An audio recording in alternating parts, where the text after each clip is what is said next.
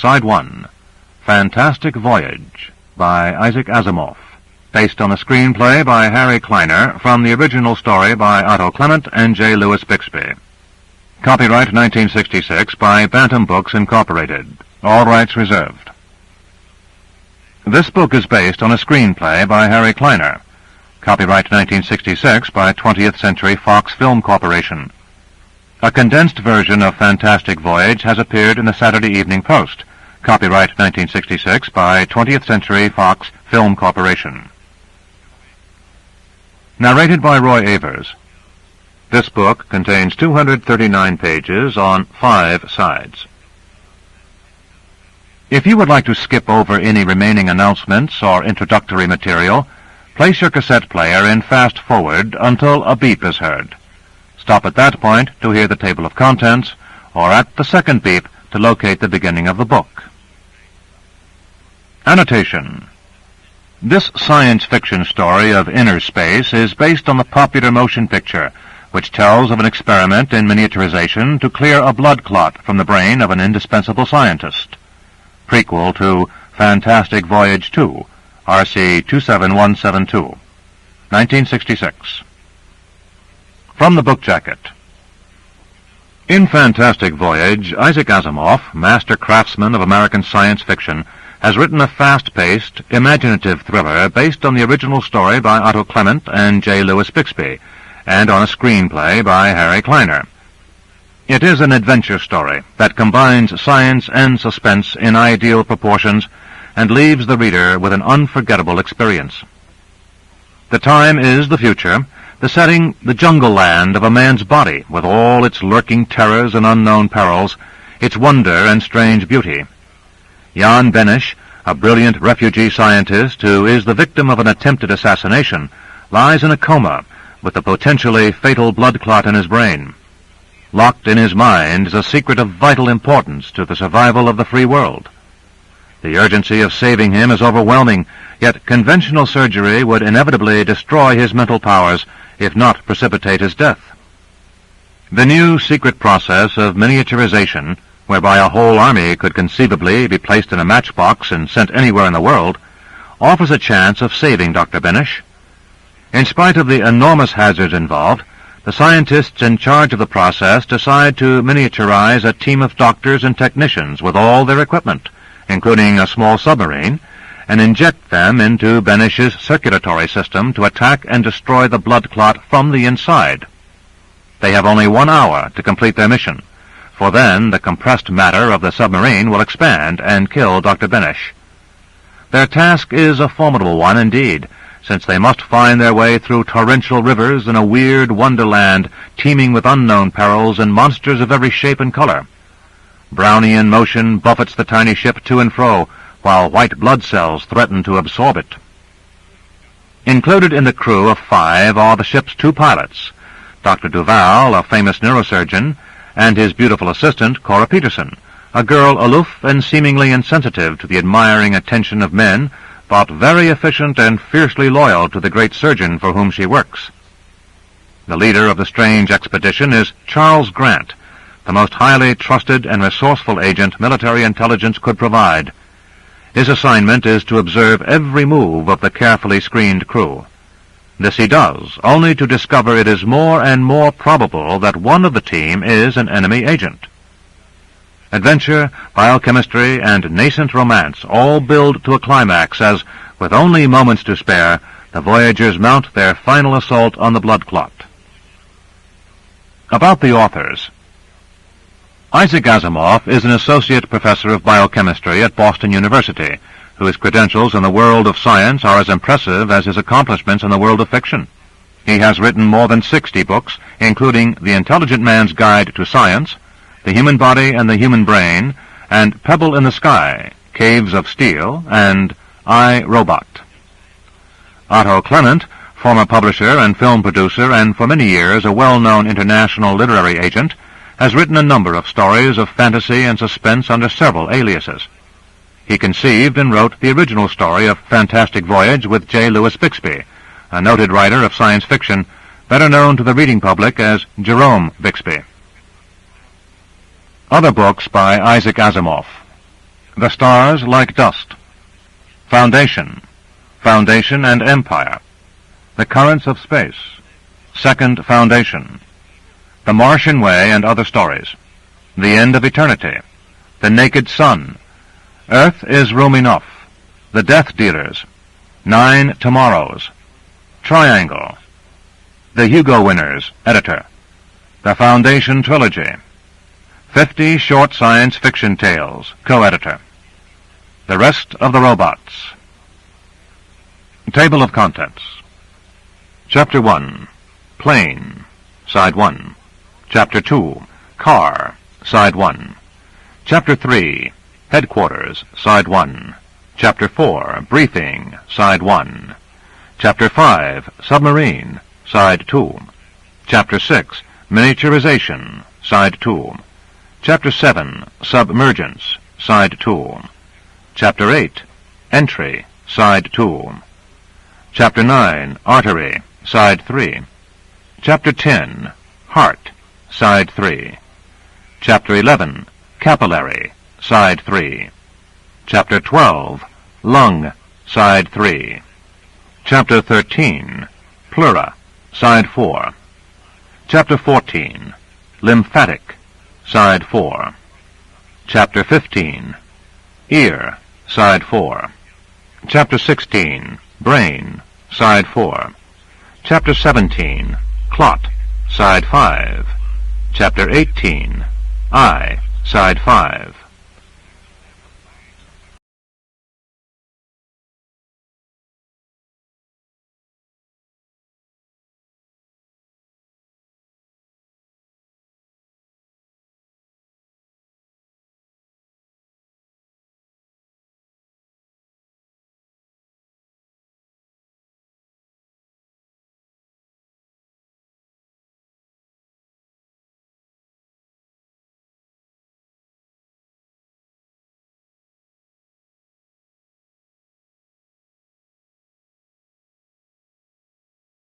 Of Fancy, Harry Kleiner, who wrote the screenplay, Dale Hennessy, the art director and an artist in his own right, and the doctors and scientists who gave us so much of their time and their thinking.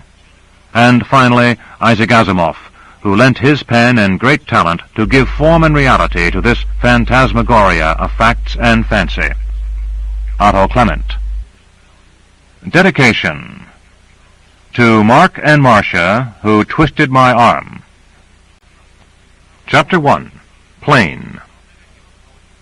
It was an old plane, a 4-engine plasma jet that had been retired from active service, and it came in along a route that was neither economical nor particularly safe.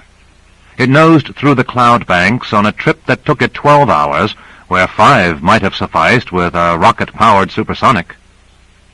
And there was well over an hour to go. The agent aboard knew that his part of the job wouldn't be finished till the plane touched down, and that the last hour would be the longest. He glanced at the only other man in the large passenger cabin, napping for the moment with his chin buried in his chest. The passenger didn't look particularly striking or impressive, but at the moment he was the most important man in the world. General Alan Carter looked up glumly when the colonel walked in. Carter's eyes were pouchy and the corners of his mouth sagged. He tried to bend the paperclip he was manhandling back into shape, and it flicked out of his hand. "Nearly got me that time," said Colonel Donald Reed calmly. His sandy hair lay back smoothly, but his short graying mustache bristled. He wore his uniform with the same indefinable unnaturalness that the other did. Both were specialists, drafted for work in a super-specialty, with military rank for convenience, and, considering the applications of the field, somewhat out of necessity. Both had the CMDF insignia. Each letter was in a small hexagon, 2 above, 3 below. The middle hexagon of the 3 bore a symbol that further classified the man. In the case of Reed, it was a caduceus, marking him as a medical man. "Guess what I'm doing," said the general. "Flipping paperclips." "Sure, and counting the hours, too." Like a fool, his voice rose a controlled notch. I sit here with my hands wet, my hair sticky, my heart pounding, and I count the hours. Only now it's the minutes.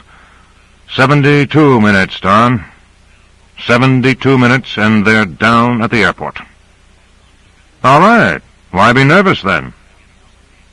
Is there anything wrong? No, nothing. He was picked up safely. He was taken right out of their hands with, as far as we know, not a hitch.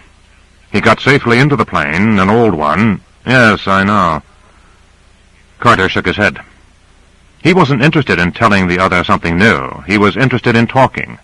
We figured that they would figure that we would figure time was of the utmost importance, so that we would pile him into an X-52 and rocket him through inner space.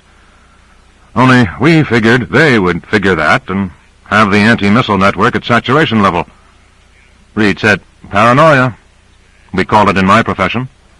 I mean, for anyone to believe they'd do that, they'd risk war and annihilation. They might risk just that to stop what's happening. I'd almost feel we ought to risk it if the situation were reversed.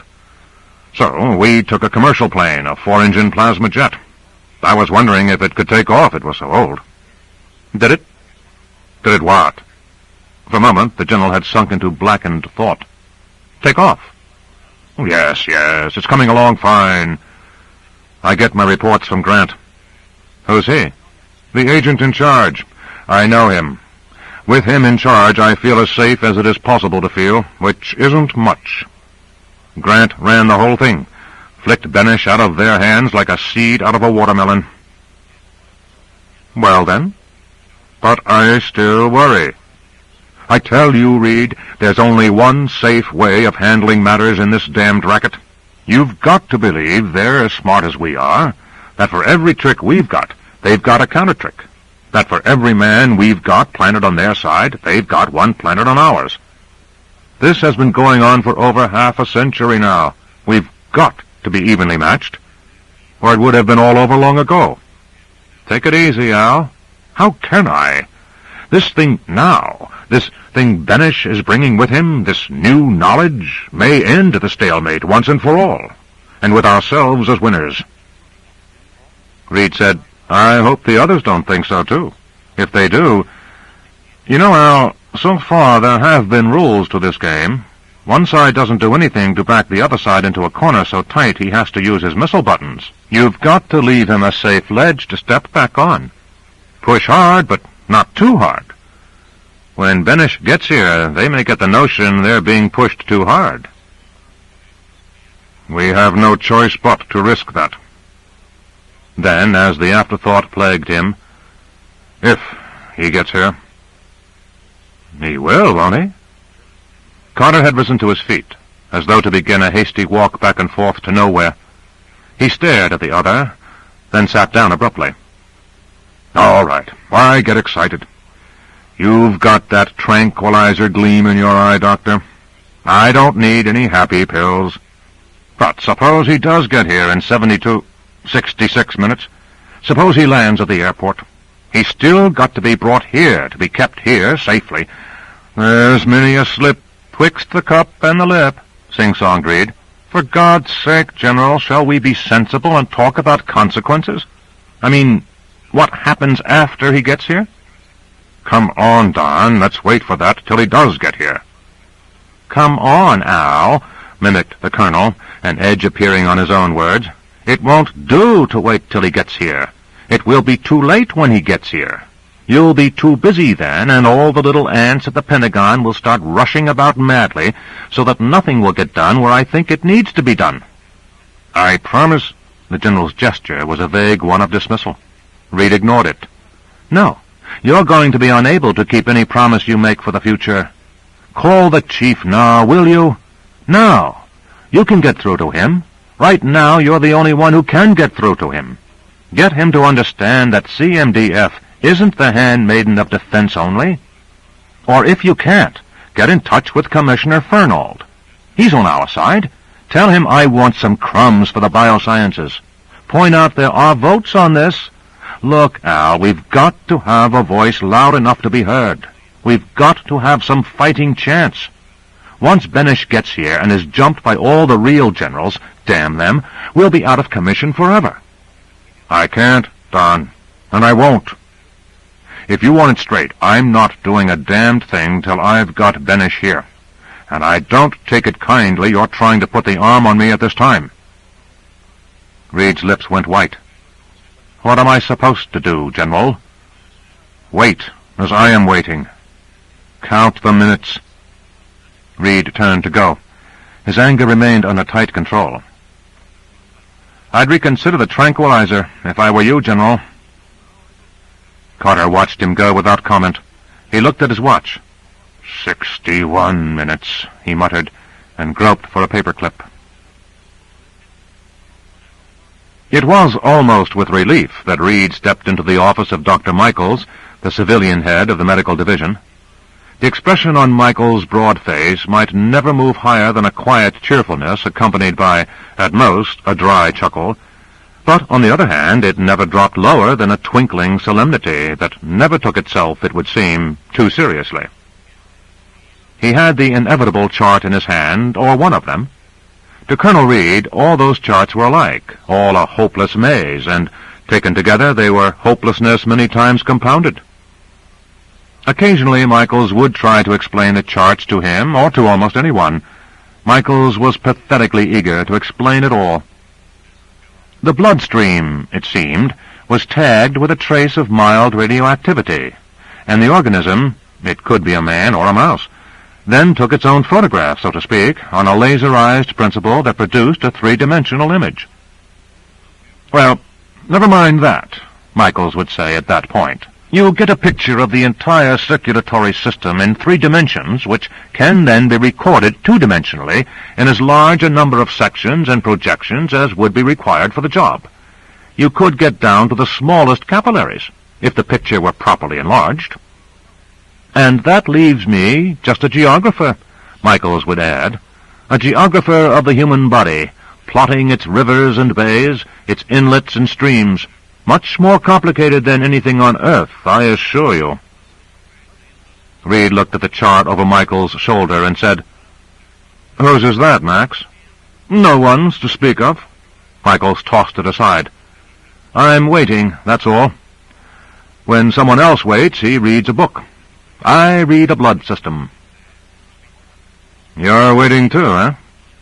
So's he. Reed's head nodded backward in the direction of Carter's office. Waiting for the same thing? For Benish to get here, of course. And yet, you know, I don't entirely believe it. Don't believe what? I'm not sure the man has what he says he has. I'm a physiologist, to be sure, and not a physicist. Michael shrugged in self-deprecatory humor. But I like to believe the experts. They say there's no way. I hear them say that the uncertainty principle makes it impossible to do it for longer than a given time, and you can't argue with the uncertainty principle, can you? I'm no expert either, Max, but those same experts tell us that Benish is the biggest expert of them all in this field. The other side has had him, and they've kept even with us just because of him. Just because of him. They have no one else in the first rank, while we have Zaletsky, Kramer, Richtime, Lindsay, and all the rest.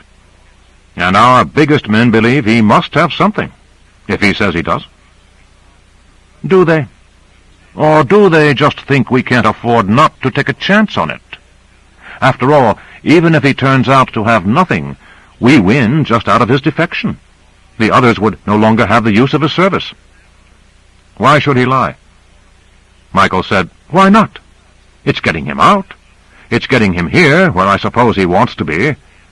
If it turns out he has nothing, we're not going to send him back, are we? Besides, he may not be lying. He may just be mistaken. Humph. Reed tilted his chair back and put his feet on the desk in most un-colonel-like manner. You've got a point there. And if he diddles us, it would serve Carter right. Serve them all right, damned fools. You got nothing out of Carter, eh? Nothing. He won't do a thing till Benish comes. He's counting the minutes, and now so am I. It's 42 minutes. Till when? Till the plane carrying him lands at the airport. and the biosciences have nothing. If Benesch is just pulling off a deal to escape from the other side, we have nothing. And if it's legitimate, we'll still have nothing. Defense will take it all, every slice, every crumb, every smell. It will be too pretty to play with, and they'll never let it go. Nonsense. Maybe just at first they will hang on, but we have our pressures, too. We can turn Duval loose on them, the intense, God-fearing Peter. A look of distaste came across Reed's face. I would love to throw him at the military. The way I feel now, I would love to throw him at Carter, too. If Duval were negatively charged and Carter positively charged, and I could get them together and let them spark each other to death, don't get destructive, Don. You take Duval too seriously. A surgeon is an artist, a sculptor of living tissue. A great surgeon is a great artist, and has the temperament of one. Well, I have temperament, too, and I don't use it to be one large pain in the buttocks. What gives Duval a monopoly on the right to be an offensive, arrogant son of a bitch? If he had the monopoly, my colonel, I would be delighted. I would leave it to him with all possible gratitude, if he had it all. The trouble is, there are so many other offensive, arrogant sons of bitches in the world. I suppose so, muttered Reed, but he was unmollified. 37 minutes. If anyone had repeated Reed's capsule description of Duval to Dr. Peter Lawrence Duval, it would have been met with the same short grunt that would have met a confession of love. It was not that Duval was insensible to either insult or adoration. It was merely that he reacted to them when he had time, and he rarely had time. It was not a scowl that he habitually wore on his face. It was rather the muscular contraction that came with thoughts that were elsewhere. Presumably all men have their escape from the world. Duval's was the simple one of concentration upon his work. That route had brought him by his mid-40s to international renown as a brain surgeon, and to his scarce-realized status of bachelorhood. Nor did he look up from the careful measurements he was making on the tri-dimensionalized X-ray photographs that lay before him when the door opened. His assistant came in with the accustomed noiseless steps. "What is it, Miss Peterson?" he asked, and squinted even more painfully at the photographs.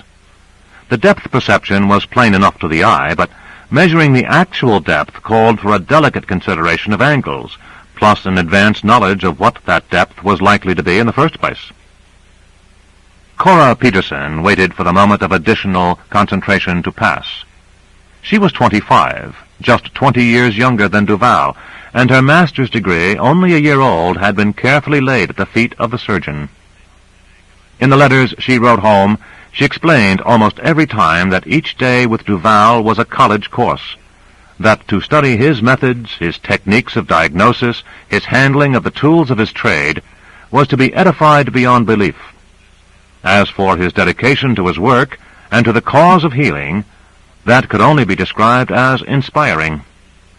In less intellectualized fashion, she was perfectly aware, with almost the awareness of a professional physiologist, of the quickening of her heartbeat as she took in the planes and curves of his face bent over his work, and noted the quick, sure, unwavering motion of his fingers. Her face remained impassive, however, for she disapproved of the action of her unintellectual heart muscle. Her mirror told her clearly enough that she was not plain. Quite otherwise. Her dark eyes were ingenuously wide-set.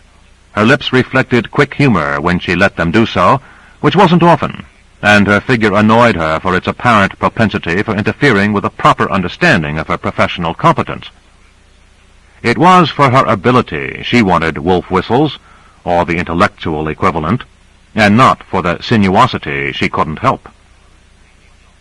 Duval at least appreciated her efficiency and seemed unmoved by her attractiveness, and for that she admired him the more.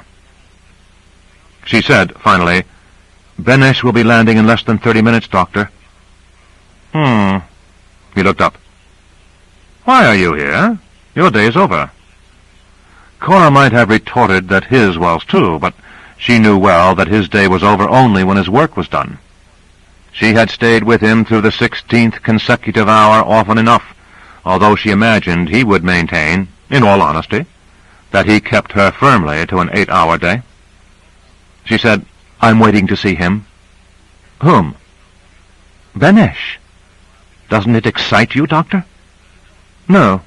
Why should it?" "He's a great scientist, and they say he has important information that will revolutionize all we're doing." "It will it?" Duval lifted the photograph on top of the heap, placed it to one side, and turned to the next. "How will it help you with your laser work?" "It can make the target easier to hit." "It already does that. For what Benesh will add, only the war makers will have any use. All Benesh will do will be to increase the probability of world destruction." "But Dr. Duval, you've said that the extension of the technique could be of great importance to the neurophysiologist." "Have I?" "All right, then, I have. But just the same, I'd rather you got your proper rest, Miss Peterson." He looked up again, his voice softening just a bit, perhaps. "You look tired." Cora's hand lifted halfway to her hair, for translated into the feminine, the word tired means disheveled. She said, "Once Benesh arrives, I will, I promise. By the way—" "Yes?" "Will you be using the laser tomorrow?" "It's what I'm trying to decide right now. If you'll let me, Miss Peterson." "The 6951 model can't be used." Duval put the photograph down, leaned back. "Why not?" "It's not reliable enough. I can't get it to focus properly. I suspect one of the tunnel diodes is faulty, but I haven't located which one yet." "All right. You set up one that can be trusted, just in case we need it, and do it before you leave. Then tomorrow I'll track down what's wrong with the 6951. "Yes." She turned to leave, looked quickly at her watch, and said, 21 minutes, and they say the plane's on time." He made a vague sound, and she knew he hadn't heard. She left, closing the door behind her slowly and silently. Captain William Owens sank back into the softly cushioned seat of the limousine. He rubbed his sharp nose tiredly and set his wide jaws. He felt the car lift on its firm jets of compressed air, then move forward with absolute levelness. He caught no whisper of the turbo-engine, though 500 horses champed behind him.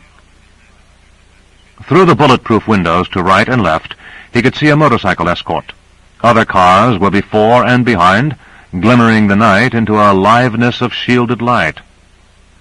It made him seem important, this half an army of guardians, but it wasn't for him, of course. It wasn't even for the man they were going out to meet, not for the man as a man, only for the contents of a great mind.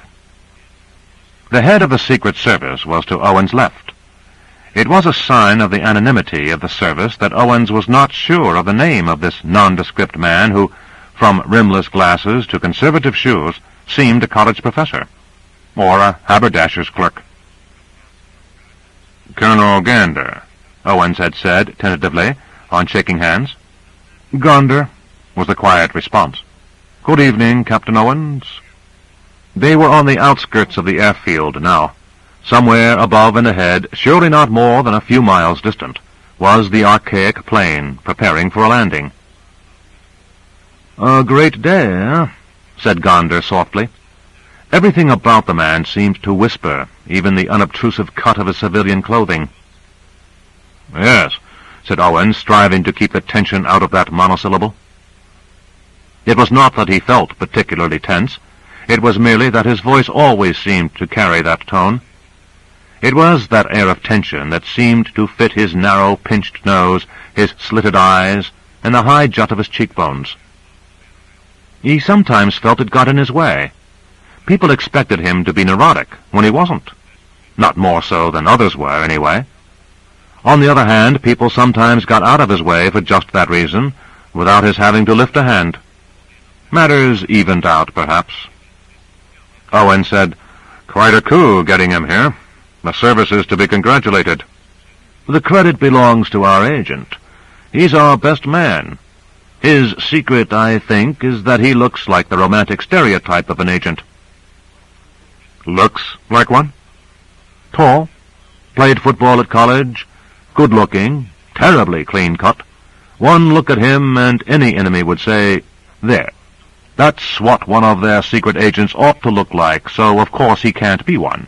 And they dismiss him and find out too late that he is one. Owens frowned. Was the man serious? Or was he joking because he thought that would relieve the tension? Gonder said, "You realize, of course, that your part in this isn't something to be dismissed offhand. You will know him, won't you?" "I'll know him," said Owens with a short, nervous laugh. "I've met him several times at scientific conferences on the other side. I got drunk with him one night. Well, not really drunk. Joyous." "Did he talk?" "I didn't get him drunk to make him talk. But anyway, he didn't talk. There was someone else with him. Their scientists go 2 by 2 at all times." "Did you talk?" The question was light. The intent behind it was clearly not. Owens laughed again. "Believe me, Colonel, there is nothing I know that he doesn't. I could talk to him all day without harm." "I wish I knew something about this. You have my admiration, Captain. Here is a technological miracle capable of transforming the world, and there are only a handful of men who can understand it. Man's mind is getting away from man." "It's not that bad, really," said Owens. "There are quite a lot of us. There's only one Benesch, of course, and I'm miles from being in his class. In fact, I don't know much more than enough to apply the technique to my ship designs. That's all." "But you'll recognize Benesch?" The Secret Service head seemed to require infinite reassurance. "Even if he had a twin brother, which I'm sure he doesn't, I'd recognize him." "It's not exactly an academic point, Captain. Our agent, Grant, is good, as I've said, but even so, I am a little surprised that he managed it. I have to ask myself, is there a double-cross involved?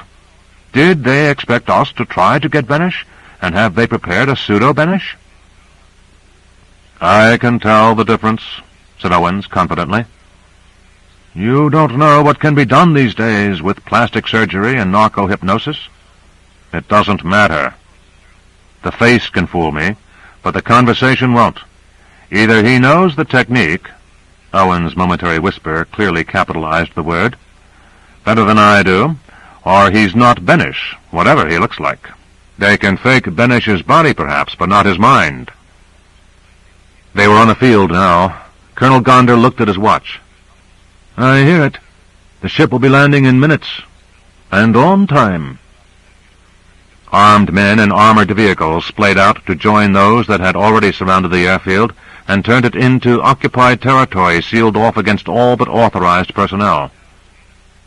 The last of the city's lights had faded out, doing no more than to fuzz the horizon to the left.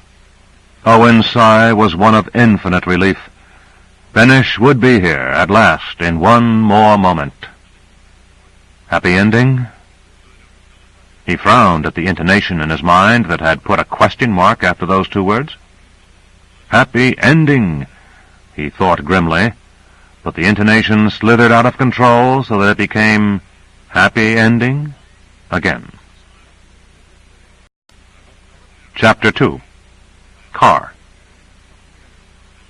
Grant watched with intense relief the lights of the city drawing nearer as the plane began its long approach. No one had given him any real details as to the importance of Dr. Benesch, except for the obvious fact that he was a defecting scientist with vital information. He was the most important man in the world, they had said, and then had neglected to explain why. "Don't press," they had told him. "Don't throw the grease in the fan by getting tense." "But the whole thing is vital," they said. "Unbelievably vital." "Take it easy," they had said. "But everything depends on it. Your country, your world, humanity." So it was done. He might never have made it if they hadn't been afraid of killing Benesch.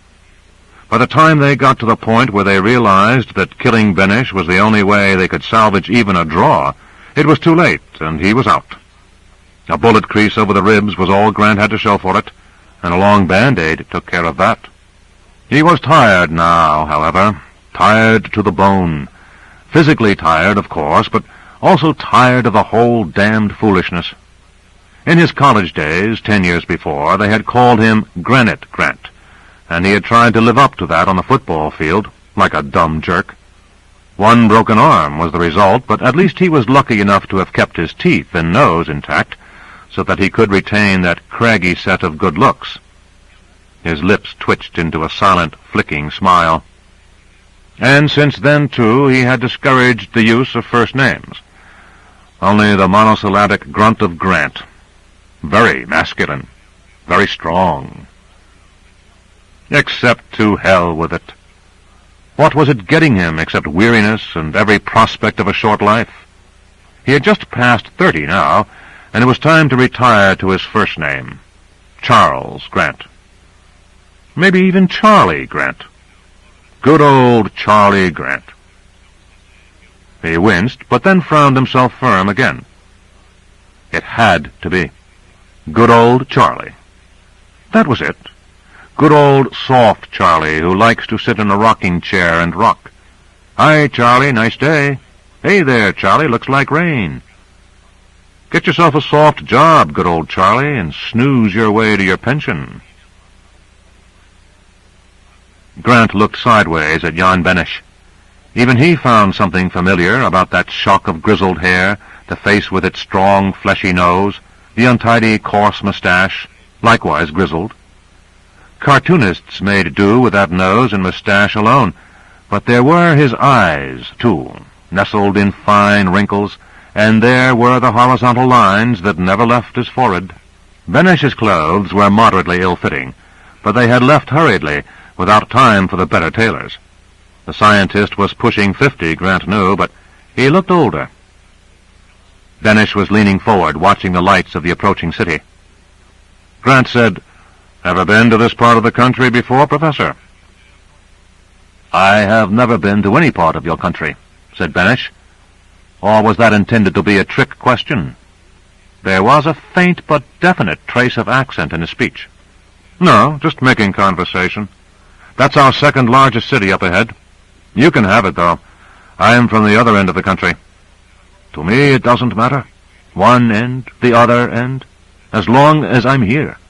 It will be—" He didn't finish the sentence, but there was a sadness in his eyes. Breaking away is hard, thought Grant, even when you feel you must. He said, "We'll see to it. You have no time to brood, Professor. We'll put you to work." Benesch retained his sadness. "I'm sure of that. I expect it. It is the price I pay, no?" "I'm afraid so. You cost us a certain amount of effort, you know." Benesch put his hand on Grant's sleeve. "You risked your life. I appreciate that. You might have been killed." "I run the chance of being killed as a matter of routine. Occupational hazard. They pay me for it. Not as well as for playing a guitar, you understand, or for hitting a baseball, but about what they feel my life is worth." "You can't dismiss it so." "I've got to. My organization does. When I come back, there will be a shake of hands and an embarrassed good work. You know, manly reserve and all that. Then it's, now for the next assignment, and we have to deduct for that Band-Aid you have on your side. Have to watch expenses." "Your game of cynicism doesn't fool me, young man." "It has to fool me, Professor, or I would quit."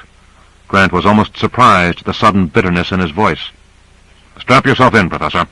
This flying junk heap makes rough landings."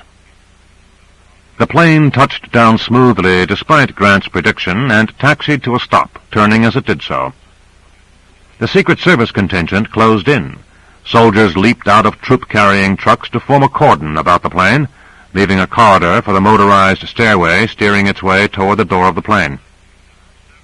A convoy of 3 limousines rolled to near the foot of the stairway. Owen said, "You're piling on the security, Colonel." "Better too much than too little."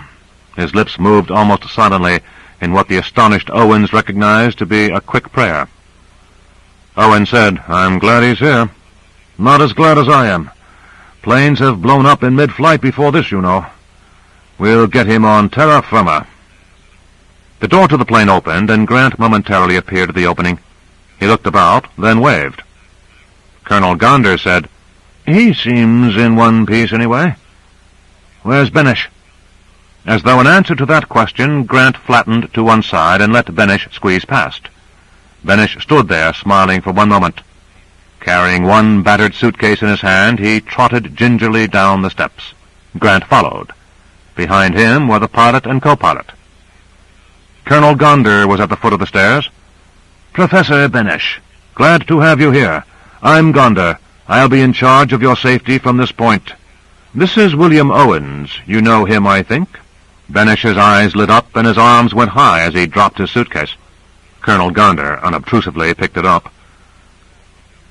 "Owens. Yes, of course. We got drunk one night together. I remember it well. A long, dull, boring session in the afternoon, where all that was interesting was precisely what one could not say, so that despair settled on me like a grey blanket. At supper, Owens and I met. There were 5 of his colleagues with him, but I don't remember the others very well. But Owens and I, we went to a little club afterward, with dancing and jazz, and we drank schnapps, and Owens was very friendly with one of the girls. You remember Yaroslavik, Owens?" "The fellow who was with you?" ventured Owens.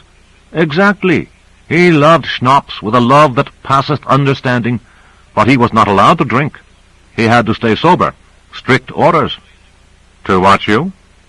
Benish signified assent by a single, long, vertical movement of his head and a sober outthrusting of his lower lip. "I kept offering him liquor. I said, 'Here, Milan, a dusty throat is bad for man,' and he had to keep refusing, but with his heart in his eyes. It was wicked of me." Owen smiled and nodded.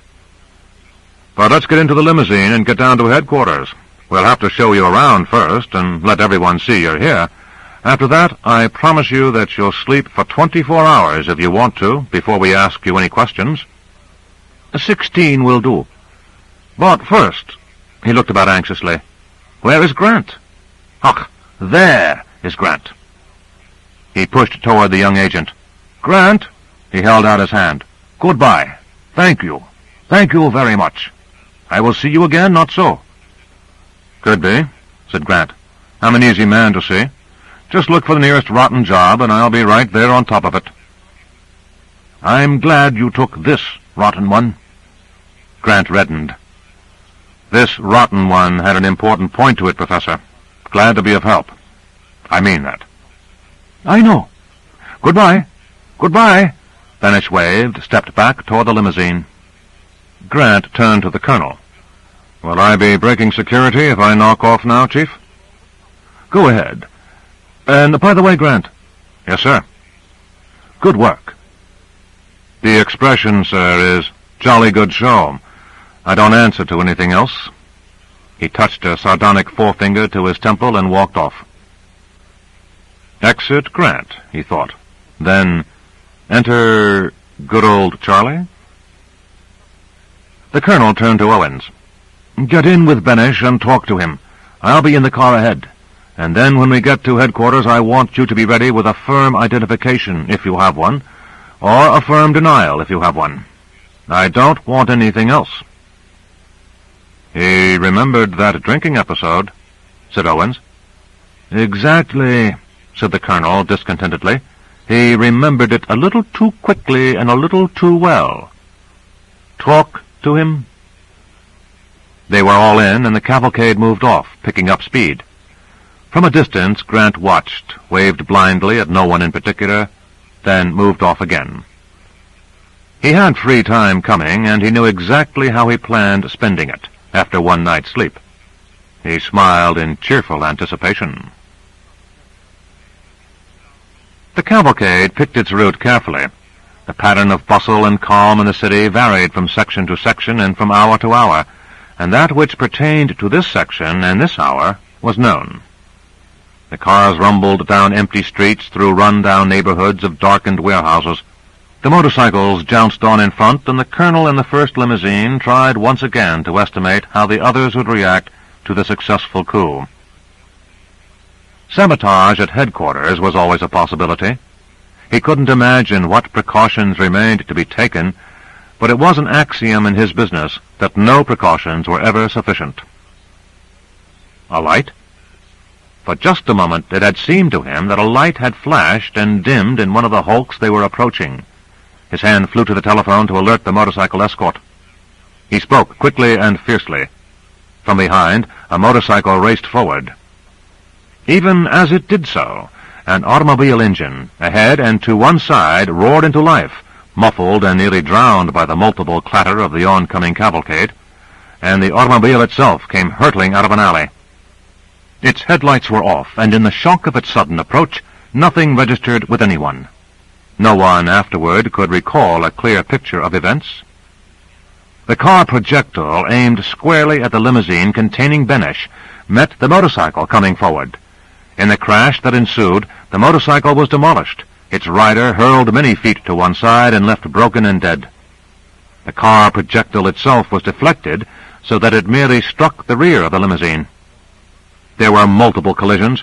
The limousine, spinning out of control, smashed into a telephone pole and jolted to a stop.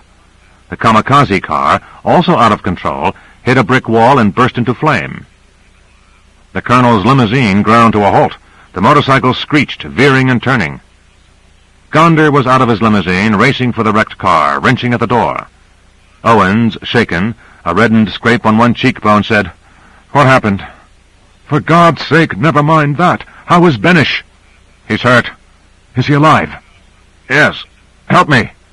Together they half-lifted, half-pulled Benesch from the car. Benesch's eyes were open but glazed, and he made only incoherent little sounds. "How are you, Professor?" Owen said in a quick, low voice. His head cracked hard against the door handle. Concussion, probably. But he is Benesch. That's certain. Gonder shouted, "We know that now, you—" He swallowed the last word with difficulty. The door to the first limousine was opened. Together they lifted Benesch in as a rifle shot cracked from somewhere above. Gonder threw himself into the car on top of Benesch. "Let's get the show out of here," he yelled.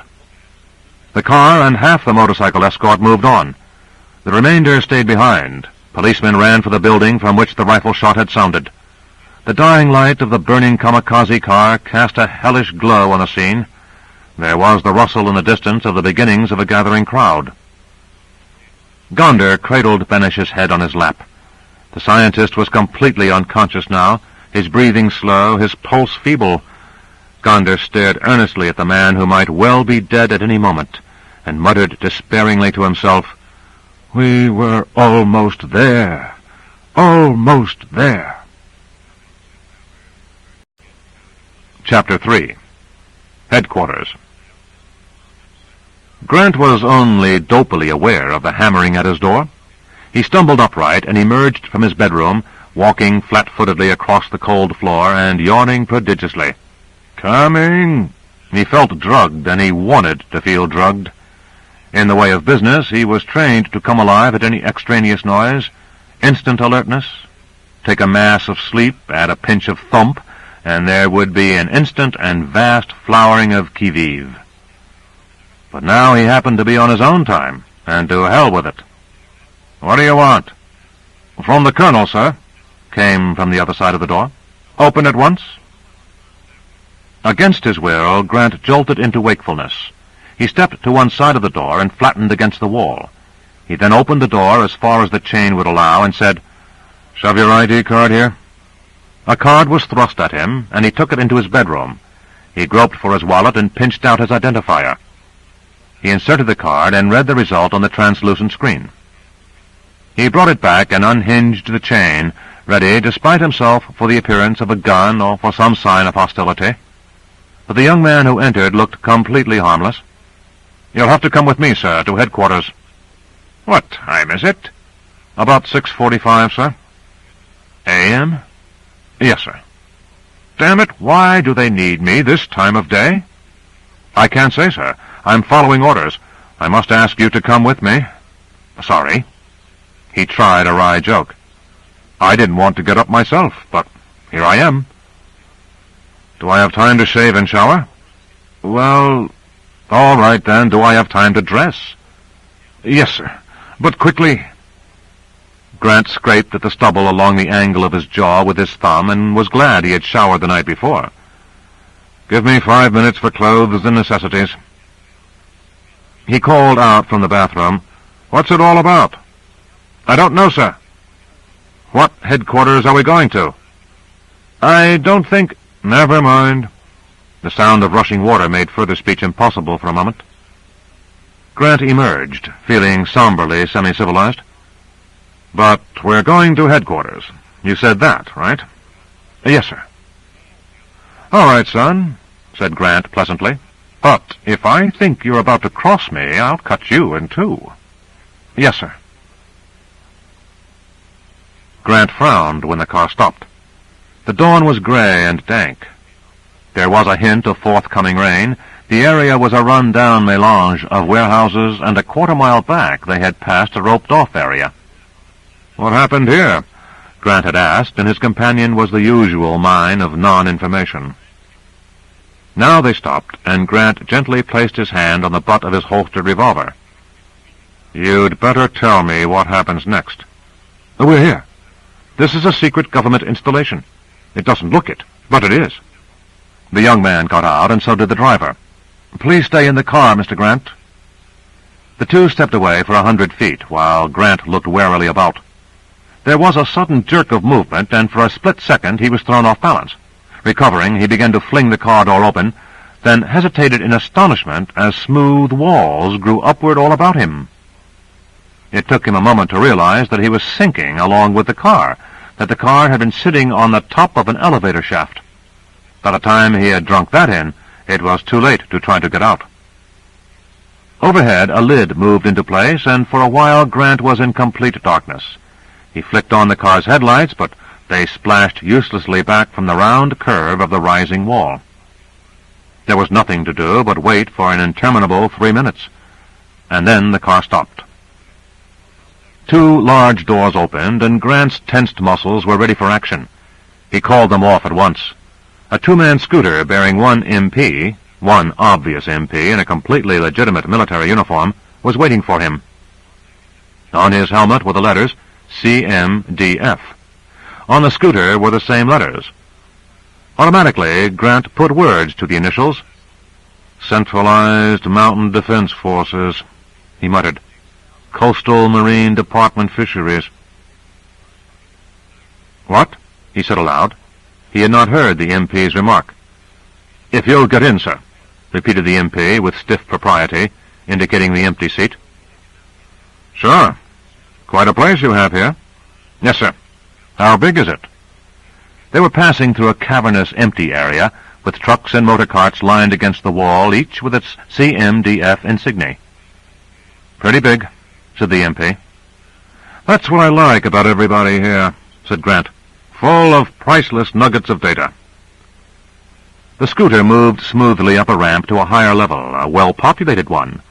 Uniformed individuals, both male and female, moved about busily, and there was an indefinable but undeniable air of agitation about the place. Grant caught himself watching a girl in what looked like a nurse's uniform, CMDF, neatly printed over the curve of one breast, and he remembered the plans he had begun to make the evening before. If this was another assignment... The scooter made a sharp turn and stopped before a desk.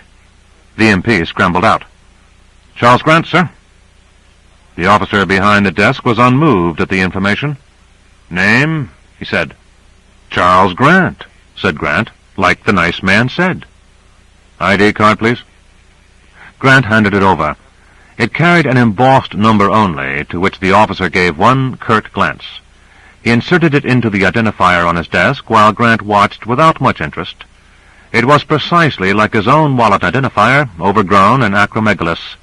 The gray, featureless screen lit up with his own portrait, full face and profile, looking, as it always did in Grant's own eyes, darkly and menacingly gangsterish. Where was the open, frank look? Where the charming smile? Where the dimples in his cheeks that drove the girls mad? Only those dark, lowering eyebrows remained to give him that angry look. It was a wonder anyone recognized him. The officer did, and apparently without trouble. One glance at the photo, one at Grant. The ID card was whipped out, handed back, and he was waved on. The scooter turned right, passed through an archway, and then down a long corridor, marked off for traffic, 2 lanes each way. Traffic was heavy, too, and Grant was the only one not uniformed. Doors repeated themselves at almost hypnotically periodic intervals on either side, with pedestrian lanes immediately adjacent to the walls. Those were less heavily populated. The scooter approached another archway, over which was a sign reading, Medical Division. An MP on duty in a raised box like that of a traffic policeman hit a switch. Heavy steel doors opened, and the scooter slid through and came to a stop. Grant wondered what part of the city he was under by now.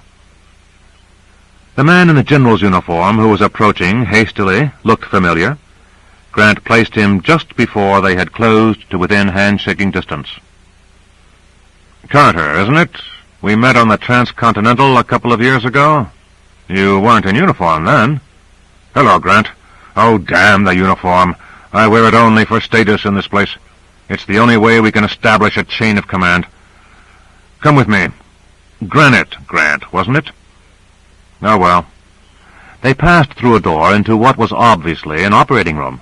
Grant glanced out through the observation window to see the usual sight of men and women in white, bustling about in almost visible asepsis, surrounded by the hard gleam of metalware, sharp and cold, and all of it dwarfed and rendered insignificant by the proliferation of electronic instruments that had converted medicine into a branch of engineering.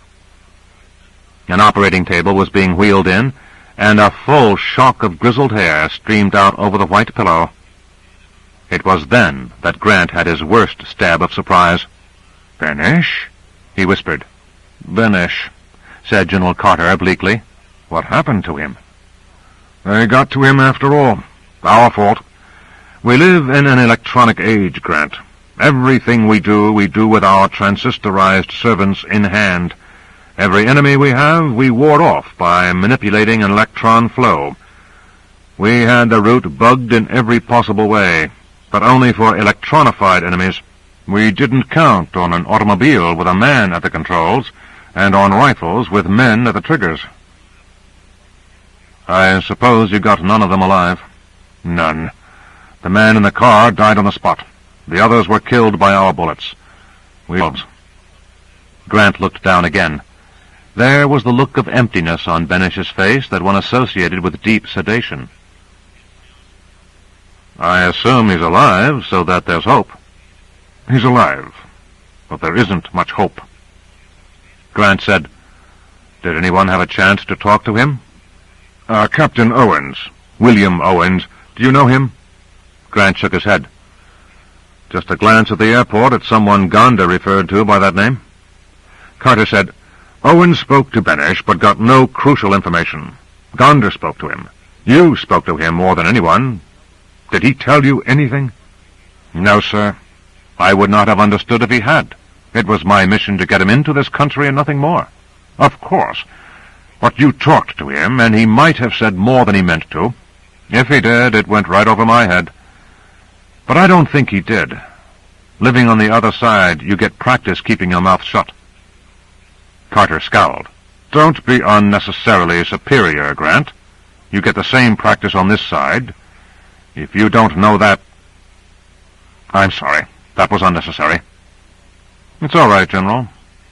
Grant shrugged it off tonelessly. "Well, the point is he talked to no one.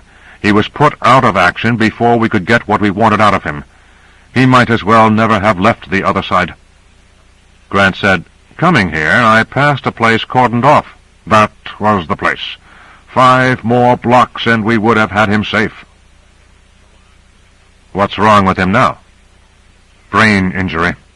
We have to operate. And that's why we need you." "Me?" Grant said strenuously.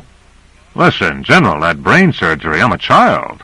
I flunked advanced cerebellum at Old State U." Carter did not react, and to Grant his own words sounded hollow. "Come with me," said Carter. Grant followed through a door, down a short stretch of corridor, and into another room. "Central monitoring," said Carter briefly. The walls were covered with TV panels. The central chair was half surrounded by a semicircular console of switches banked on a steep incline.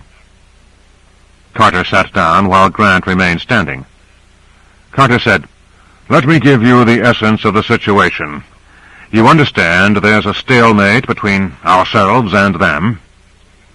"And has been for a long time, of course." "The stalemate isn't a bad thing altogether. We compete, we run scared all the time, and we get a lot done that way. Both of us. But if the stalemate must break, it's got to break in favor of our side. You see that, I suppose?" "I think I do, General," said Grant dryly. "Benish represents the possibility of such a break. If he could tell us what he knows—" "May I ask a question, sir?" "Go ahead." "What does he know?" "What sort of thing?" "Not yet, not yet. Just wait a few moments. The exact nature of the information is not crucial at the moment. Let me continue. If he could tell us what he knows, then the stalemate breaks on our side. If he died, or even if he recovers but without being able to give us our information because of brain damage, then the stalemate continues." Grant said, "Aside from humanitarian sorrow for the loss of a great mind, we can say that maintaining the stalemate isn't too bad." "Yes, if the situation is just as I have described, but it may not be." "How do you make that out?" "Consider Benish. He is known as a moderate, but we had no indication that he was having trouble with his government. He had shown every sign of being loyal for a quarter of a century, and he'd been well treated. Now he suddenly defects. Because he wants to break the stalemate on our side. Does he? Or could it be that he revealed enough of his work before realizing its full significance to give the other side the key to the advance? He may then have come to realize that, without quite meaning to, he had placed world dominion securely into the hands of his own side. And perhaps he wasn't sufficiently confident in the virtues of his own side to be satisfied with that. So now he comes to us, not so much to give us the victory, as to give no one the victory. He comes to us in order to maintain the stalemate." "Is there any evidence for that, sir?" "Not one bit," said Carter. "But you see it as a possibility, I presume, and you realize that there is not one bit of evidence against it, either." "Go on." "If the matter of life or death for Benish meant a choice between total victory for us or continued stalemate, well, we could manage. To lose our chance of total victory would be a damned shame, but we might get another chance tomorrow.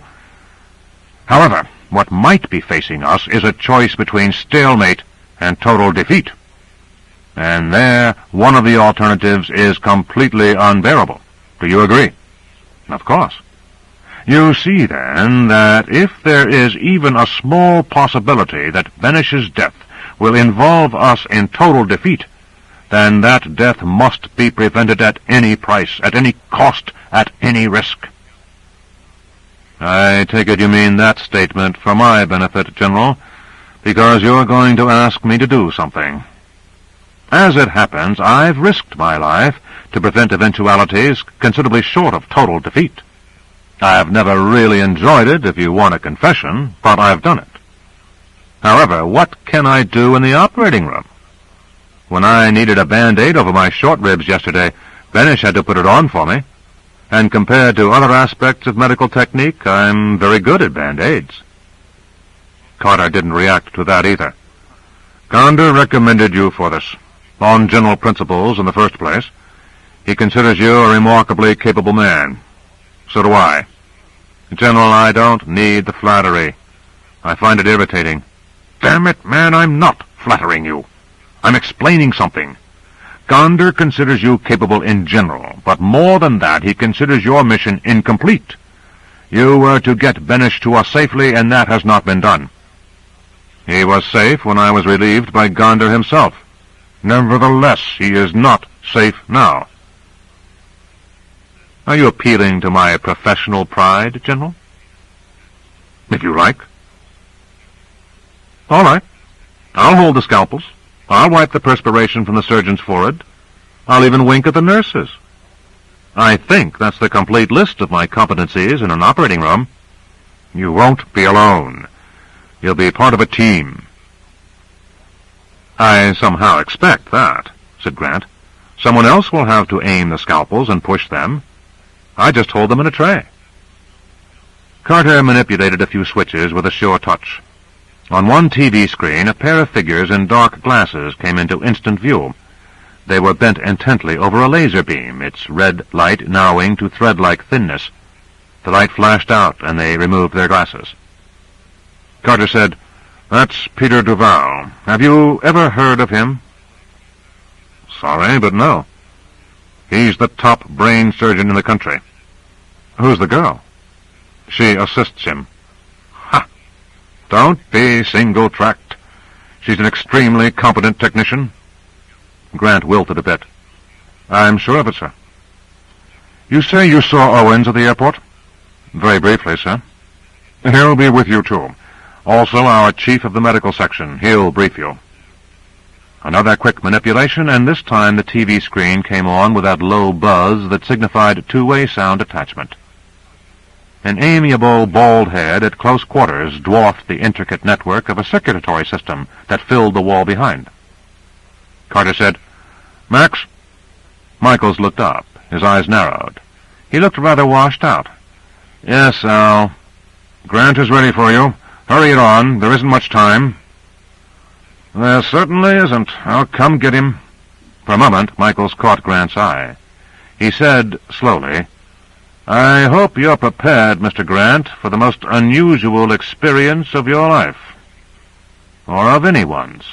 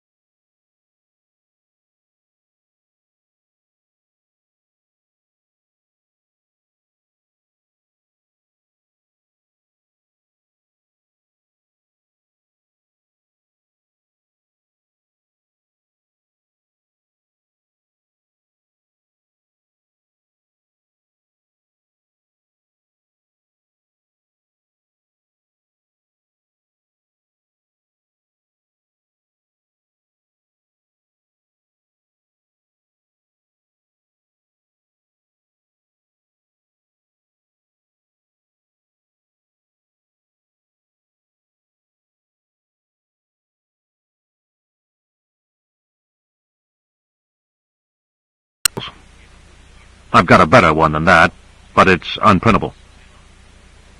It happens to stand for Combined Miniature Deterrent Forces. That makes less sense than my suggestion, said Grant. I'll explain. Have you ever heard of the miniaturization controversy? Grant thought a while. I was in college then. We spent a couple of sessions on it in the physics course. In between football games? Yes, in the off-season, as a matter of fact. If I remember it, a group of physicists claimed they could reduce the size of objects to any degree, and it was exposed as a fraud. Well, maybe not a fraud, but a mistake anyway. I remember the class ran through several arguments showing why it was impossible to reduce a man to the size of, say, a mouse and keep him a man. I'm sure this was done in every college in the land. Do you remember any of the objections? I think so. If you're going to reduce size, you can do it in one of two ways. You can push the individual atoms of an object closer together, or you can discard a certain proportion of the atoms altogether. To push the atoms together against the interatomic repulsive forces would take extraordinary pressures. The pressures at the center of Jupiter would be insufficient to compress a man to the size of a mouse. Am I right so far? You are luminous as the day. And even if you managed it, the pressure would kill anything alive. Aside from that, an object reduced in size by pushing atoms together would retain all its original mass, and an object the size of a mouse with the mass of a man would be difficult to handle. Amazing, Mr. Grant. You must have amused your girlfriends for many hours with this romantic talk. And the other method? The other method is to remove atoms in careful ratio so that the mass and size of an object decreases while the relationship of the parts remains constant. Only if you reduce a man to the size of a mouse, you can keep only one atom out of maybe 70,000. If you do that to the brain, what is left is scarcely more complicated than the brain of a mouse in the first place. Besides, how do you re-expand the object, as the miniaturizing physicists claimed to be able to do? How do you get the atoms back and put them in their right places? Quite so, Mr. Grant. But then, how did some reputable physicists come to think that miniaturization was practical? I don't know, Doctor, but you don't hear of it anymore. Partly because the colleges did such a careful job, under orders, of knocking it on the head.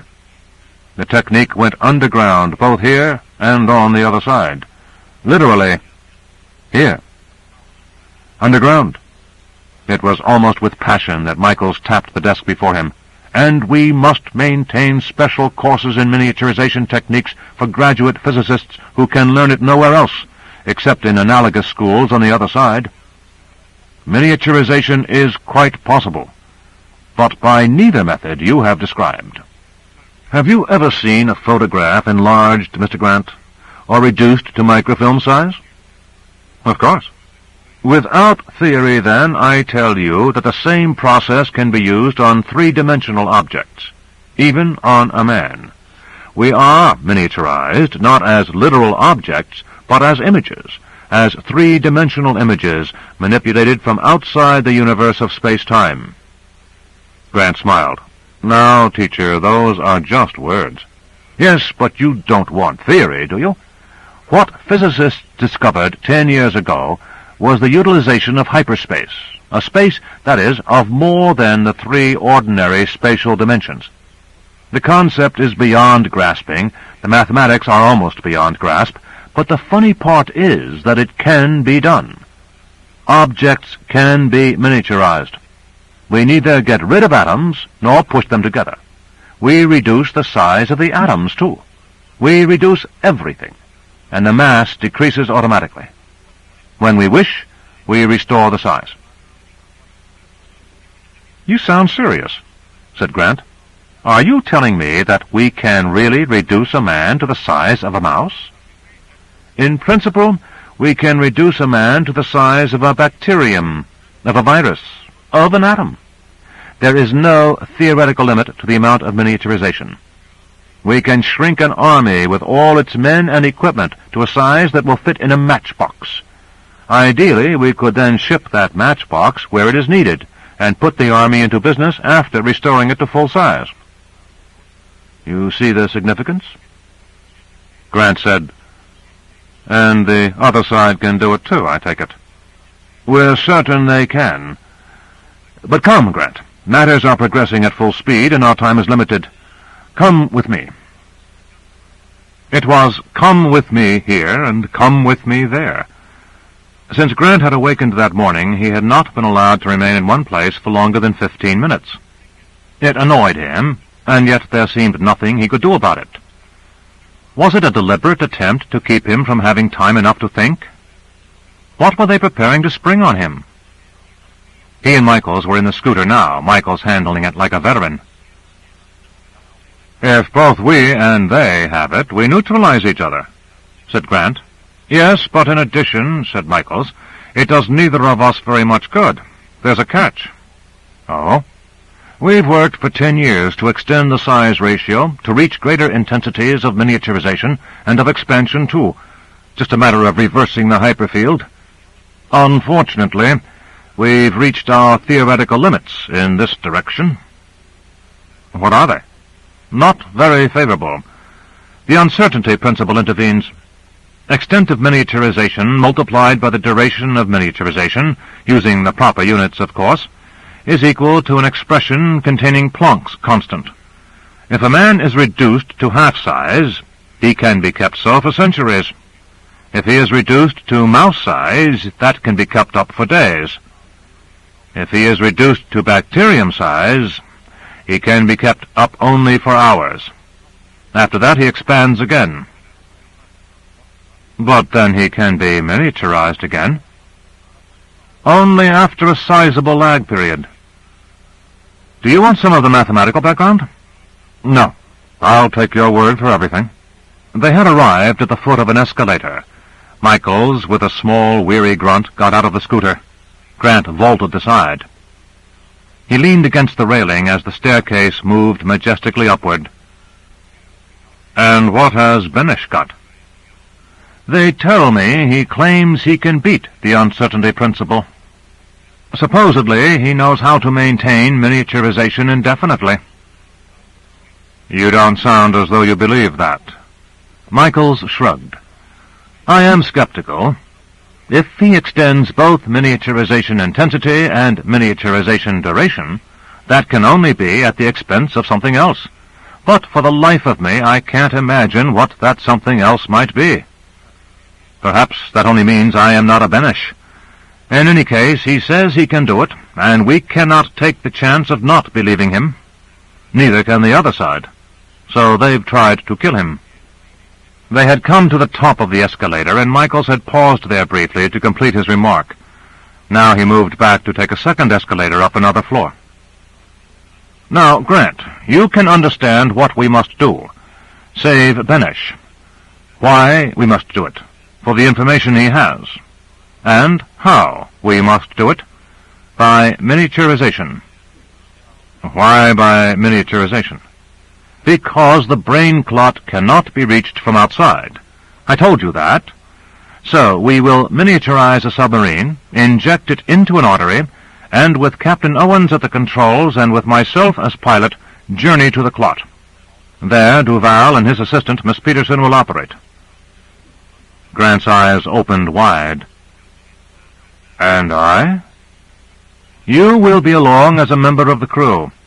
General supervision, apparently. Grant said violently, Not I. I am not volunteering for any such thing. Not for a minute. He turned and started walking down the up escalator with little effect. Michaels followed him, sounding amused. It is your business to take risks, isn't it?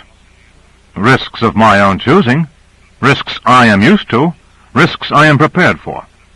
Give me as much time to think of miniaturization as you have had, and I'll take the risk. My dear Grant, you have not been asked to volunteer. It is my understanding that you have been assigned to this duty. and now its importance has been explained to you. After all, I am going too, and I am not as young as you, nor have I ever been a football player. In fact, I'll tell you, I was depending on you to keep my courage up by coming along, since courage is your business." "If so, I'm a rotten businessman," muttered Grant. Irrelevantly, almost petulantly, he said, "I want coffee." He stood still and let the escalator carry him up again. Near the top of the escalator was a door marked conference room. They entered.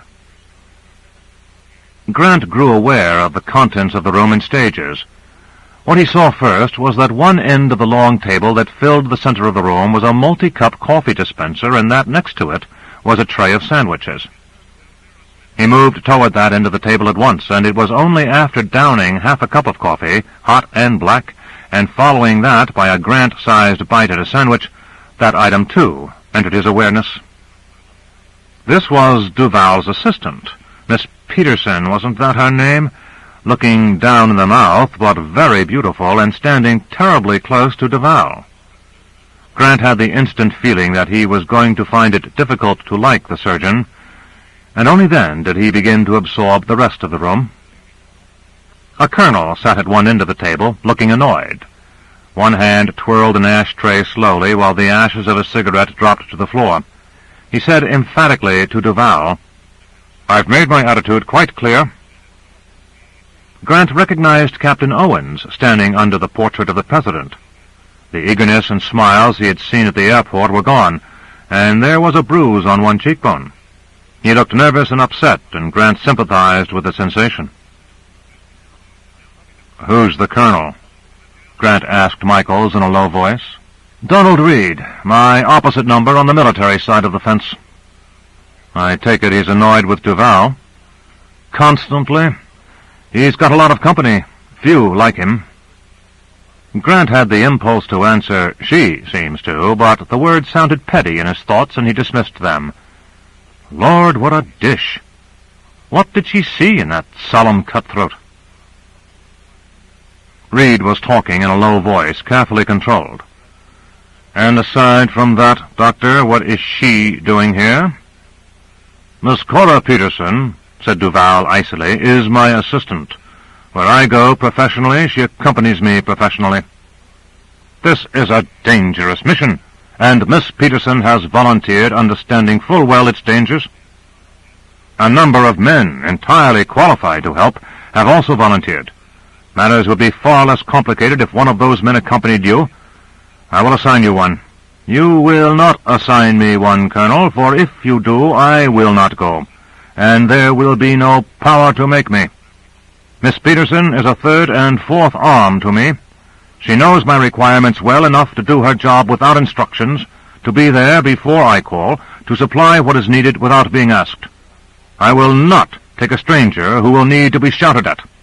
I cannot be responsible for success if I lose 1 second because my technician and I do not mesh. And I will not take any assignment in which I am not given a free hand with which to arrange matters in such a way as will carry with it the best chance for success." Grant's eye moved to Cora Peterson again.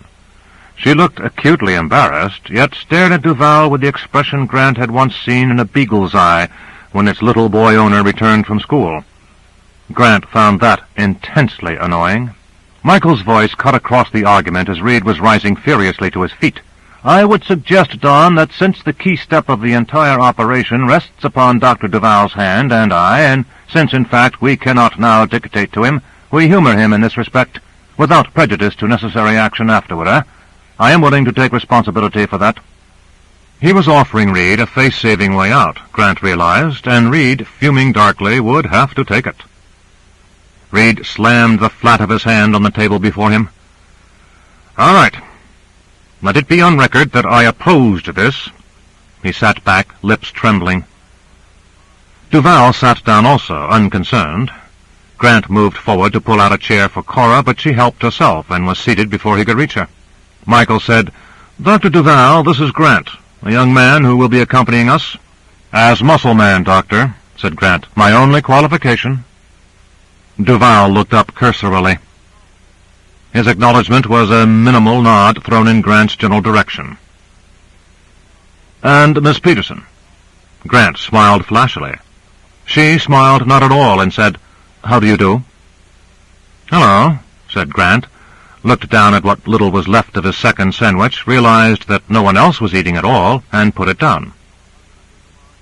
Carter came in at this point, walking rapidly and nodding vaguely to right and left. He sat down and said, "Will you join us, Captain Owens?" "Grant." Owens reluctantly moved to the table and took his place opposite Duval. Grant sat down several chairs removed and found himself able, in looking at Carter, to contemplate Cora's face in profile. Could a job be entirely bad if she were part of it?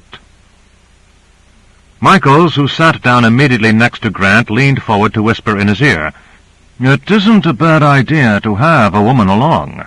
The men, perhaps, will be more on their mettle, and it would please me." "Is that why you made the pitch for her?" "No, Duval is serious. He wouldn't go without her." "Is he that dependent on her?" "Perhaps not, but he's that intent on having his way, especially against Reed. No love lost there." Carter said, "To business. You can drink or eat if you wish while this is going on. Do any of you have any urgent point to make?" Grant said suddenly, "I haven't volunteered, General. I decline the post and suggest you find a substitute." "You're not a volunteer, Grant, and your offer to decline is declined. Gentlemen, and Miss Peterson, Mr. Grant has been chosen to accompany the expedition for a variety of reasons. For one thing, it was he who brought Benish to this country, managing that assignment with complete skill." All eyes turned to Grant, who felt himself wincing at the momentary expectation that there would be a polite patter of applause. There was none, and he relaxed. Carter went on, "He is a communications expert and an experienced frogman. He has a record of resourcefulness and flexibility and is professionally capable of making instant decisions. For that reason, I will place the power of making policy decisions in his hands once the voyage begins. Is that understood?" It apparently was, and Grant, staring in annoyance at his fingertips, said, "Apparently it is up to the rest of you to do your jobs while I take care of emergencies. I am sorry, but I wish to state for the record that I do not consider myself qualified for this post." "The statement is recorded," said Carter, unembarrassed, "and we will go on. Captain Owens has designed an experimental submarine for oceanographic research. It is not ideally suited for the task at hand, but it is itself at hand, and there is no other vessel in existence that is better suited. Owens himself will, of course, be at the controls of his ship, the Proteus. Dr. Michaels will be the pilot. He has prepared and studied the map of Benish's circulatory system, which we will shortly consider. Dr. Duval and his assistant will be in charge of the actual operation, the removal of the clot. You all know the importance of this mission. We hope for a successful operation and for your safe return. There is the chance that Benish may die during the operation, but that becomes a certainty if the mission is not undertaken. There is a chance that the ship may be lost, but under the circumstances, I am afraid that ship and crew are expendable. The possible price is large, but the gain we seek, I don't mean the CMDF only, but all mankind, is greater." Grant muttered under his breath, "Yea, team." Cora Peterson caught it and looked at him with brief penetration from under dark eyelashes. Grant flushed. Carter said, "Show them the chart, Michaels."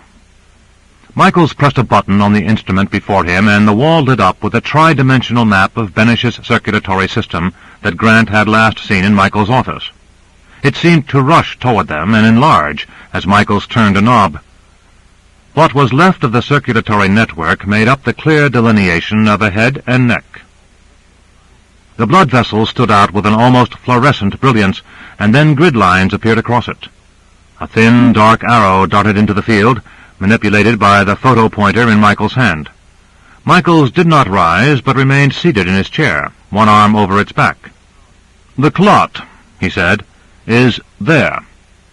It had not been visible to Grant's eyes, at least until it had been pointed out, but now that the black arrow delicately marked out its limits, Grant could see it, a small, solid nodule plugging an arteriole. It represents no immediate danger to life, but this section of the brain, the arrow danced about, is suffering from nerve compression and may already have experienced damage. Dr. Duval tells me that the effects may be irreversible in 12 hours or less.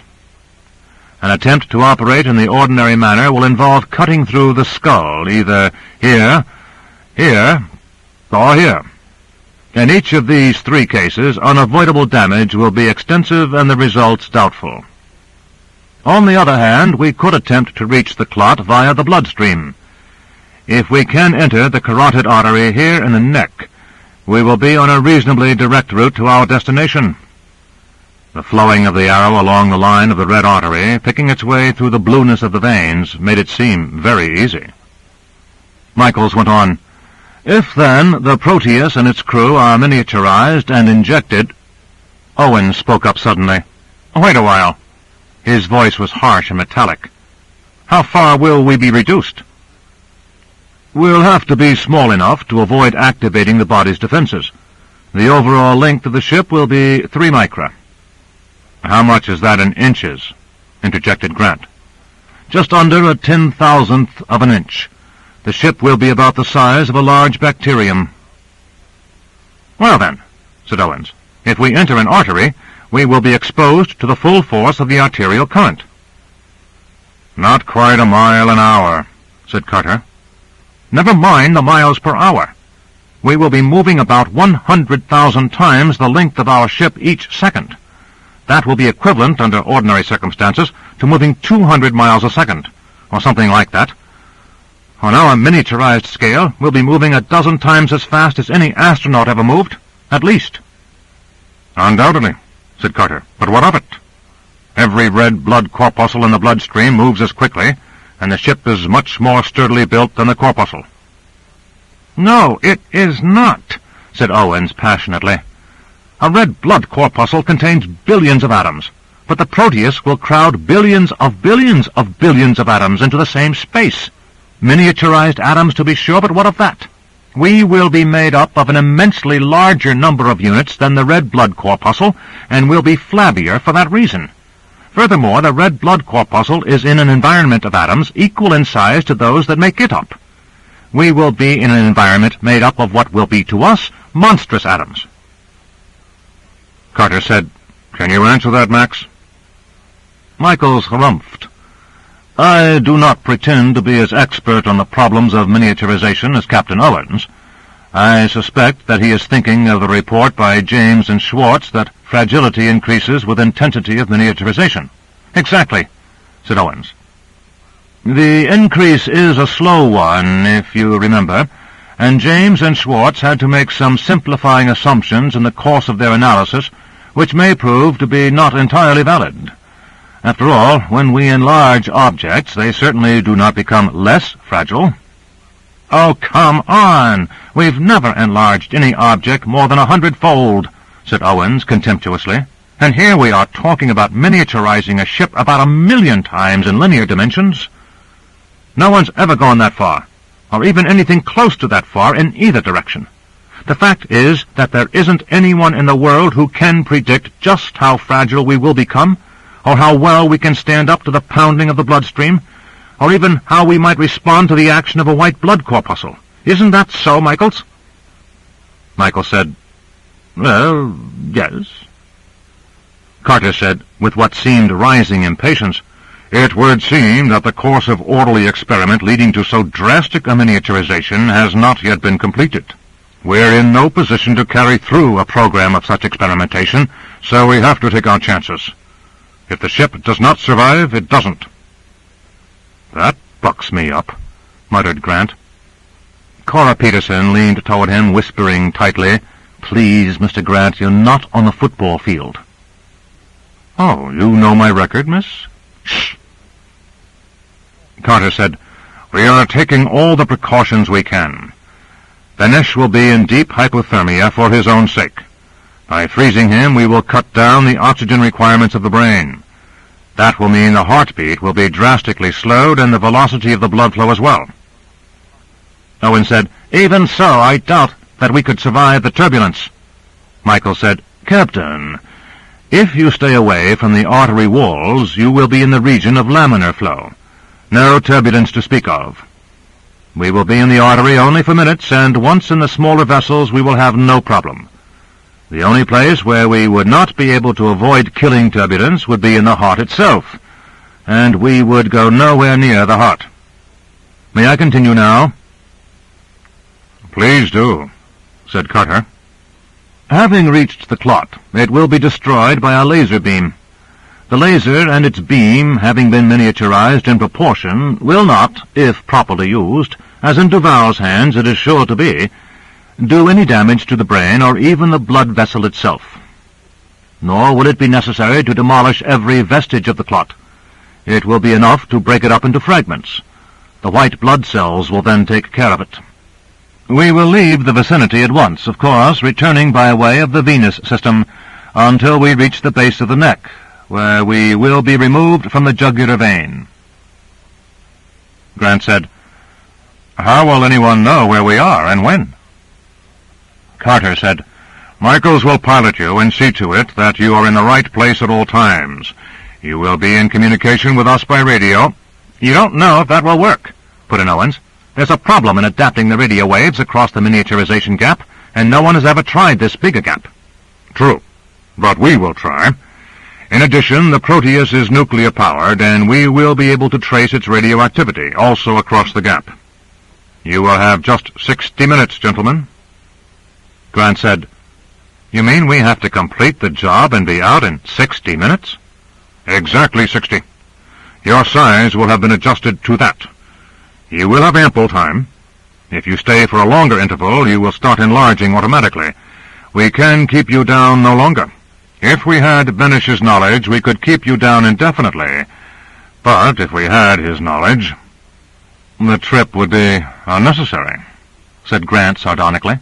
"Exactly. And if you begin enlarging within Benish's body, you will become large enough to attract the attention of the body defenses, and shortly thereafter you will kill Benish. You will see to it that this does not happen." Carter then looked about. "Any further remarks? In that case, you will begin preparations. We'd like to make entry into Benish as quickly as possible."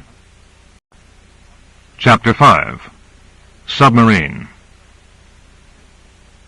The level of activity in the hospital room had reached the visual analog of a scream.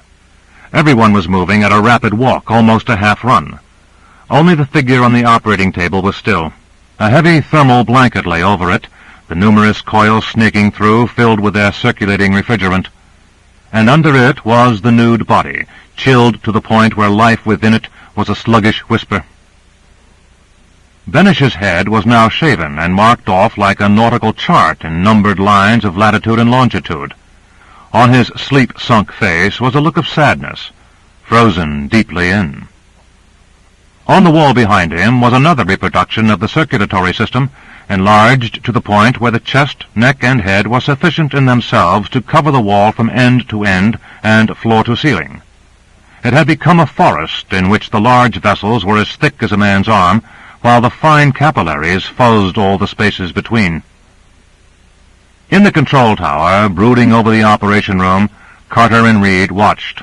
They could see the desk-level banks of monitors, at each of which a technician sat, each in his CMDF uniform, a symphony in zippered white.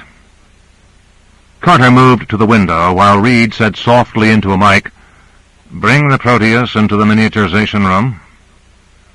It was customary protocol to give such orders in a quiet voice, and there was quiet on the floor. Last-minute adjustments were being frantically made at the thermal blanket. Each technician studied his own monitor as though it were his new bride, isolated at last.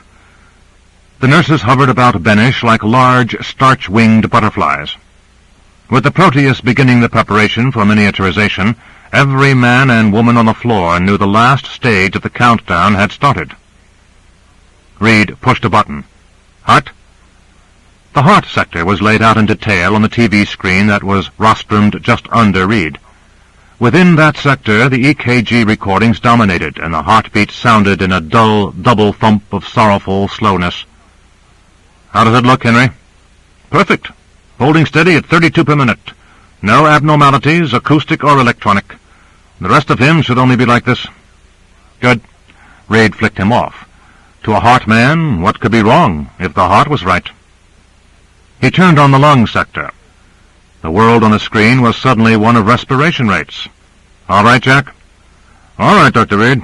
I've got the respiration down to 6 per minute. Can't take it any lower." "I'm not asking you to. Carry on."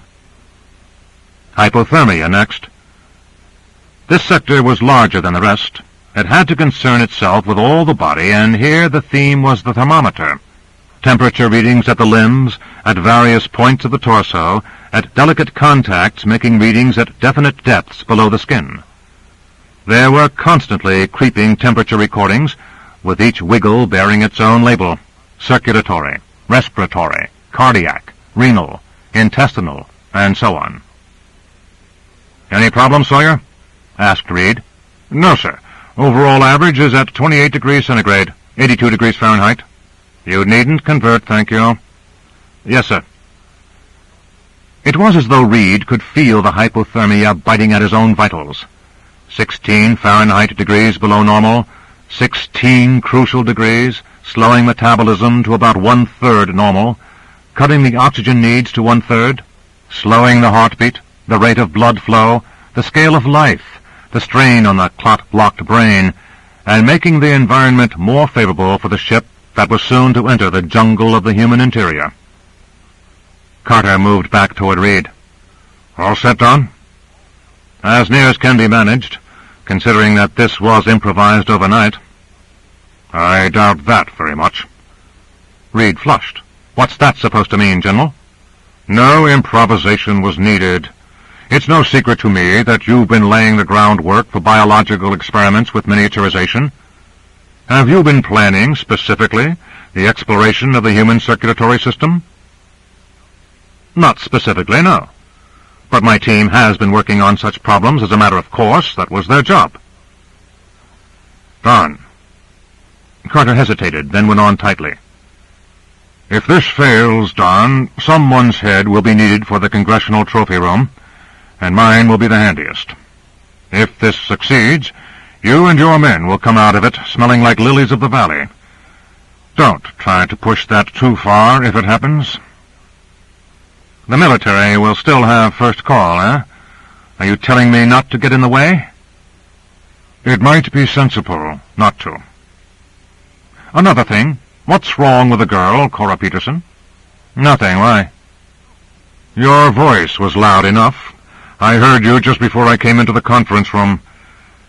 Do you know of any reason why she shouldn't be on board?" "She's a woman. She may not be reliable in emergencies. Besides—" "Yes?" "If you want the truth, Duval assumed his usual I am the law and the prophets manner, and I automatically objected."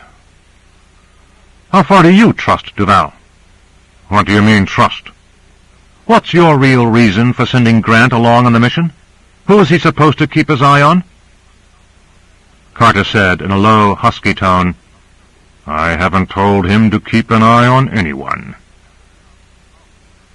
"The crew should be about through in the sterilization corridor by now." Grant sniffed at the faintly medicinal odor in the atmosphere and was grateful for the opportunity of a quick shave. The CMDF uniform wasn't bad either, one piece, belted, and an odd cross between the scientific and the dashing. The one they had found for him bound him slightly under the armpits, but he'd only be wearing it for an hour. In single file, he and the others of the crew passed down the corridor in dim light that was rich in ultraviolet. They wore dark goggles against the dangers of that radiation. Cora Peterson walked immediately ahead of Grant. He silently deplored the darkness of the lenses before his eyes and the manner in which they dimmed the interesting style of her walk. Wanting to make conversation, he said, "Is this walk-through really sufficient to sterilize us, Miss Peterson?"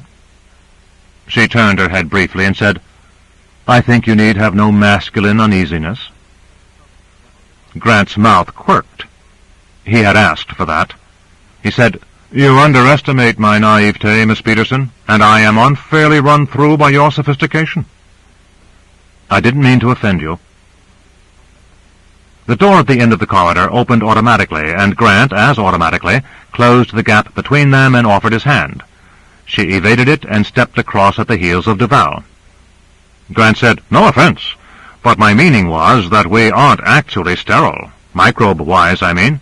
At best, it is only our surfaces that are sterile. Inside, we teem with germs." "For that matter," Cora responded, "Benish isn't sterile either. Microbe-wise, I mean. But every germ we kill is one less germ we might introduce. Our germs will be miniaturized, with us, of course, and we don't know how such miniaturized germs will affect a human being if released in his bloodstream. On the other hand, after 1 hour, any miniaturized germs in his bloodstream will expand to their normal size, and that expansion might be harmful for all we know. The less Benish is subjected to unknown factors, the better." She shook her head. "There's so much we don't know. This really isn't the way to experiment." "But we have no choice, do we, Miss Peterson? And may I call you Cora, by the way, for the duration?" "It makes no difference to me." They had entered a large, round room, glassed in. It was floored completely in hexagonal tiles some 3 feet across, roughened into close-packed, semicircular bubbles, the whole made of some milk-white, glassy material. At the center of the room was a single tile, like the rest, except that it was deep red. Filling much of the room was a white vessel, some 50 feet in length, horseshoe in shape, with an upper bubble, the front of which was glassed in, and which was topped by a smaller bubble, entirely transparent. It was on a hydraulic lift and was being maneuvered into the center of the room. Michaels had moved up next to Grant. "The Proteus," he said. "Our home away from home for the next hour or so." "This is a huge room," Grant said, looking about. "It's our miniaturization room. It's been used for the miniaturization of artillery pieces and small atomic bombs. It can also serve to hold deminiaturized insects. You know, ants blown up to the size of locomotives for easy study. Such bio-experiments haven't been authorized yet, though we've sneaked in 1 or 2 quiet efforts along that line. They're putting the Proteus over Zero module. That's the red one. Then, I suppose, we get in. Nervous, Mr. Grant?" "And how? And you?" Michaels nodded in rueful agreement. "And how?" The Proteus had been adjusted onto its cradle now, and the hydraulic lifts that had maneuvered it into place were drawn off. A ladder on one side led to the entrance. The ship gleamed in sterile whiteness, from the featureless bluntness of its prow to the double jet and upright fin at the rear. Owen said, "I'll get in first. When I signal, the rest of you come in." He moved up the ladder. "It's his ship," muttered Grant. "Why not?" Then he said to Michaels, "He seems more nervous than we."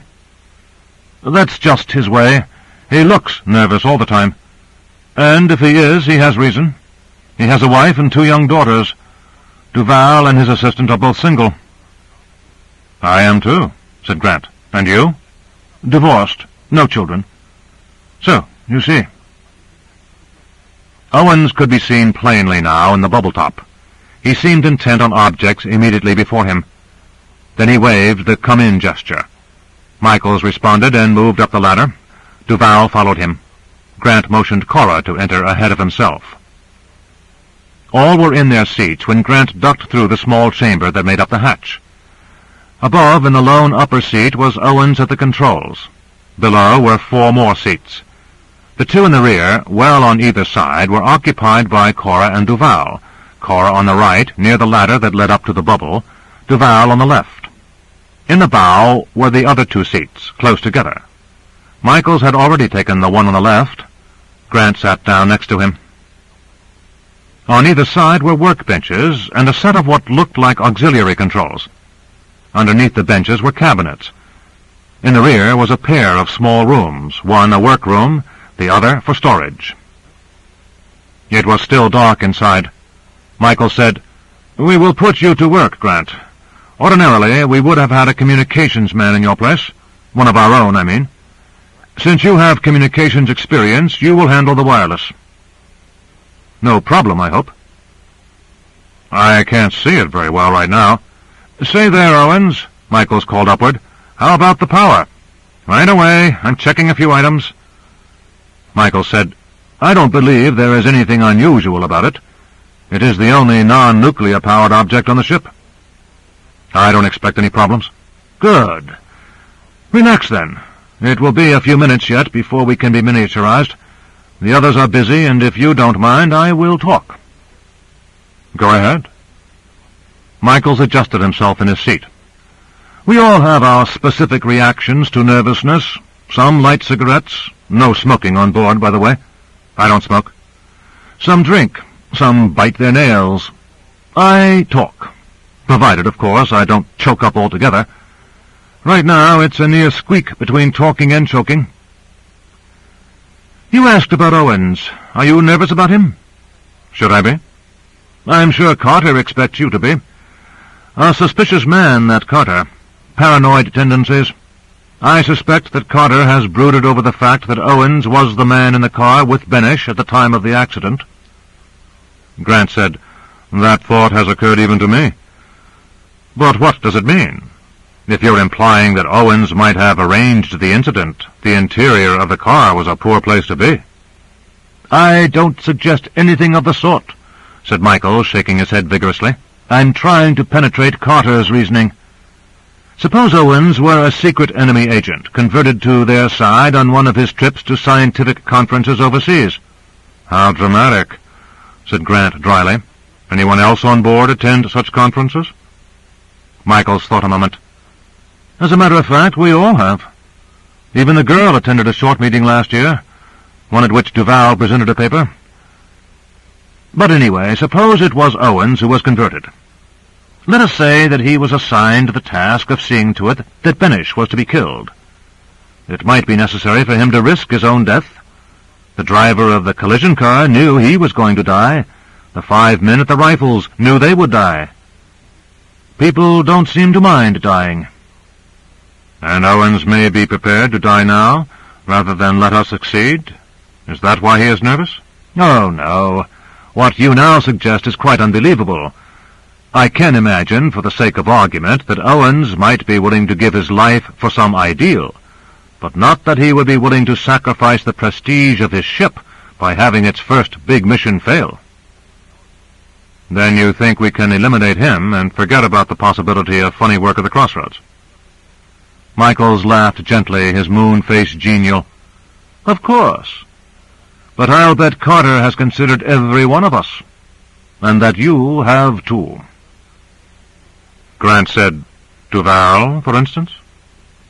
Why not? Anyone at all might be on the other side. Not for pay, perhaps. I am sure no one here can be bought, but out of mistaken idealism. Miniaturization, for instance, is primarily a war weapon right now, and many of the people here are firmly against that aspect of it. A signed statement to that effect was sent to the President some months ago. A plea to end the miniaturization race, establish a combined program with other nations for the exploration of miniaturization for peaceful research in biology and medicine in particular. Who were involved in that movement? A great many.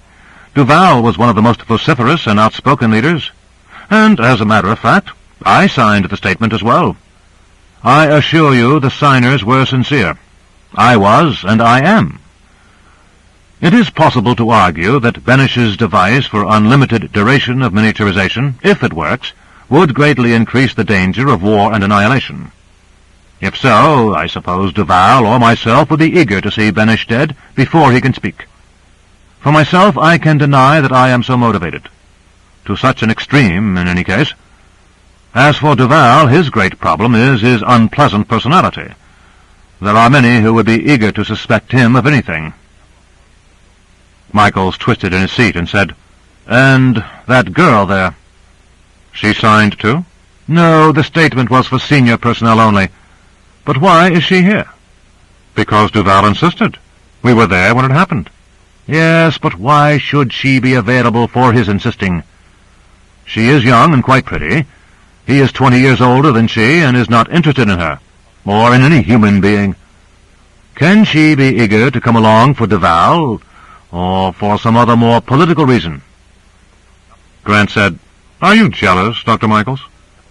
Michaels looked startled. Slowly he smiled. "You know, I never really thought of that. I'll bet I am.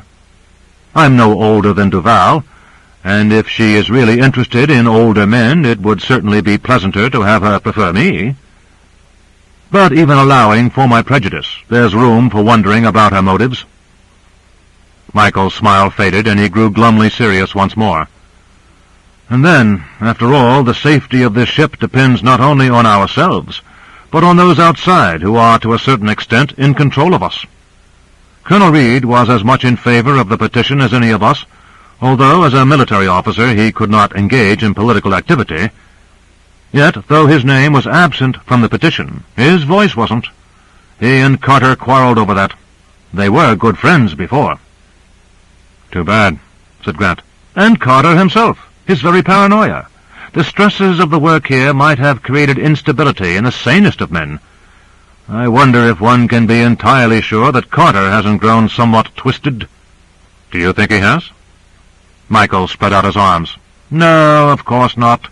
I told you, this is therapeutic talk. Would you rather I sat here and merely perspired, or that I screamed softly?" Grant said, "No, I guess not. In fact, please, go ahead. As long as I listen to you, I have no time to panic myself. It seems to me you've mentioned everyone." "Not at all. I have deliberately left the least suspicious character for last. In fact, we might say, as a general rule, that the seemingly least suspicious character is bound to be guilty. Wouldn't you say so?" "Obviously," said Grant. "And this least suspicious character is who? Or is this the place where a shot rings out and you crumple to the floor just before you name the identity of the fiend?" "No one seems to be aiming at me," said Michaels. "I think I will have time." "The least suspicious character is obviously you yourself, Grant. Who would be less suspicious than the trusted agent assigned to see the ship safely through the mission? Can you really be trusted, Grant?" "I'm not sure. You have only my word, and what's that worth?" "Exactly. You have been on the other side, been there oftener and under more obscure circumstances than anyone else on this ship, I'm certain. Suppose that in one way or another you have been bought off." "Possible, I suppose," said Grant unemotionally. "But I brought Benish here safely." "So you did, knowing perhaps that he would be taken care of at the next stage, leaving you in the clear and fit for further duties, as you are now." Grant said, "I think you mean this." But Michael shook his head. "No, I don't. And I'm sorry. I think I'm beginning to grow offensive." He pinched his nose and said, "I wish they would begin miniaturizing. After that I might have less time to think." Grant felt embarrassed. There was a naked look of apprehension on Michael's face as the skin of banter peeled off. He called up, "How about it, Captain?" All set," came Owen's metal-harsh voice. The lights went on. At once Duval pulled out several drawers at his side of the ship and began to look over the charts. Cora inspected the laser with care. Grant said, "May I come up there, Owens?" "You can stick your head up here if you want to," replied Owens. "There isn't room for anything more." Grant said under his breath, "Take it easy, Dr. Michaels. I'll be gone for a few minutes, and you can jitter if you feel like, without being watched." Michael's voice was dry, and his words seemed to grind out with difficulty. "You are a considerate man, Grant. If I had had my natural sleep—" Grant rose and stepped back, grinning at Cora, who stepped out of his way coolly. He then moved quickly up the ladder, looked up and about, and said, "How will you know where to go?" Owen said, "I've got Michael's charts here." He flipped a switch, and on one of the screens immediately before him was a replica of the circulatory system, the one Grant had already seen several times before. Owens touched another switch, and parts of the chart glowed an iridescent yellow-orange. "Our projected route," he said. "Michaels will be directing me when necessary, and since we are nuclear-fueled, Carter and the rest will be able to follow us with precision. They will help direct us, if you take care of your end with the wireless." "You've got a complicated set of controls here." "It's damned sophisticated," said Owens with obvious pride. "A button for everything, so to speak, and as compact as I could make it. This was going to be used for deep-sea work, you know." Grant swung down again, and again Cora made way for him. She was deep in concentration over her laser, working with what were virtually watchmaker's tools. "That looks complicated," said Grant. Cora said briefly, "A ruby laser, if you know what that is." "I know it puts out a tight beam of coherent monochromatic light, but I haven't the foggiest notion as to how it works." "Then I suggest you go back to your seat and let me work." "Yes, ma'am. But if you have any footballs you want strung, you let me know."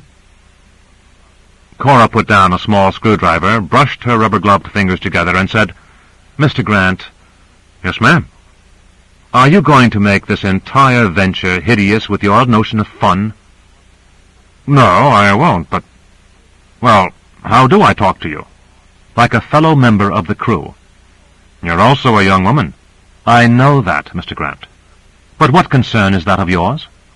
It's not necessary to assure me with every remark and gesture that you're aware of my sex. It's wearisome and unnecessary. After this is all over, if you still feel called upon to go through whatever rituals you are accustomed to performing before young women, I will deal with you in whatever fashion seems advisable. But for now—" "All right. It's a date for afterward." "And Mr. Grant."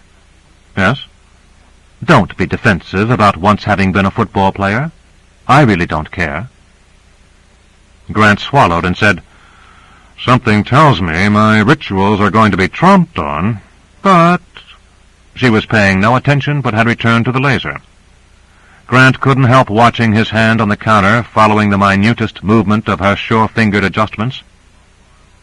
"Oh, if you could only frivol," he breathed, and fortunately she didn't hear him, or at least showed no signs of having done so. Without warning, she placed her hand on his, and Grant found himself starting slightly at the touch of her warm fingers. She said, "Excuse me," and moved his hand to one side, then released it. Almost at once she depressed a contact on the laser, and a hair-thin streak of red light shot out, striking the metal disc over which his hand had just been resting. A tiny hole appeared at once, and there was the thin odor of metal vapor. Had Grant's hand remained in place, the thin hole would have been in his thumb. Grant said, "You might have warned me." Cora said, "There is no reason for you to be standing here, is there?" She lifted the laser, ignoring his offered help, and turned toward the storeroom. "Yes, miss," said Grant humbly. "When near you, henceforward I shall be careful where I place my hand." Cora looked back as though startled and rather uncertain. Then, for a moment, she smiled. Grant said, "Careful, the cheeks may crack." Her smile vanished at once. "You promised," she said icily, and moved into the workroom. The voice of Owens came from above. "Grant, check the wireless." "Right," called Grant. "I'll be seeing you, Cora." "Afterward." He slipped back into his seat and looked at the wireless for the first time. "This seems to be a Morse code device." Michaels looked up. Some of the grayness had left his face. "Yes, it's technically difficult to transmit voice across the miniaturization gap. I assume you can handle code?" "Of course." He beat out a rapid message. After a pause, the public address system in the miniaturization room boomed out with a sound level easily heard within the Proteus. "Message received.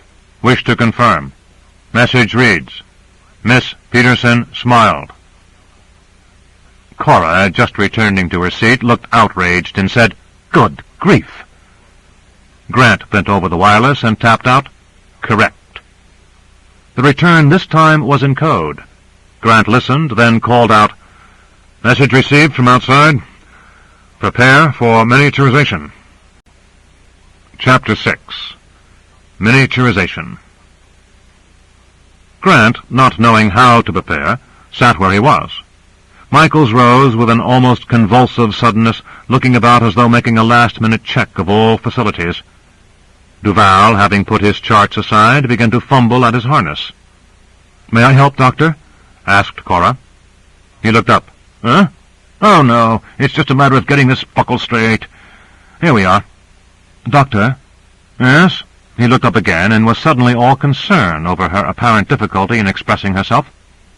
"Is anything wrong with the laser, Miss Peterson?" "Oh, no. It's just that I'm sorry I was the cause of unpleasantness between yourself and Dr. Reed." "That was nothing. Don't think of it." "And thank you for arranging to have me come." Duval said, seriously, "It is quite necessary for me to have you. I couldn't rely on anyone else as I do on you." Cora moved to Grant, who, having turned to watch Duval, was now fiddling with his own harness. "Do you know how to work that?" she asked. "It seems more complicated than the ordinary aircraft seatbelt." "Yes, it is. Here, you've got this hooked incorrectly. Allow me." She leaned across him, and Grant found himself staring at one cheek at close quarters and catching the understated delicacy of light scent. He restrained himself. Cora said in a low voice, "I'm sorry if I've been hard on you, but my position is a difficult one." "I find it delightful at the moment." "No, forgive me. That slipped out." She said, "I have a position at the CMDF quite analogous to that of a number of men, but I find myself blocked at every step by the completely extraneous fact of my sex. Either I receive too much consideration or too much condescension, and I want neither. Not at work, at any rate. It leaves me a bundle of frustration." Grant thought the obvious answer, but didn't say it. It was going to be a strain if he were going to refrain continually from the obvious, more perhaps than he would be able to bear. He said, "Whatever your sex, and at this point I'll be careful not to commit myself, you're the calmest person here except for Duval, and I don't think he knows he's here." "Don't underestimate him, Mr. Grant. He knows he's here, I assure you. If he's calm, it's because he realizes that the importance of this mission is greater than that of his individual life." "Because of Benish's secret?" "No, because this will be the first time miniaturization has been used on this scale, and that it is being used for the purpose of saving life." Grant said, "Would it be safe to use that laser, after what it nearly did to my finger?" "In Dr. Duval's hands, that laser beam will destroy the clot without disturbing one molecule of the surrounding tissue." "You have a high estimate of his ability." "It is the world's estimate, and I share it, with reason. I have been with him ever since I got my master's degree." "I suspect he shows you neither too much condescension nor too much consideration, merely because you are a woman." "No, he doesn't." She returned to her seat and slipped on her own harness in one fluid motion. Owens called, "Dr. Michaels, we're waiting." Michaels, having stepped from his seat and moved slowly about the cabin, seemed for the moment abstracted and uncertain.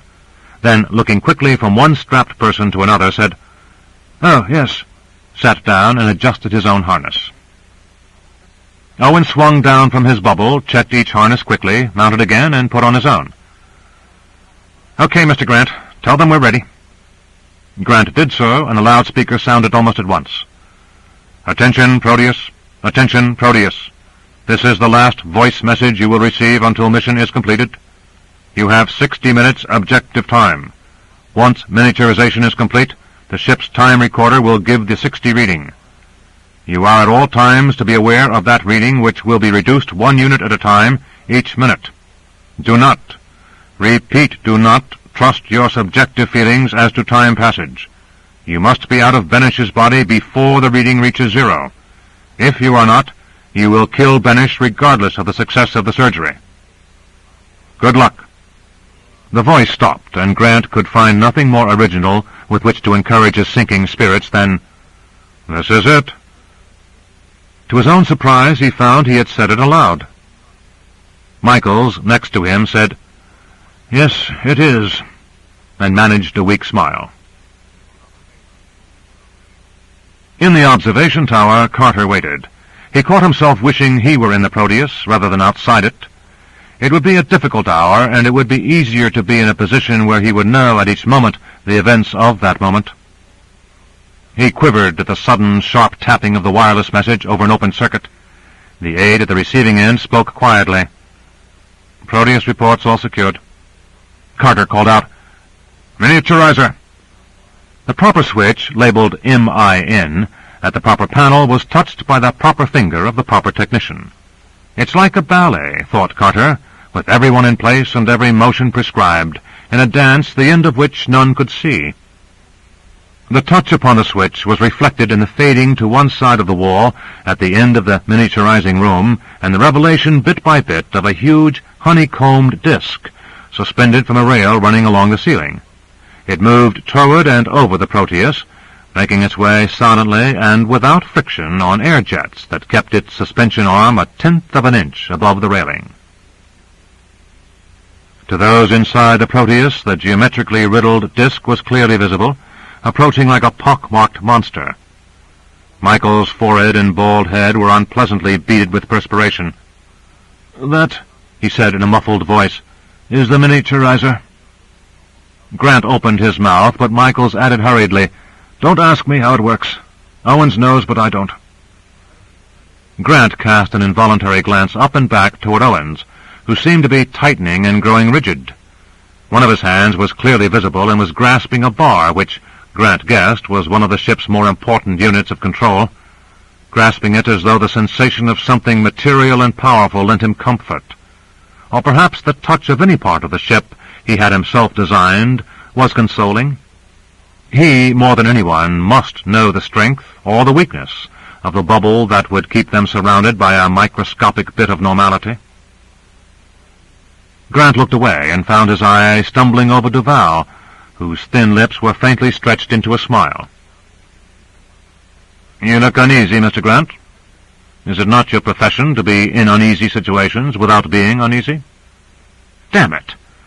For how many decades had the public been fed fairy tales about undercover agents? "No, Doctor," said Grant, levelly. "In my profession, to be in an uneasy situation without being uneasy is to be quickly dead.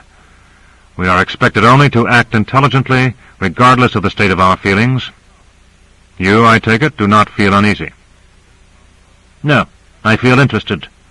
I feel saturated with a sense of wonder. I am unbearably curious and excited, not uneasy." "What are the chances of death, in your opinion?" "Small, I hope. And in any case I have the consolations of religion. I have confessed, and for me death is but a doorway." Grant had no reasonable answer to that, and made none.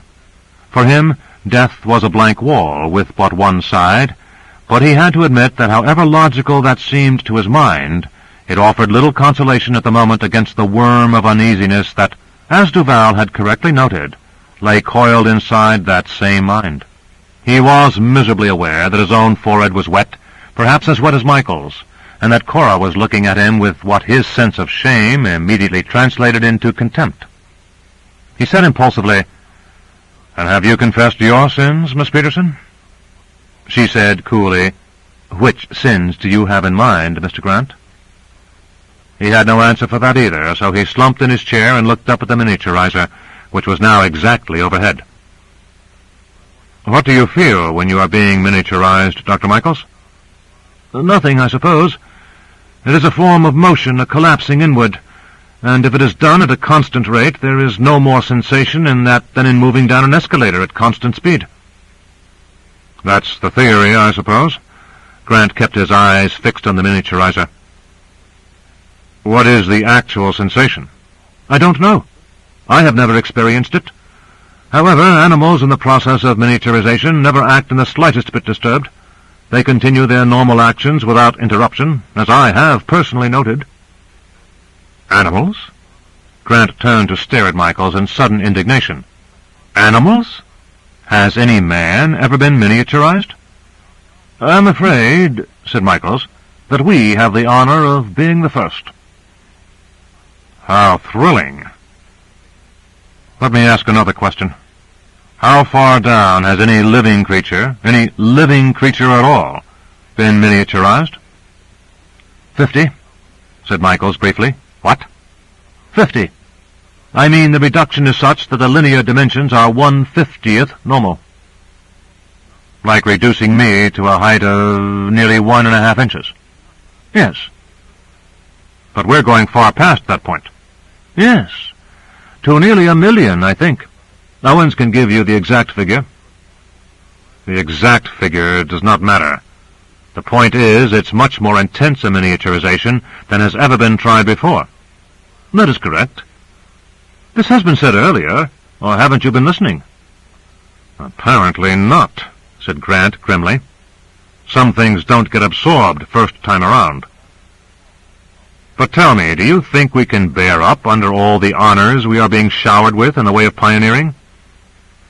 Mr. Grant, said Michaels, and from somewhere he dredged up the touch of humor that marked his words, I'm afraid we must. We are being miniaturized now, right now, and obviously you don't feel it. Good God, muttered Grant, and looked up again with a kind of frozen and fixed attention. The bottom of the miniaturizer was glowing with a colorless light that blazed without blinding. It did not seem to be sensed with the eyes, but with the nerves generally, so that when Grant closed his eyes, all actual objects blanked out, but the light was still visible as a general, featureless radiance. Michaels must have been watching Grant close his eyes uselessly, for he said, It's not light. It's not electromagnetic radiation of any sort. It's a form of energy that is not part of our normal universe. It affects the nerve endings, and our brain interprets it as light because it knows of no other way of interpreting it. Is it dangerous in any way? Not as far as is known, but I must admit that nothing has ever been exposed to it at this intense a level. Pioneering again, muttered Grant. Duval cried out, Glorious! Like the light of creation! The hexagonal tiles beneath the vessel were glowing in response to the radiation, and the Proteus was itself ablaze both within and without. The chair in which Grant sat might have been made of fire, but it remained solid and cool. Even the air about him lit up, and he breathed cold illumination. His fellow passengers and his own hands were frigidly aglow. Duval's luminous hand marked out the sign of the cross in a sparking movement, and his shining lips moved. Grant said, Are you suddenly afraid, Dr. Duval? Duval said softly, One prays not only out of fear, but out of gratitude for the privilege of seeing the great wonders of God. Grant inwardly acknowledged himself to be the loser of that exchange, too. He wasn't doing at all well. Owens cried out, Look at the walls! They were drifting away in all directions at a visible rate of speed now, and the ceiling was moving upward. All ends of the large room were shrouded in thick, increasing gloom, all the thicker for being seen through shining air. The miniaturizer was now an enormous thing, its limits and boundaries not quite visible.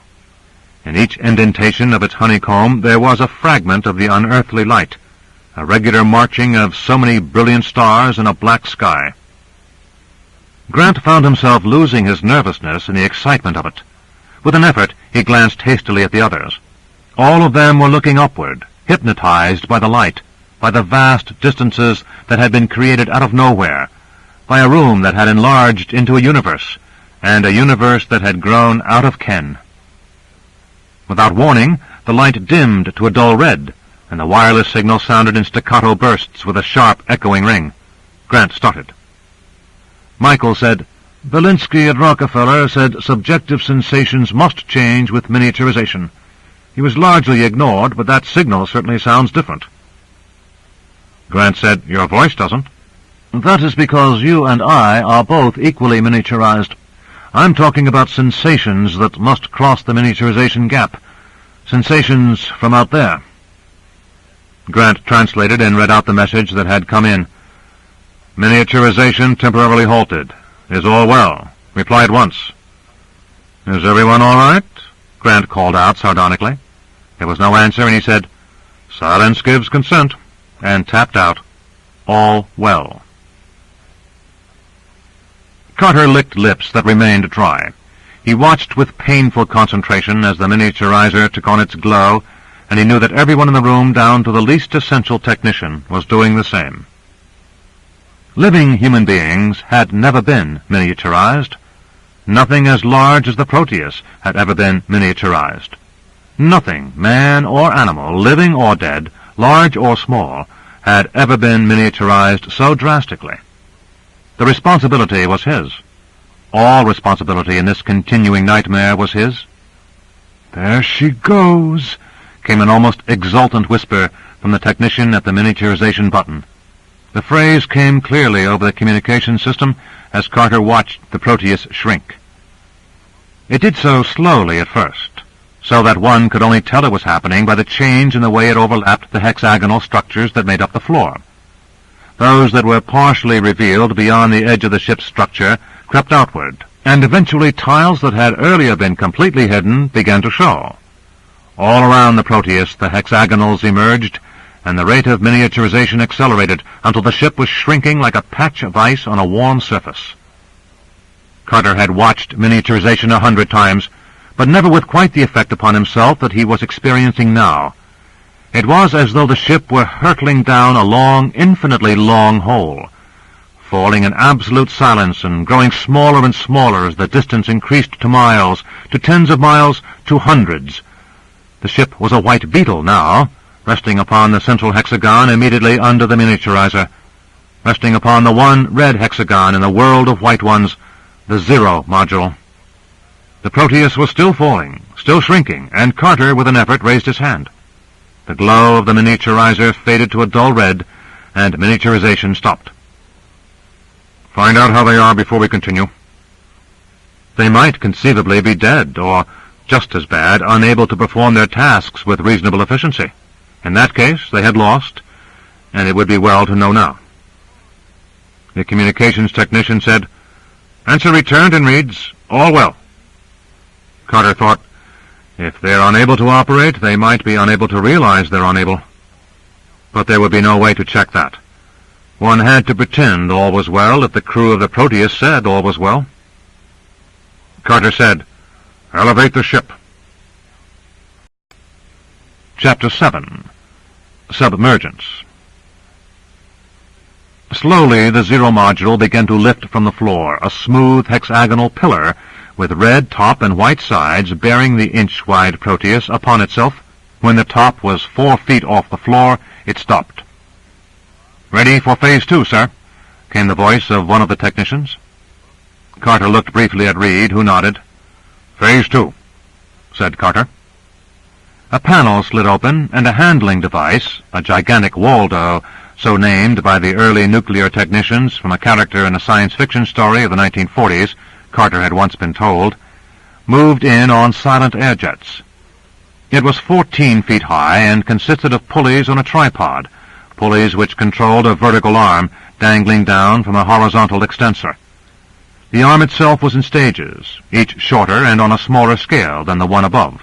In this case there were 3 stages, and the lowest one, 2 inches long, was fitted with steel wires a 1/4 inch thick, curved to meet each other in interlocking fashion. The base of the device carried the CMDF insignia, and below it was the inscription, "Min Precision Handling." 3 technicians had entered with the handling device, and behind them a uniformed nurse waited with visible impatience. The brown hair under her nurse's cap looked hastily adjusted, as though on that one day she had other things on her mind. 2 of the technicians adjusted the arm of the Waldo directly over the shrunken Proteus. For the fine adjustment, 3 hair-thin beams of light reached from the arm support to the surface of the Zero module. The distance of each beam from the center of the module was translated into light intensity upon a small circular screen divided into 3 segments, meeting in its center. The light intensities, clearly unequal, shifted delicately as the 3rd technician adjusted a knob.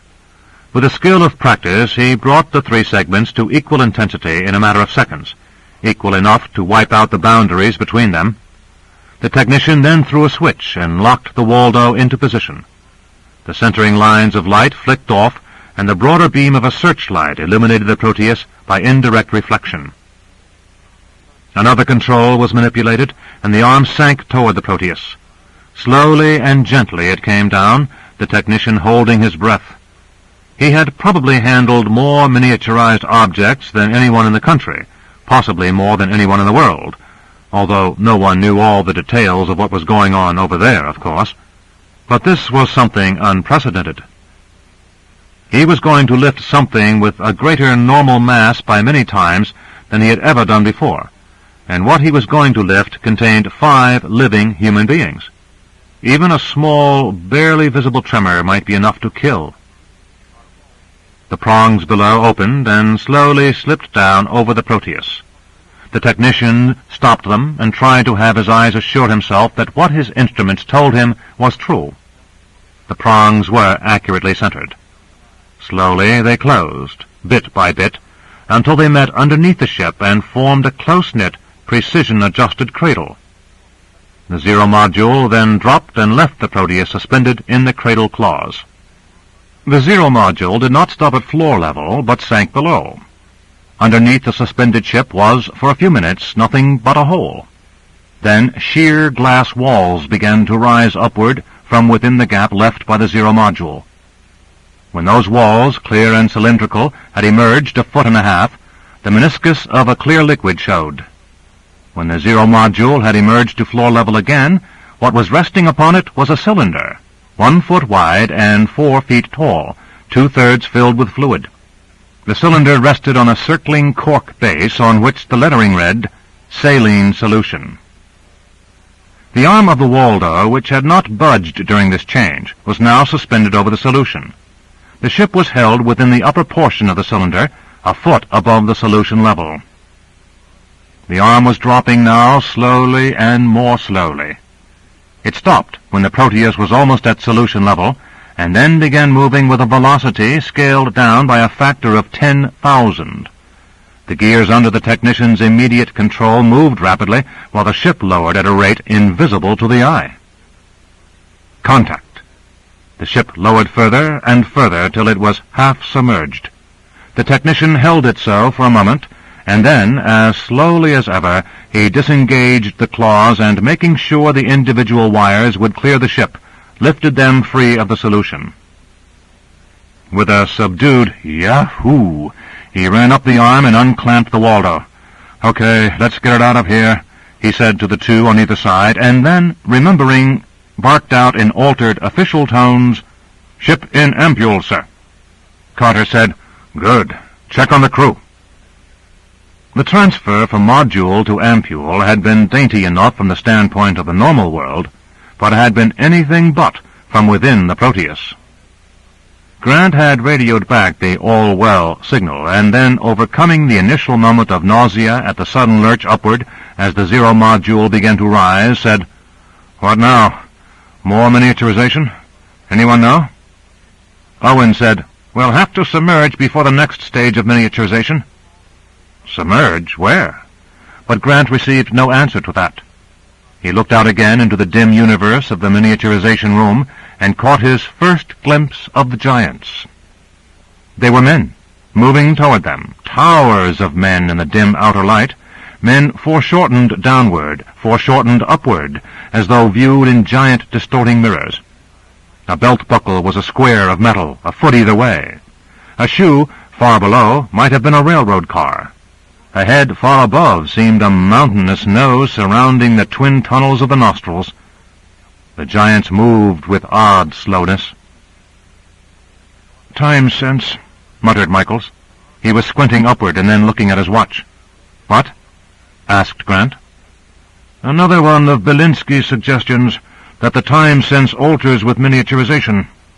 Ordinary time seems to lengthen and stretch, so that right now 5 minutes seems to last, I should judge, 10 minutes. The effect grows more intense with extent of miniaturization, but exactly what the relationship is, I can't say. Belinsky needed the kind of experimental data we can now give him." He held out his wristwatch. "See?" Grant looked at it, then at his own. The sweep second hand did seem to be crawling at that. He held the watch to his ear. There was only the faint whir of its tiny motor, but the tone of that whir seemed to have deepened.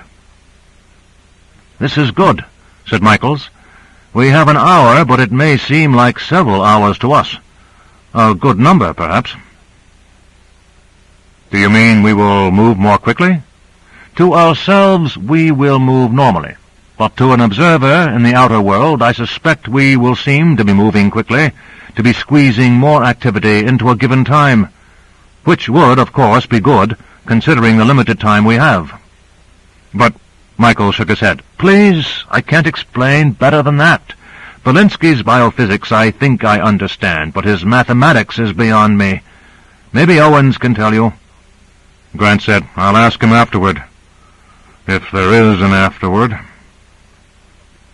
The ship was suddenly in the light again, ordinary white light. Motion caught Grant's eyes, and he looked up. Something was descending. A giant pair of prongs moved down on either side of the ship. Owens called out, "Everyone check their body harness." Grant did not bother. He felt a yank behind him, and he twisted around as far as the harness would allow. Cora said, "I was checking to see if you were being tightly held." "Only by the harness," said Grant. "But thanks." "You're welcome." Then, turning to her right, she said solicitously, "Dr. Duval, your harness?" "All right. Yours." Cora had loosened the harness so that she might reach Grant. She tightened it now, and barely in time. The prongs had moved below eye level now, and were coming together like a gigantic, crushing jaw. Grant automatically stiffened. They halted, moved again, and made contact. The Proteus jogged and jarred, and all aboard were thrown violently to the right, and then less violently to the left. A harsh, reverberating clang filled the ship. There was then silence and the clear sensation of suspension over emptiness. The ship swayed gently and trembled even more gently. Grant looked down and saw a vast red surface sinking and growing dim and dark, and vanishing. He had no way of knowing what the distance to the floor was, on their present size scale, but the sensation was like that he would have had if he had leaned out a window on the 20th floor of an apartment building. Something as small as the ship now was, falling that distance, ought not sustain serious damage. Air resistance would slow them to safe velocities, at least if their smallness were all there were to it. But Grant had a lively remembrance of the point made by Owens during briefing. He himself was at this moment made up of as many atoms as a full-sized man, and not as few as an object actually his present size would be. He was correspondingly more fragile, and so was the ship. A fall from this height would smash the ship and kill the crew. He looked at the cradle holding the ship. What they seemed to a normal man, Grant did not stop to consider. To himself they were curved steel pillars, 10 feet in diameter, meshed neatly into a continuous cradle of metal. For the moment he felt safe. Owens called out in a voice that cracked with excitement, "Here it comes!" Grant looked quickly in various directions before making out what it was. The light was glinting off the smooth, transparent surfaces of a circle of glass big enough to surround a house. It rose smoothly and rapidly, and far below, directly below, was the sudden iridescent and twinkling reflection of lights upon water. The Proteus was suspended over a lake. The glass walls of the cylinder were rising on all sides of the ship now, and the surface of the lake did not appear to be more than 50 feet below them. Grant leaned back in his chair. He had no trouble guessing what came next. He was prepared, therefore, and felt no nausea whatever when his seat seemed to drop from under him.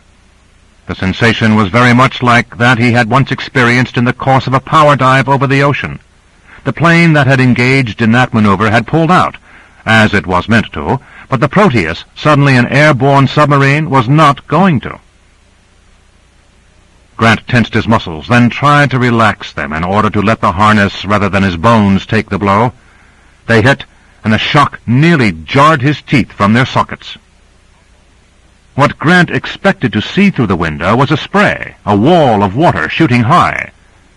What he saw instead was a large, thick swell, smoothly rounded, speeding oilily away. Then, as they continued to sink, another, and another. The claws of the cradle unhooked, and the ship jounced madly and came to a floating stop, slowly turning. Grant let out a long breath. They were on the surface of a lake, yes, but it was like no surface he had ever seen. Michael said, "You expected waves, Mr. Grant?" "Yes, I did." "I must confess I rather did myself. The human mind, Grant, is a funny thing. It expects always to see what it had seen in the past. We are miniaturized and are put in a small container of water. It seems like a lake to us, so we expect waves, foam, breakers, who knows what else. But whatever this lake appears to us to be, it is not a lake, but merely a small container of water, and it has ripples and not waves. And no matter how you enlarge a ripple, it never looks like a wave." "Interesting enough, though," said Grant. The thick rolls of fluid, which on an ordinary scale would have made tiny ripples, continued to race outward. Reflected from the distant wall, they returned and made interference patterns that broke the rolls into separate hills, while the Proteus rose and fell in drastic rhythms. "Interesting," said Cora indignantly.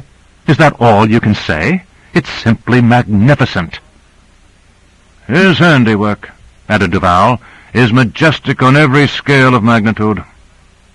"All right," said Grant, "I'll buy that. Magnificent and majestic. Check. Only a little nauseating, too, you know." "Oh, Mr. Grant," said Cora, "you have a knack for deflating everything." "Sorry," said Grant. The wireless sounded, and Grant sent back the "all well" signal again. He resisted the impulse to send back "all seasick." Still, even Cora was beginning to look uncomfortable. Perhaps he shouldn't have put the thought into her mind. Owen said, "We'll have to submerge manually. Grant, slip out of your harness and open valves 1 and 2. Grant rose unsteadily to his feet, delighted at the feeling of even the limited freedom of walking, and moved to a butterfly valve on the bulkhead marked 1. "I'll take the other," said Duval. Their eyes met for a moment, and Duval, as though embarrassed by the sudden intimate awareness of another human being, smiled hesitantly. Grant smiled back and thought indignantly, "Now how can she get sentimental over this mass of unawareness?" With the valves open, the surrounding fluid flowed into the appropriate chambers of the ship, and the liquid rose all about again, higher and higher. Grant moved part way up the ladder to the upper bubble and said, "How does it look, Captain Owens?" Owens shook his head. "It's hard to say. The readings on the dials lack significance. They were designed with a real ocean in view. Damn it, I never designed the Proteus for this." "My mother never designed me for this either, if it comes to that," said Grant. They were completely submerged now. Duval had closed both valves, and Grant returned to his seat. He put on his harness once again with an almost luxurious feeling. Once beneath the surface, the erratic rise and fall of the tiny swell was gone, and there was a blessed motionlessness. Carter tried to unclench his fists. So far it had gone well. The "all well" had sounded from within the ship, which was now a small capsule glimmering inside the saline solution. "Phase 3, he said. The miniaturizer, the brilliance of which had remained subdued through all the second phase, lifted into white glory again, but only from the centermost sections of the honeycomb. Carter watched earnestly. It was hard to tell at first if what he saw were objectively real or the straining of his mind. No, it really was shrinking again. The inch-wide beetle was reducing in size, and so, presumably, was the water in its immediate vicinity. The focus of the miniaturizing beam was tight and accurate, and Carter expelled another held breath. At each stage, there was a danger peculiar to itself. Glancingly, Carter imagined what might happen if the beam had been slightly less accurate, if half the Proteus had miniaturized rapidly, while the other half, caught at the boundary of the beam, had miniaturized slowly, or not at all. But it hadn't happened, and he strove to put it out of his mind. The Proteus was a shrinking dot now, smaller, smaller, down to the barest edge of sight. Now the entire miniaturizer sprang into brilliance. It wouldn't do to try to focus the beam on something too small to see. Right, thought Carter. Do the whole thing, now. The entire cylinder of liquid was now shrinking, more and more quickly, until finally it was a mere ampule, 2 inches high and half an inch thick, with somewhere in the miniaturized fluid an infra-miniaturized Proteus, no larger than the size of a large bacterium. The miniaturizer dimmed again. "Get them," said Carter shakily. "Get some word from them." He breathed through a tightened throat until the "all well" was once more announced. 4 men and a woman who, not many minutes before, had stood before him in full size in life, were tiny bits of matter within a germ-sized ship, and were still alive. He put out his hands, palms downward. "Take out the miniaturizer on the double." The last dim light of the miniaturizer flicked out as it moved rapidly away. A blank, circular dial on the wall above Carter's head now flashed into a dark 60. Carter nodded to Reed. "Take over, Don. We've got 60 minutes from this instant." Chapter 8. Entry. The light of the miniaturizer had flashed on again after submergence, and the fluid all about had turned into a glimmering, opaque milk. But nothing followed that could be observed from within the Proteus. If the opacity was spreading out and the ship shrinking further, there was no way of telling. Grant did not speak in that interval of time, nor did anyone else. It seemed to last forever. And then the light of the miniaturizer went out, and Owens cried out, "Is everyone all right?" Duval said, "I'm fine." Cora nodded.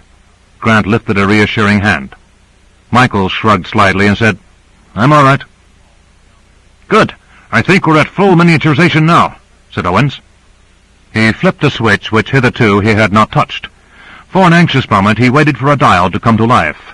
It did, with a dark and sharp 60 limned upon it. A similar dial lower in the ship was visible to the other 4. The wireless rattled harshly, and Grant sent back the "all well." For a moment it was as though some climax had been reached.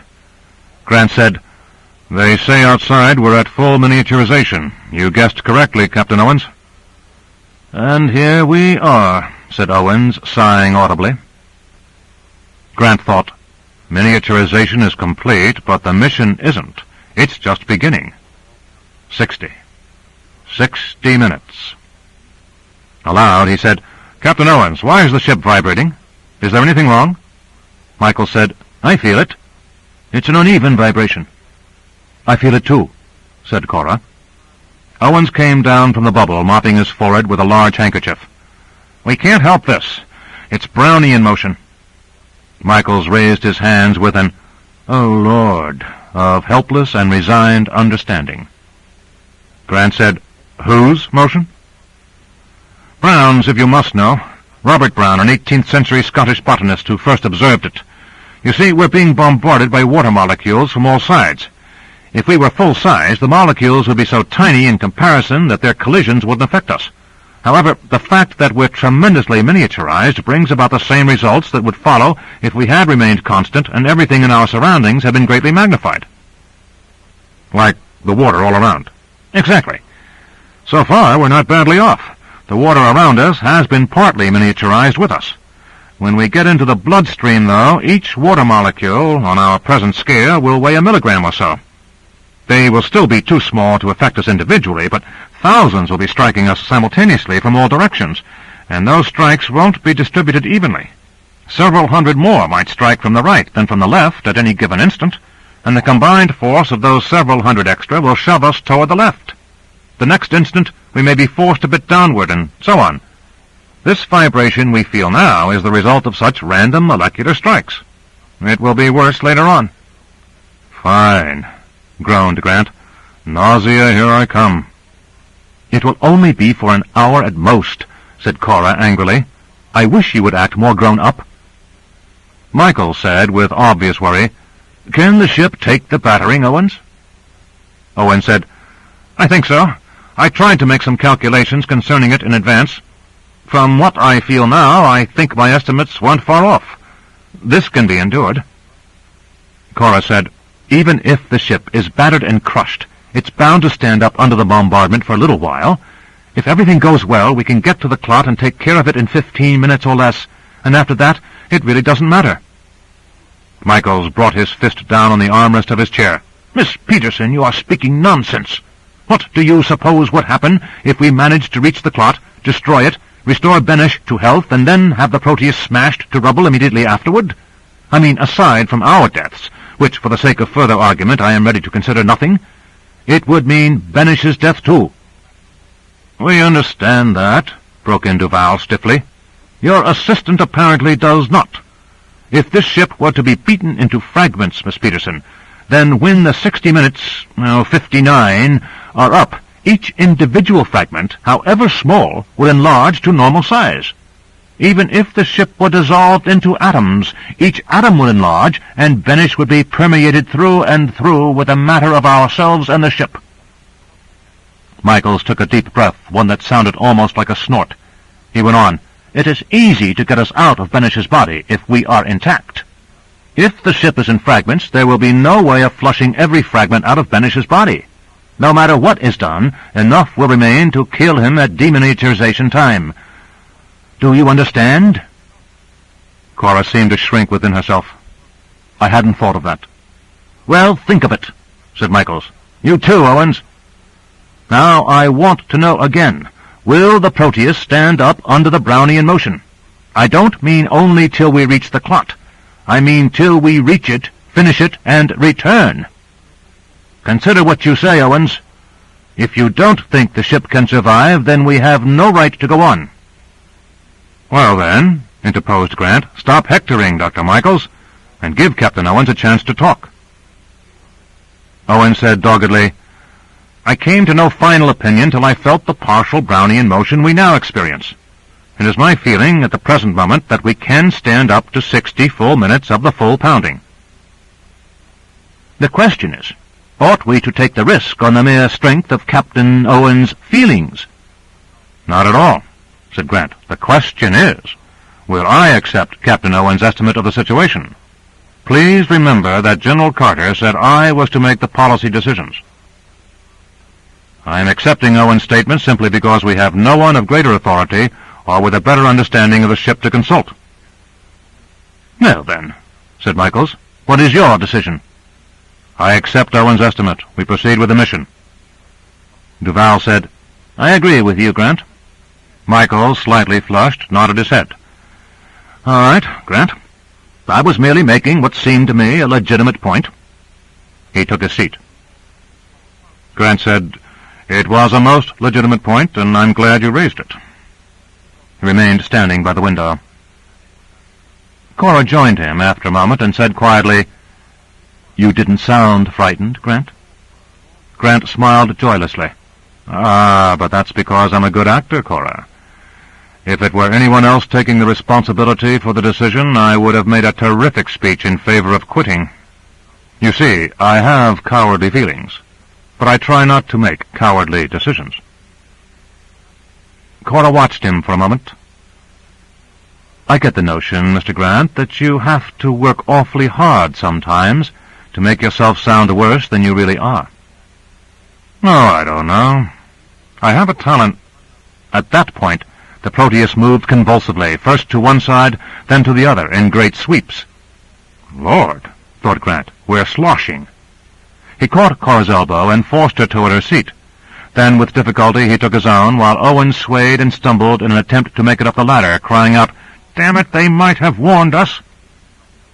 Grant braced himself against his chair and noted the time recorder reading to be 59. A long minute, he thought. Michaels had said the time sense slowed with miniaturization, and he was obviously right.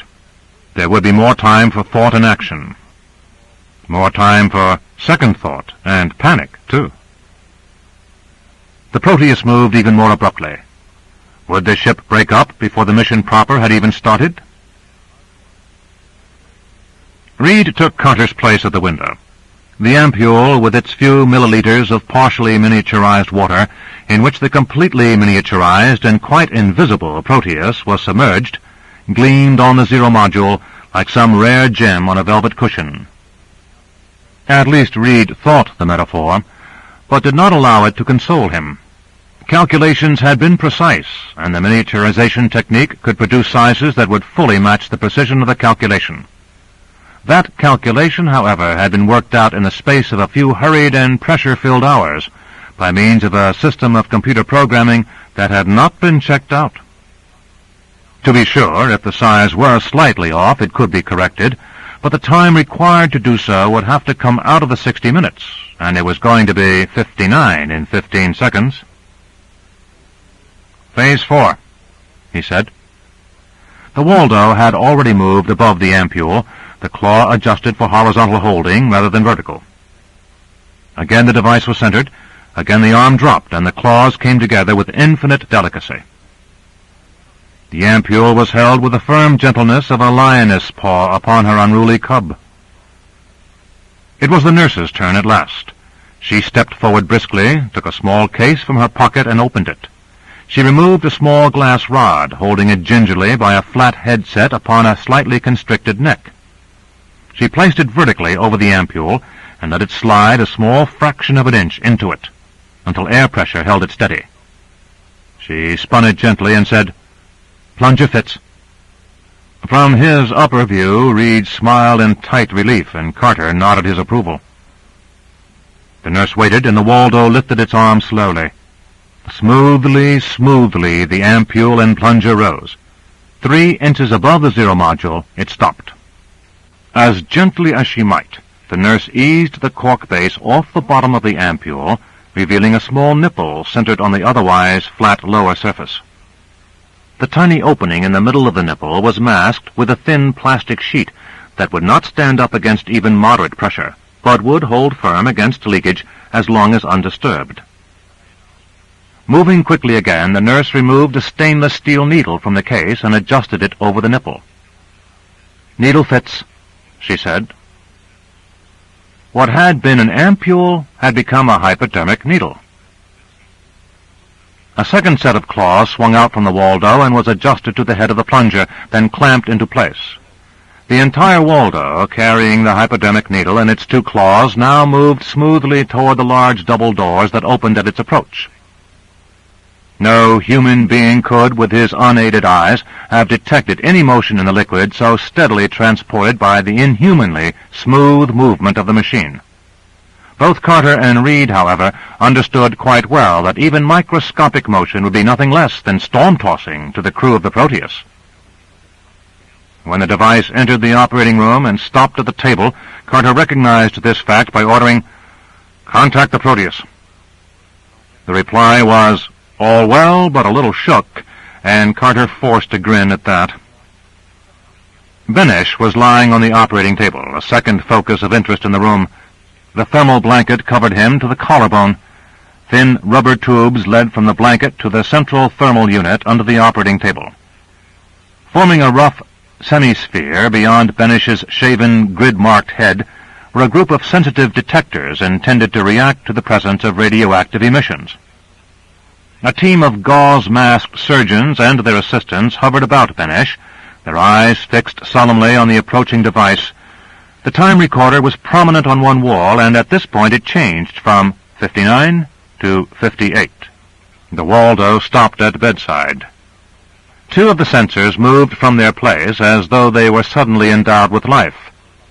Following the long-distance manipulations of a quick-working technician, they lined up on either side of the hypodermic, one adjacent to the ampule and one to the needle. A small screen on the technician's desk woke to greenish life as a blip appeared upon it, faded, was reinforced, faded again, and so on. The technician said, "Proteus radioactivity being received." Carter brought his hands together in a harsh clap and reacted with grim satisfaction. Another hurdle, one which he had not been allowing himself to face, had been overcome. It was not merely radioactivity that had to be sensed, but radioactive particles that had themselves been miniaturized, and that, because of their incredibly tiny infra-atomic size, could pass through any ordinary sensor without affecting it. The particles had, therefore, to pass through a deminiaturizer first, and the necessary juxtaposition of deminiaturizer and sensor had only been improvised in the frantic hours of the early morning. The Waldo, holding the plunger of the hypodermic, now pushed downward with a smoothly increasing pressure. The fragile plastic barrier between ampule and needle broke, and after a moment a tiny bubble began to appear at the tip of the needle. It dropped off into a small container placed underneath. A second bubble, and a third followed. The plunger sank, and so did the water level within the ampule. And then the blip on the screen before the technician's eyes changed position. "Proteus in needle," he called out. The plunger held. Carter looked at Reed. "Okay." Reed nodded. He said, "We can insert now." The hypodermic needle was tilted into a sharp slant by the two sets of claws, and the Waldo began to move again, this time toward a spot on Benish's neck, which a nurse now hastily swabbed with alcohol. A small circle was marked on the neck, within the circle a smaller cross, and toward the center of the cross the tip of the hypodermic needle approached. The sensors followed it. A moment of hesitation as the needle tip touched the neck. It punctured and entered a prescribed distance. The plunger moved slightly, and the sensor technician called out, "Proteus injected." The Waldo moved off hurriedly. The cloud of sensors moved in like eagerly reaching antennae, settling down all over Benish's head and neck. "Tracking," called out the sensor technician, and flipped a switch. A half-dozen screens, each with its blip in a different position, lit up. Somewhere the information on those screens was fed into a computer which controlled the huge map of Benish's circulatory system. On that map, a bright dot sprang into life in the carotid artery. Into that artery, the Proteus had been injected. Carter considered praying, but didn't know how. On the map, there seemed only the smallest distance between the position of the dot of light and the position of the blood clot on the brain. Carter watched as the time recorder moved to 57, then followed the unmistakable and rather rapid motion of the dot of light along the artery, headward and toward the clot. Momentarily he closed his eyes and thought, "Please, if there is anything out there somewhere, please." Grant called out, having a little difficulty catching his breath, "We've been moved toward Benish. They say they're getting us into the needle and then into his neck, and I've told them we're a little shook." "Oof, a little shook." "Good," said Owens. He battled with the controls, trying to guess at the rocking motions and neutralize their effect. He wasn't very successful. Grant said, "Listen, why do we have to get into the needle? We'll be more constricted there. Moving the needle will hardly affect us then. Another thing, we want as little of that miniaturized water pumped into Benish as possible." Cora said, "Oh dear." Her hair had fallen into disarray, and as she tried futilely to move it back and out of her eyes, she nearly fell over. Grant tried to catch her, but Duval had her upper arm in a firm grip. As suddenly as the erratic rocking had started, it ceased. "We're in the needle," said Owens with relief. He turned on the ship's outer lights. Grant peered ahead. There was little to see. The saline solution ahead seemed to sparkle like a dusting of dim fireflies. Far up above and far down below was the distant curve of something which shone more brightly. The walls of the needle? A quick sense of worry nagged at him. He turned to Michaels. "Doctor." Michaels' eyes were closed. They opened reluctantly, and his head turned in the direction of the voice. "Yes, Mr. Grant." "What do you see?" Michaels stared forward, spread his hand slightly, and said, "Sparkles." "Do you make out anything clearly? Does everything seem to dance about?" "Yes, it does. It dances." "Does that mean our eyes are affected by the miniaturization?" No, Mr. Grant." Michaels sighed wearily. "If you're worried about blindness, forget it. Look around you here in the Proteus. Look at me. Is there anything wrong with how it looks in here?" "No." "Very well. In here, you are seeing miniaturized light waves with an equally miniaturized retina, and all is well. But when miniaturized light waves go out there into a less miniaturized or completely unminiaturized world, they are not easily reflected. They're quite penetrating, in fact. We see only intermittent reflections here and there. Therefore, everything out there seems to flicker to us." "I see. Thank you, Doc," said Grant. Michael sighed again. "I trust I get my sea legs soon. The flickering light and the Brownian motion together are giving me a headache." "Here we go!" cried Owen suddenly. They were sliding forward now. The sensation was unmistakable. The far-off curving walls of the hypodermic needle seemed more solid now, as the spotty reflection of miniaturized light from their walls blurred and melted together. It was like riding a roller coaster down an infinite incline. Up ahead, the solidity seemed to come to an end in a tiny circle of flicker. The circle enlarged slowly, then more rapidly, then yawned into an incredible abyss, and all was flicker. Owen said, "We're in the carotid artery now." The time recorder read 56. Chapter 9. Artery. Duval looked about with exultation. "Conceive it," he said. "Inside a human body, inside an artery. Owens, put out the interior lights, man. Let us see God's handiwork." The interior lights went off, but a form of ghostly light streamed in from outside, the spotty reflection of the ship's miniaturized light beams fore and aft. Owens had brought the Proteus into virtual motionlessness with reference to the arterial bloodstream, allowing it to sweep along with a heart-driven flow. He said, "You can remove harnesses, I think." Duval was out of his in a bound, and Cora was with him at once. They flung themselves at the window in a kind of marveling ecstasy. Michaels rose more deliberately, threw a glance at the other two, then turned to his chart, studying it closely. He said tightly, "Excellent precision." "Did you think we might have missed the artery?" asked Grant. For a moment, Michaels stared absently at Grant. Then, "No, that would have been unlikely, but we might have penetrated past a key branch point, been unable to buck the arterial current, and lost time having to plot an alternate and poorer route. As it is, the ship is just where it ought to be." His voice quavered. Grant said encouragingly, "We seem to be doing well so far." "Yes." A pause, then hastily, "From this spot we combine ease of insertion, rapidity of current, and directness of route, so that we should reach our destination with an absolute minimum of delay." "Well, good." Grant nodded and turned to the window. Almost at once he was lost in amazement at the wonder of it all.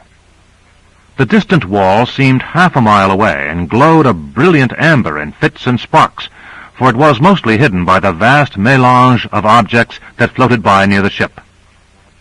It was a vast, exotic aquarium they faced, one in which not fish, but far stranger objects filled the vision.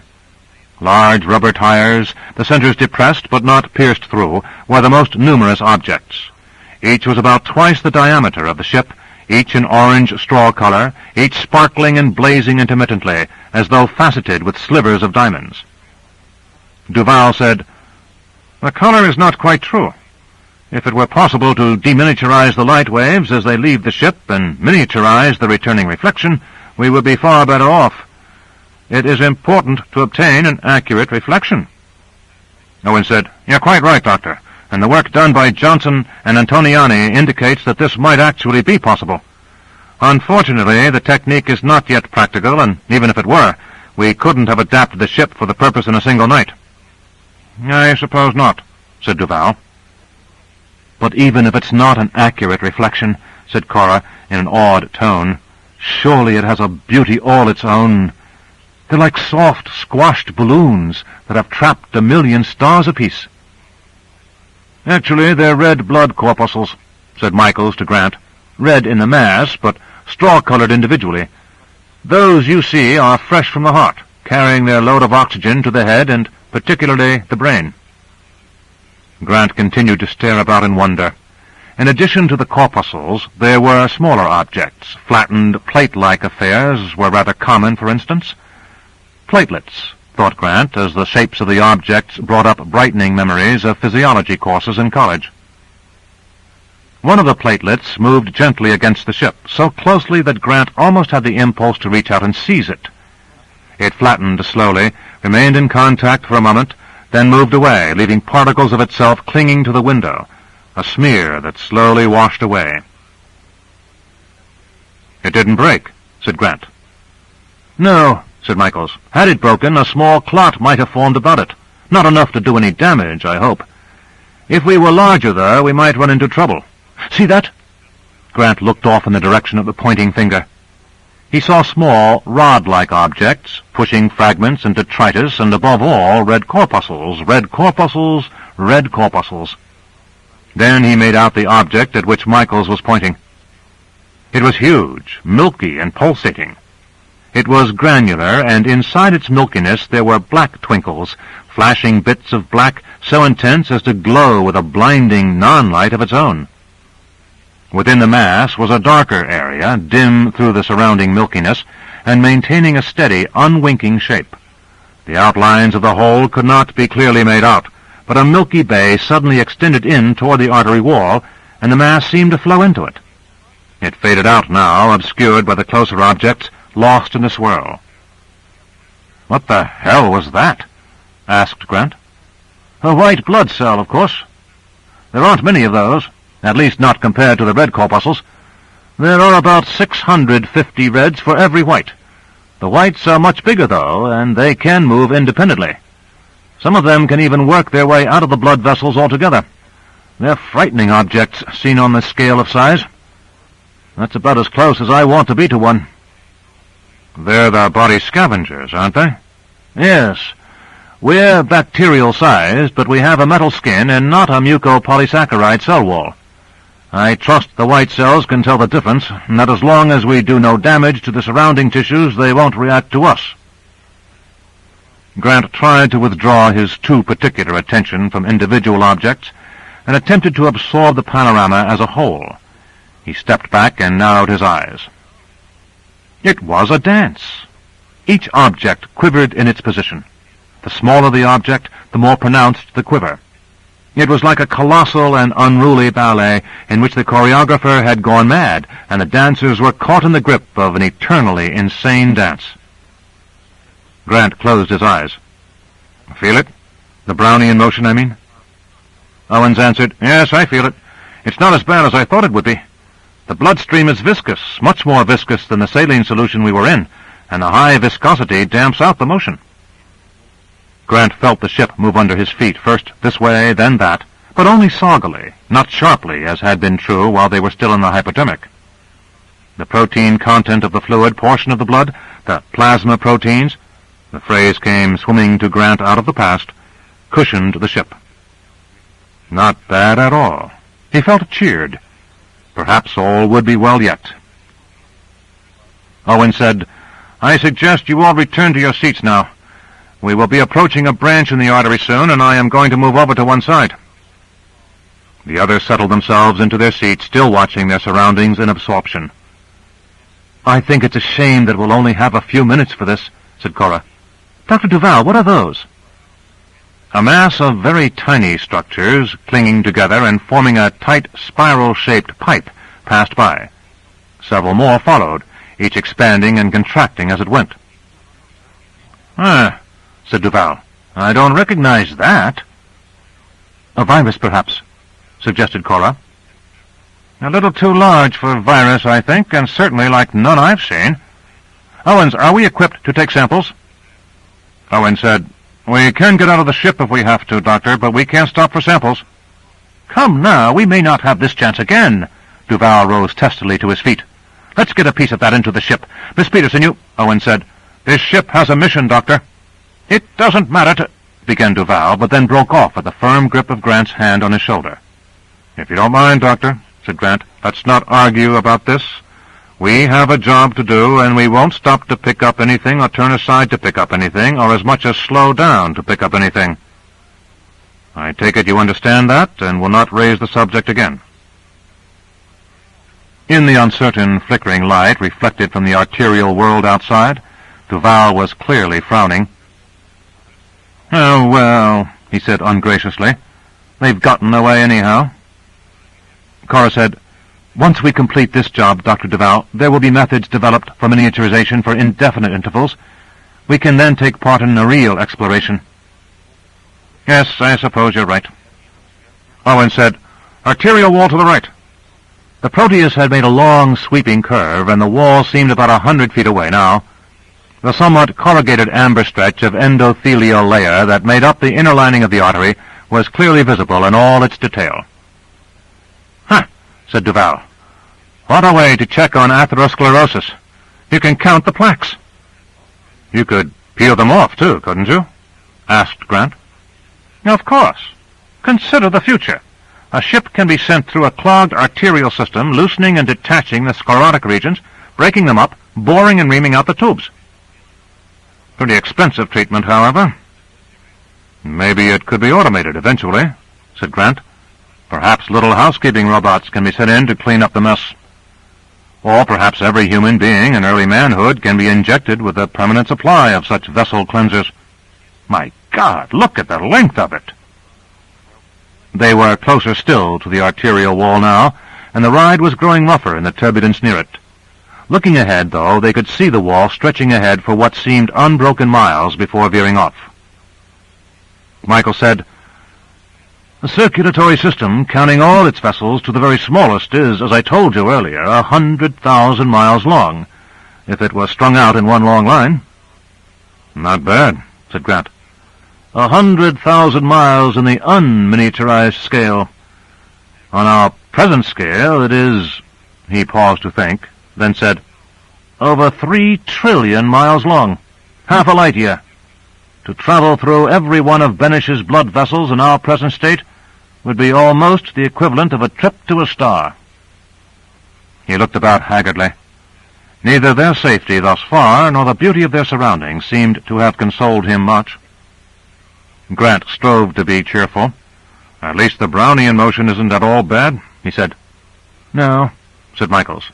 Then, "I didn't come off too well a while ago when we first discussed Brownian motion." "Neither did Duval just now in the matter of samples. I don't think any of us are doing really well." Michael swallowed. That was typically single-minded of Duval to want to stop for specimens. He shook his head and turned to the charts on the curving desk against one wall.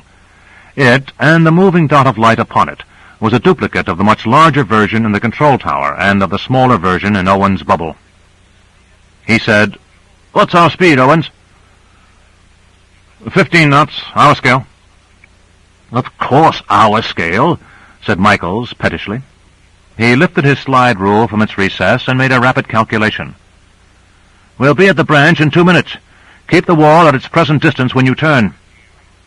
That will bring you safely into the middle of the branch, and you can then move smoothly into the capillary net without further branching. Is that clear?" "All clear." Grant waited, watching always through the window. For a moment he caught the shadow of Cora's profile and watched that, but the view from the window overpowered even his study of the curve of her chin. 2 minutes? How much would that be? 2 minutes as his miniaturized time sense would make it out to be? Or 2 minutes by their time recorder? He twisted his head to look at it. It read 56, and as he watched, it blanked out, and then, very deliberately, 55 appeared dimly and darkened. There was a sudden wrench, and Grant was nearly thrown out of his seat. "Owens!" he cried out. "What happened?" Duval said, "Have we struck something?" Grant struggled his way toward the ladder and managed to climb up. He said, "What's wrong?" "I don't know." Owen's face was a contorted mass of effort. "The ship won't handle." Michael's voice came up tensely. "Captain Owens, correct your course. We're approaching the wall." "I know that," gasped Owens. "We're in some sort of current." Grant said, "Keep trying. Do your best." He swung down and, with his back against the ladder, trying to hold steady against the heaving of the ship, said, "Why should there be a cross-current here? Aren't we going along with the arterial flow?" "Yes," said Michaels emphatically, his face waxen in its pallor. "There can't be anything to force us sideways like this." He pointed outward at the arterial wall, much closer now and still approaching. "There must be something wrong with the controls.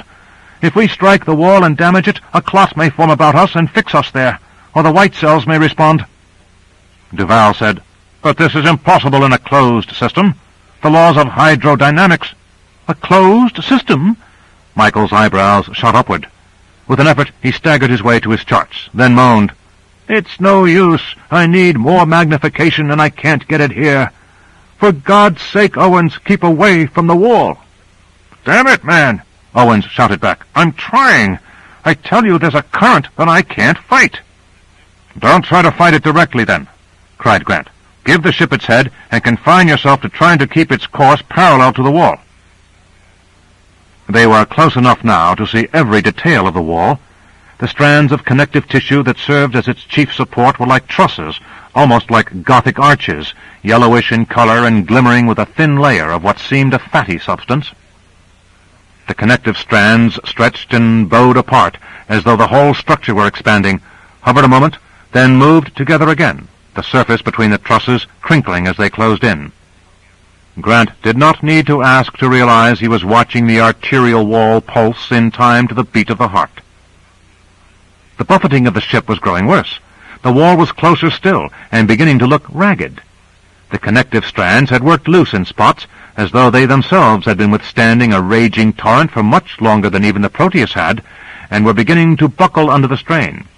They swayed like cables of a gigantic bridge, coming up to the window and sliding past wetly, giving off their sparkling yellow color in the jumping beam of the ship's headlights. The approach of the next one made Cora scream in shrill terror. Michael shouted, "Watch out, Owens!" Duval muttered, "The artery is damaged."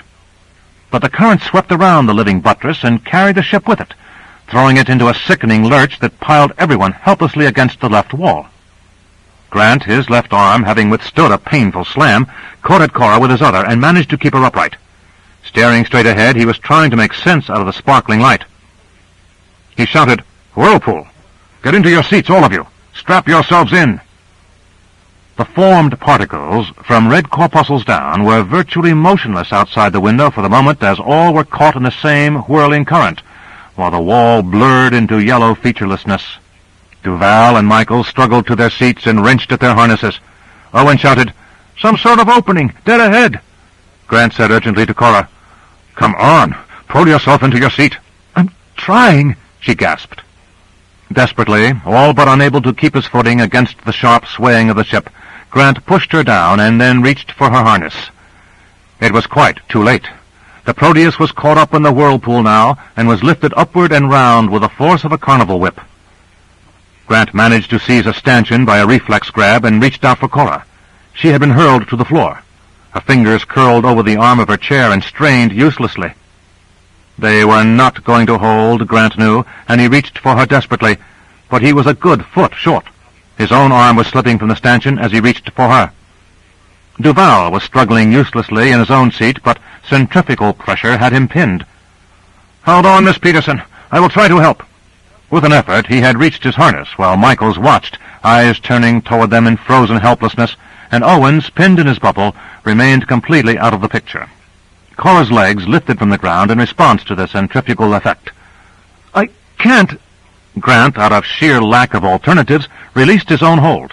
He slithered across the floor, hooked the leg around the base of a chair with a blow that numbed it, managed to transfer his left arm there too, and with his right caught Cora about the waist as her own grip gave way. The Proteus was turning faster now, and seemed to be angling downward. Grant could stand the strained position of his body no longer, and his leg flipped away from the chair leg. His arm, already bruised and painful by earlier contact with the wall, took the additional strain with an ache that made it feel as though it were breaking. Cora clutched at his shoulder and seized the material of his uniform with vice-like desperation. Grant managed to grunt out, "Has anyone figured out what's happening?"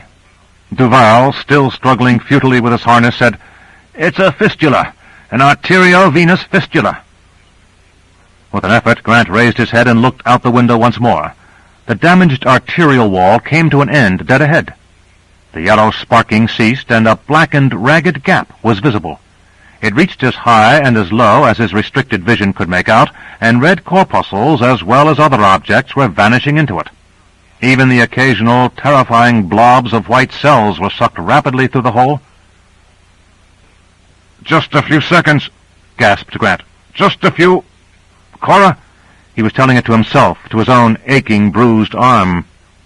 With a final vibration that nearly stunned Grant with the agony he had to endure, they were through, and slowing into sudden calm. Grant released his hold and lay there, panting heavily. Slowly, Cora managed to get her legs under her and stand up. Duval was free now. "Mr. Grant, how are you?" He knelt down at Grant's side.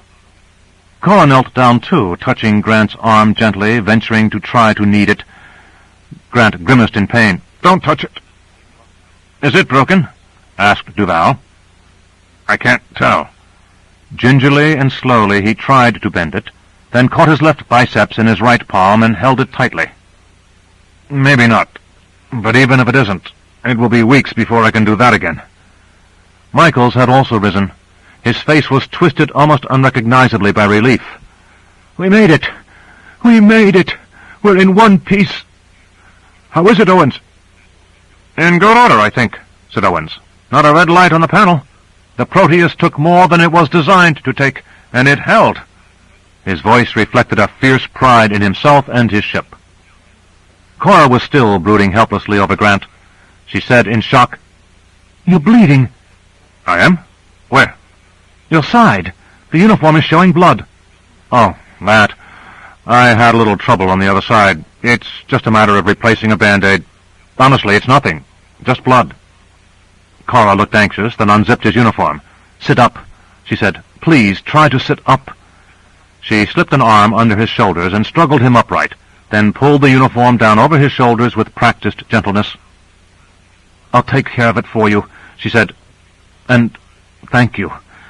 It seems foolishly inadequate, but thank you." Grant said, "Well, do the same for me sometime, all right? Help me into my chair, will you?" He struggled to his feet now, Cora helping him on one side, Michaels on the other. Duval, after one glance at them, had limped to the window. Grant said, "Now, what happened?" Michaels said, "An arteriovene... Well, put it this way. An abnormal connection existed between an artery and a small vein. It happens sometimes, usually as the result of physical trauma. It happened to Benish at the time he was hurt in the car, I suppose. It represents an imperfection, a kind of inefficiency, but in this case not a serious one. It's microscopic, a tiny eddy." "A tiny eddy? This?" "On our miniaturized scale, of course, it's a gigantic whirlpool." "Didn't it show up on your charts of the circulatory system, Michaels?" asked Grant. "It must have. I could probably find it here on the ship's chart if I could magnify it sufficiently. The trouble is, my initial analysis had to be made in 3 hours, and I missed it. I have no excuse." Grant said, "All right, it just means some lost time. Plot out an alternate route and get Owens started. What's the time, Owens?" He looked at the time recorder automatically as he asked. He read 52, and Owens said, 52. "Plenty of time," said Grant. Michaels was staring at Grant with raised eyebrows. He said, "There's no time, Grant. You haven't grasped what's happened. We're finished. We've failed. We can't get to the clot anymore, don't you understand? We must ask to be removed from the body." Cora said in horror, "But it will be days before the ship can be miniaturized again. Benish will die." "There's nothing to be done. We're heading into the jugular vein now. We can't go back through the fistula, for we couldn't buck that current, even when the heart is in the diastolic stage, between beats. The only other route, the one in which we follow the venous current, leads through the heart, which is clear suicide." Grant said numbly, "Are you sure?" Owen said in a cracked, dull voice, "He's right, Grant. The mission has failed." Chapter 10. Heart. A modified hell had broken loose in the control tower. The blip indicating the ship had scarcely changed position on the overall screen, but the coordinate pattern had been critically altered. Carter and Reed turned to the sound of a monitor signal. "Sir," the face on the screen was agitated. "Proteus off course. They've picked up a blip in Quadrant 23, Level B." Reed rushed to the window overlooking the mapping room. There was nothing to see at that distance, of course, except heads bent over the charts and quite obviously electric concentration. Carter reddened. "Damn it, don't give me that quadrant crap. Where are they?" "In the jugular vein, sir. Heading for the superior vena cava." "In a vein?" For a moment, Carter's own veins were in alarming evidence. "What the thundering hell are they doing in a vein?" "Reed!" he thundered. Reed hurried to him. "Yes, I heard." "How did they get into a vein?" I've ordered the men at the chart to try to locate an arteriovenous fistula. They're rare and not easy to find. And what? Direct connection between a small artery and a small vein. The blood seeps over from the artery to the vein and... Didn't they know it was there? Obviously not. And, Carter... What? It may have been a pretty violent affair on their scale. They may not have survived. Carter turned to the bank of television screens. He punched the appropriate button. Any new messages from the Proteus? No, sir, came the quick answer. Well, get in touch with them, man. Get something out of them, and put it through to me directly. There was an agonizing wait while Carter held his chest motionless for the space of 3 or 4 ordinary breaths. The word came through. Proteus reporting, sir. Thank God for so much, muttered Carter. State the message. They've passed through an arteriovenous fistula, sir. They cannot return, and they cannot go ahead. They ask leave to be brought out, sir. Carter brought both fists down upon the desk. No. By thunder, no. Reed said, But, General, they're right. Carter looked up at the time recorder. It stood at 51. He said, through trembling lips, They have 51 minutes, and they'll stay there 51 minutes. When that thing there reads 0, we take them out. Not a minute before, unless the mission is accomplished. But it's hopeless, damn it. God knows how weakened their ship is. We'll be killing 5 men. Maybe. That's the chance they take, and that's the chance we take. But it will be firmly recorded that we never gave up as long as the smallest mathematical chance of success remained. Reed's eyes were cold, and his very mustache bristled. General, you're thinking of your record. If they die, sir, I'll testify that you kept them in past reasonable hope. I'll take that chance, too, said Carter. Now you tell me. You're in charge of the medical division. Why can't they move? They can't go back through the fistula against the current. That's physically impossible, no matter how many orders you give. The gradation of blood pressure is not under Army control. Why can't they find another route? All routes from their present position to the clot lead through the heart. The turbulence of the heart passage would smash them to kindling in an instant, and we can't take that chance. We can't, Carter. Not because of the lives of the men, though that's reason enough. If the ship is smashed, we'll never get all of it out, and eventually its fragments will deminiaturize and kill Benish. If we get the men out now, we can try operating on Benish from outside. That's hopeless. Not as hopeless as our present situation. For a moment, Carter considered. He said quietly, Colonel Reed, tell me, without killing Benish, how long can we stop his heart? Reed stared. Not for long. I know that. I'm asking you for a specific figure. Well, in his comatose state, and in a hypothermic chilling, but allowing for the shaky condition of his brain, I would say no more than 60 seconds. On the outside. Carter said, The Proteus can plow through the heart in less than 60 seconds, can't it? I don't know. They'll have to try, then. When we've eliminated the impossible, whatever remains, however risky, however slim a hope, is what we're going to try.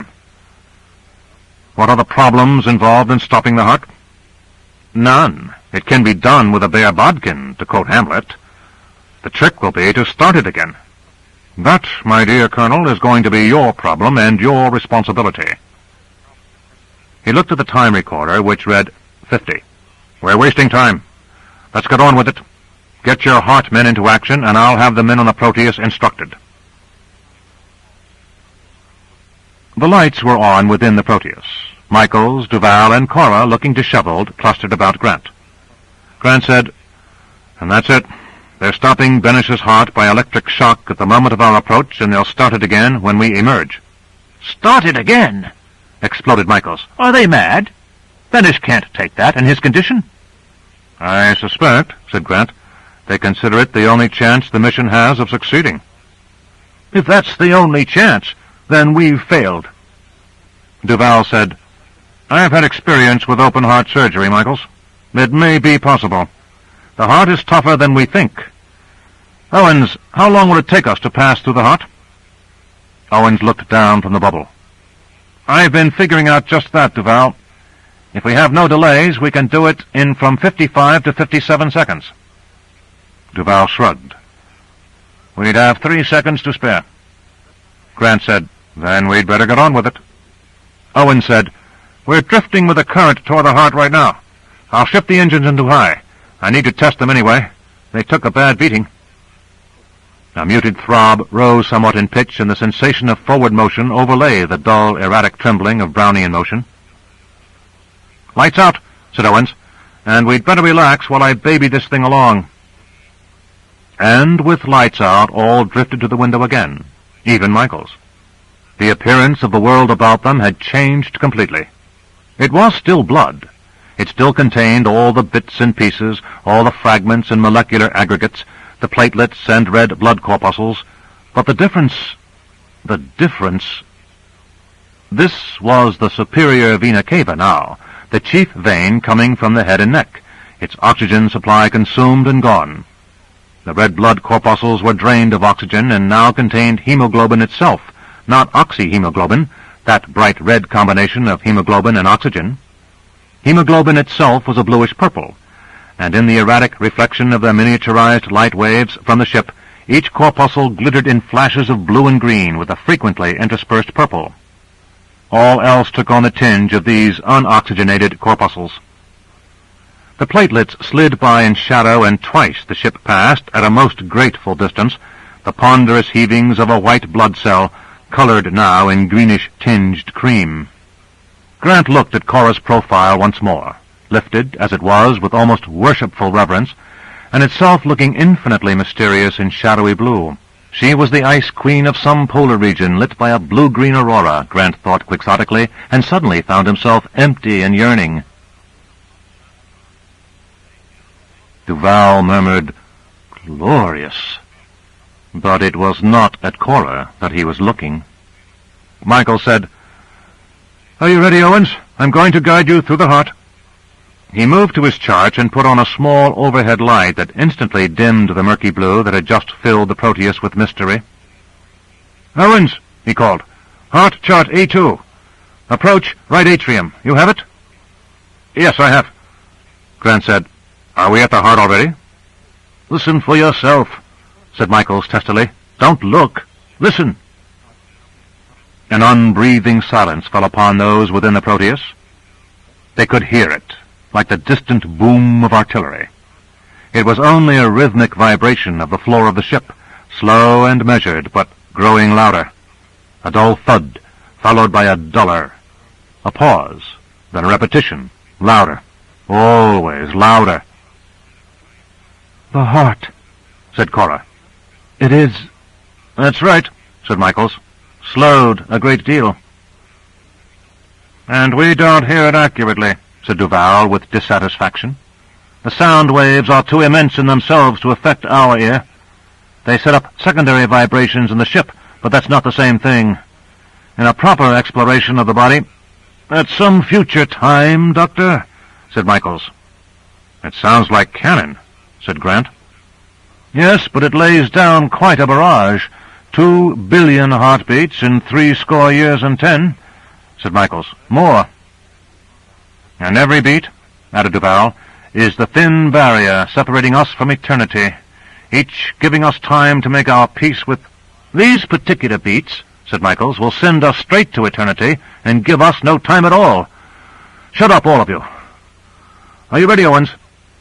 "I am. At least I'm at the controls, and I've got the chart before me. But how do I find my way through this?" "We can't get lost even if we try. We're in the superior vena cava now, at the point of junction with the inferior. Got it?" "Yes." "All right. In seconds we'll be entering the right atrium, the first chamber of the heart. And they had better stop the heart, too. Grant, radio our position." Grant was momentarily lost to all else in his fascination with the view ahead. The vena cava was the largest vein in the body, receiving in the final stretch of its tube all the blood from all the body but the lungs. And as it gave way to the atrium, it became a vast, resounding chamber, the walls of which were lost to sight, so that the Proteus seemed to be within a dark, measureless ocean. The heartbeat was a slow, terrifying pound now, and at each steady thud the ship seemed to lift and tremble. At Michael's second call, Grant snapped back to life and turned to his radio transmitter. Owens called out, "Tricuspid valve ahead." The others looked ahead. At the end of a long, long corridor, they could see it in the far distance. 3 sparkling red sheets, separating and billowing open as they moved away from the ship. An aperture yawned and grew larger, while the cusps of the valve fluttered each to its respective side. There, beyond it, was the right ventricle, one of the 2 main chambers. The bloodstream moved into the cavity as though being pulled by a powerful suction. The Proteus moved with it so that the aperture approached and enlarged at a tremendous rate. The current was smooth, however, and the ship rode it with scarcely a tremor. Then came the sound of the thunderous boom of the ventricles, the main muscular chambers of the heart, as they contracted in systole. The leaves of the tricuspid valve ballooned back toward the ship, moving slowly shut with a wet, smacking contact that closed the wall ahead into a long, vertical furrow that parted into 2 above. It was the right ventricle that lay on the other side of the now closed valve. As that ventricle contracted, the blood could not regurgitate through the atrium and was forced instead into and through the pulmonary artery. Grant called out above the reverberating boom, "One more heartbeat, and that will be the last, they say." Michael said, "It had better be, or it's our last heartbeat, too. Shove on through, full speed, Owens, the instant the valve opens again." There was firm determination in his face now, Grant noted absently. No fear at all.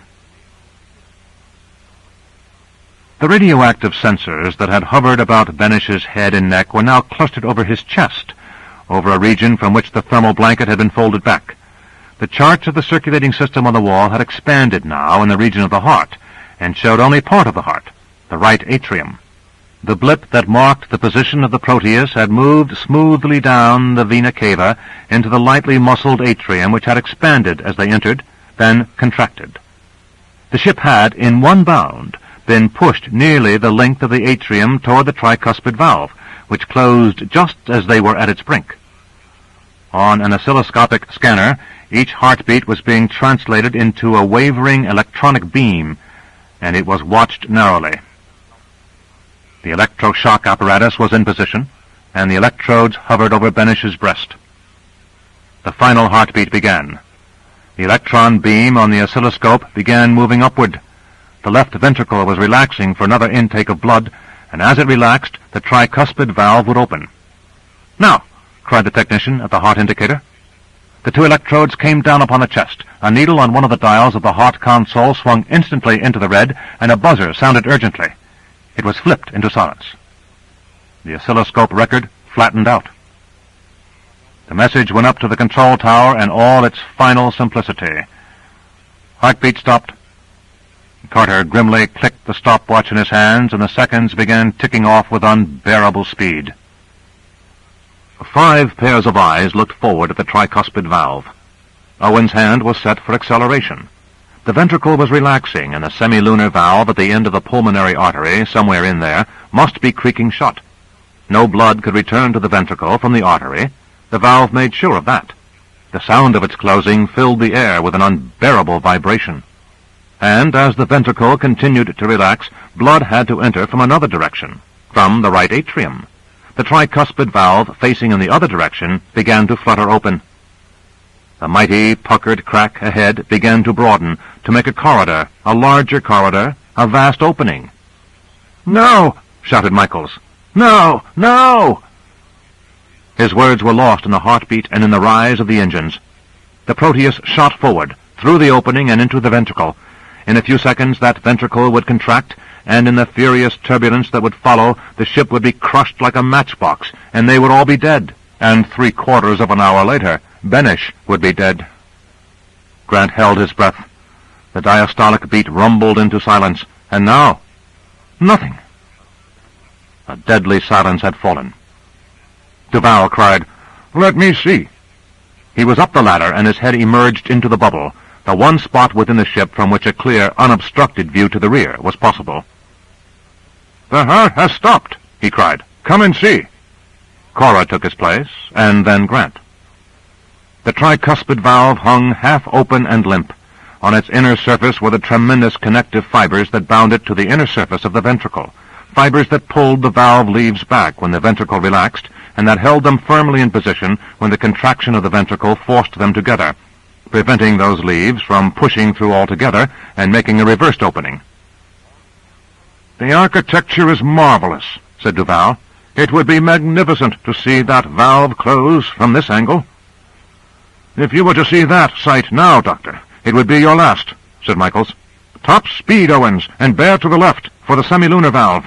We have 30 seconds to get out of this death trap." If it were a death trap, and undoubtedly it was a somberly beautiful one. The walls were strutted with mighty fibers dividing into roots that were firmly fixed to the distant walls.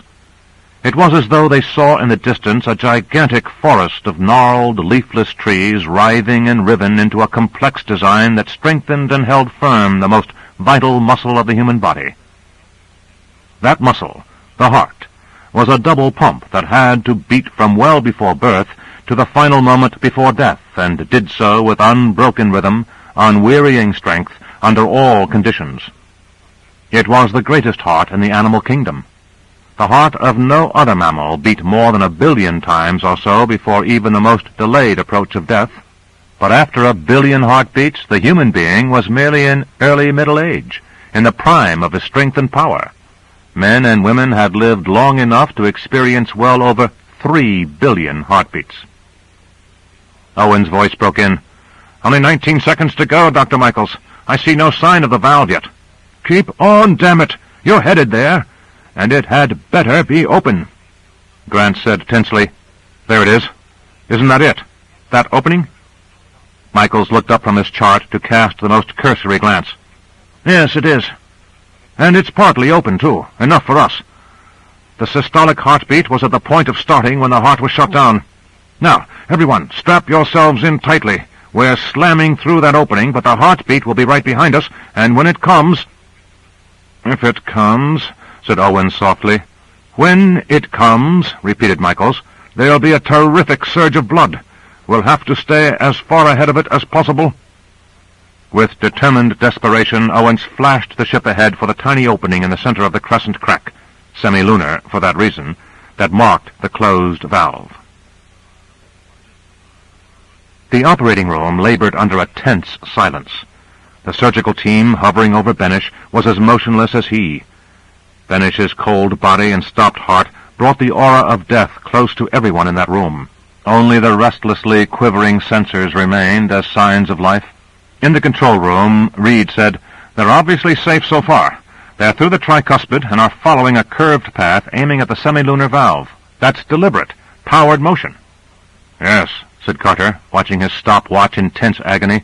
24 seconds left. "They're almost there now." 15 seconds left, said Carter, inexorably. The heart technicians at the electroshock apparatus moved stealthily into position. "Aiming straight into the semilunar valve. 6 seconds left. 5, 4... They're going through." And as he spoke, a warning buzzer, ominous as death, sounded. "Revive heartbeat," came the word over one of the speakers, and a red button was pressed. A pacemaker went into action, and a rhythmic surge of potential made its appearance on an appropriate screen in the form of a pulsing swing of light. The oscilloscope registering heartbeat remained dead. The pacemaker pulse was increased, while eyes watched tensely. "It's got to start," said Carter, whose whole body tensed and pushed forward in muscular sympathy. The Proteus entered the aperture, which looked like a pair of barely open lips curved in a gigantically pendulous smile. It scraped against the tough membrane above and below, hung back a moment as the engine roar raised its pitch in a temporarily vain attempt to free the ship of the sticky embrace, then lunged through. "We're out of the ventricle," said Michaels, rubbing his forehead and then looking at his hand, which had come away wet, "and into the pulmonary artery. Continue at full speed, Owens. The heartbeat should start in 3 seconds. Owens looked back. He alone could do so, the others being strapped helplessly in their seats with forward vision only. The semilunar valve was receding, still closed, with its fibers straining their points of attachments into suckers of tense tissue. With distance, the valve grew smaller, and was still closed. Owen said, "The heartbeat isn't coming. It isn't... Wait! There it is!" The two leaves of the valve were relaxing. The fibrous supports were falling back, and their tense roots puckered and became flabby. The aperture was gaping. The rush of blood was coming, and overtaking them was the gigantic baroom of the systole. The tidal wave of blood caught up with the Proteus, hurtling it forward at breakneck velocity. Chapter 11. Capillary. The first heartbeat broke the spell in the control tower. Carter raised both hands in the air and shook them in mute invocation of the gods. "Made it, by thunder! Brought them through!" Reed nodded. "You won that time, General. I wouldn't have had the nerve to order them through the heart." The whites of Carter's eyes were bloodshot. "I didn't have the nerve not to order it. Now, if they can hold up against the arterial flow—" His voice rang out into the transmitter. "Get into touch with the Proteus the moment their speed diminishes." Reed said, "They're back in the arterial system, but they're not heading for the brain, you know. The original injection was into the systemic circulation, into one of the main arteries leading from the left ventricle to the brain. The pulmonary artery leads from the right ventricle to the lungs." "It means delay, I know that," said Carter, "but we still have time." He indicated the time recorder, which read 48. "All right, but we'd better switch the point of maximum concentration to the respiration center." He made the appropriate change, and the interior of the respiration post was visible on the monitor screen. Reed said, "What's the respiration rate?" "Back to 6 per minute, Colonel. I didn't think we were going to make it there for a second." "Neither did we. Hold it steady. You're going to have to worry about the ship. It will be in your sector in no time." "Message from the Proteus," came another voice. "All well." Sir, there's more. Do you want it read?" Carter scowled. "Of course I want it read." "Yes, sir. It says, 'Wish you were here and I were there.'" Carter said, "Well, you tell Grant that I would rather 100 times he—" "No, don't tell him anything. Forget it." The end of the heartbeat had brought the surge forward to a manageable velocity, and the Proteus was moving along smoothly again, smoothly enough to make it possible to feel the soft, erratic Brownian motion. Grant welcomed that sensation, for it could be felt only in the quiet moments, and it was those quiet moments that he craved. They were all out of their harnesses again, and Grant, at the window, found the view essentially the same as in the jugular vein. The same blue-green-violet corpuscles dominated the scene. The distant walls were more corrugated, perhaps, with the lines lying in the direction of motion. They passed an opening. "Not that one," said Michaels at the console, where he labored painfully over his charts. "Can you follow my markings up there, Owens?" "Yes, Doc." "All right. Count the turnings as I mark them, and then to the right here. Is that plain?" Grant watched the subdivisions coming at briefer and briefer intervals, dividing off right and left, above and below, while the channel along which they cruised became narrower, the walls more plainly seen and closer at hand. "I'd hate to get lost in this highway pattern," said Grant thoughtfully. "You can't get lost," said Duval. "All roads lead to the lungs in this part of the body." Michael's voice was growing monotonous. "Up and right now, Owens. Straight ahead, and then, fourth left." Grant said, "No more arteriovenous fistulas, I hope, Michaels?" Michaels shrugged him off impatiently, too absorbed to say anything. Duval said, "Not likely. To come across two by accident is asking too much of chance. Besides, we're approaching the capillaries." The velocity of the bloodstream had fallen off tremendously, and so had that of the Proteus. Owen said, "The blood vessel is narrowing, Dr. Michaels." "It's supposed to. The capillaries are the finest vessels of all, quite microscopic in size. Keep going, Owens." In the light of the headbeam it could be seen that the walls, as they constricted inward, had lost their furrows and creases and were becoming smooth. Their yellowness faded into cream, and then into colorlessness. They were taking on an unmistakable mosaic pattern, broken into curving polygons, each with a slightly thickened area near the center. Cora said, "How pretty. You can see the individual cells of the capillary wall. Look, Grant." Then, as though remembering, "How's your side?" "It's all right. Fine, in fact. You put on a very efficient Band-Aid, Cora. We're still friendly enough for the use of Cora as your name, I hope." "I suppose it would be rather ungrateful of me to object to that." "And useless, too." "How's your arm?" Grant touched it gingerly. "Hurts like the devil." "I'm sorry." "Don't be sorry. Just, when the time comes, be very, very grateful." Cora's lips tightened a bit, and Grant added hurriedly, "Just my poor way of being light-hearted." "How do you feel?" "Quite myself. My side feels a little stiff, but not bad. And I'm not offended. But listen, Grant." "When you talk, Cora, I listen." "Band-Aids aren't the latest medical advance, you know, and they're not the universal panacea. Have you done anything about warding off infection?" "I put on some iodine."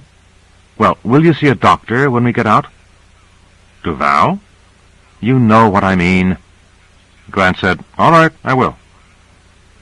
He turned back to the site of the cell mosaic. The Proteus was creeping now, inching through the capillary. In the light of its head beams, dim shapes could be seen through the cells. Grant said, "The wall seems to be translucent." "Not surprising," said Duval.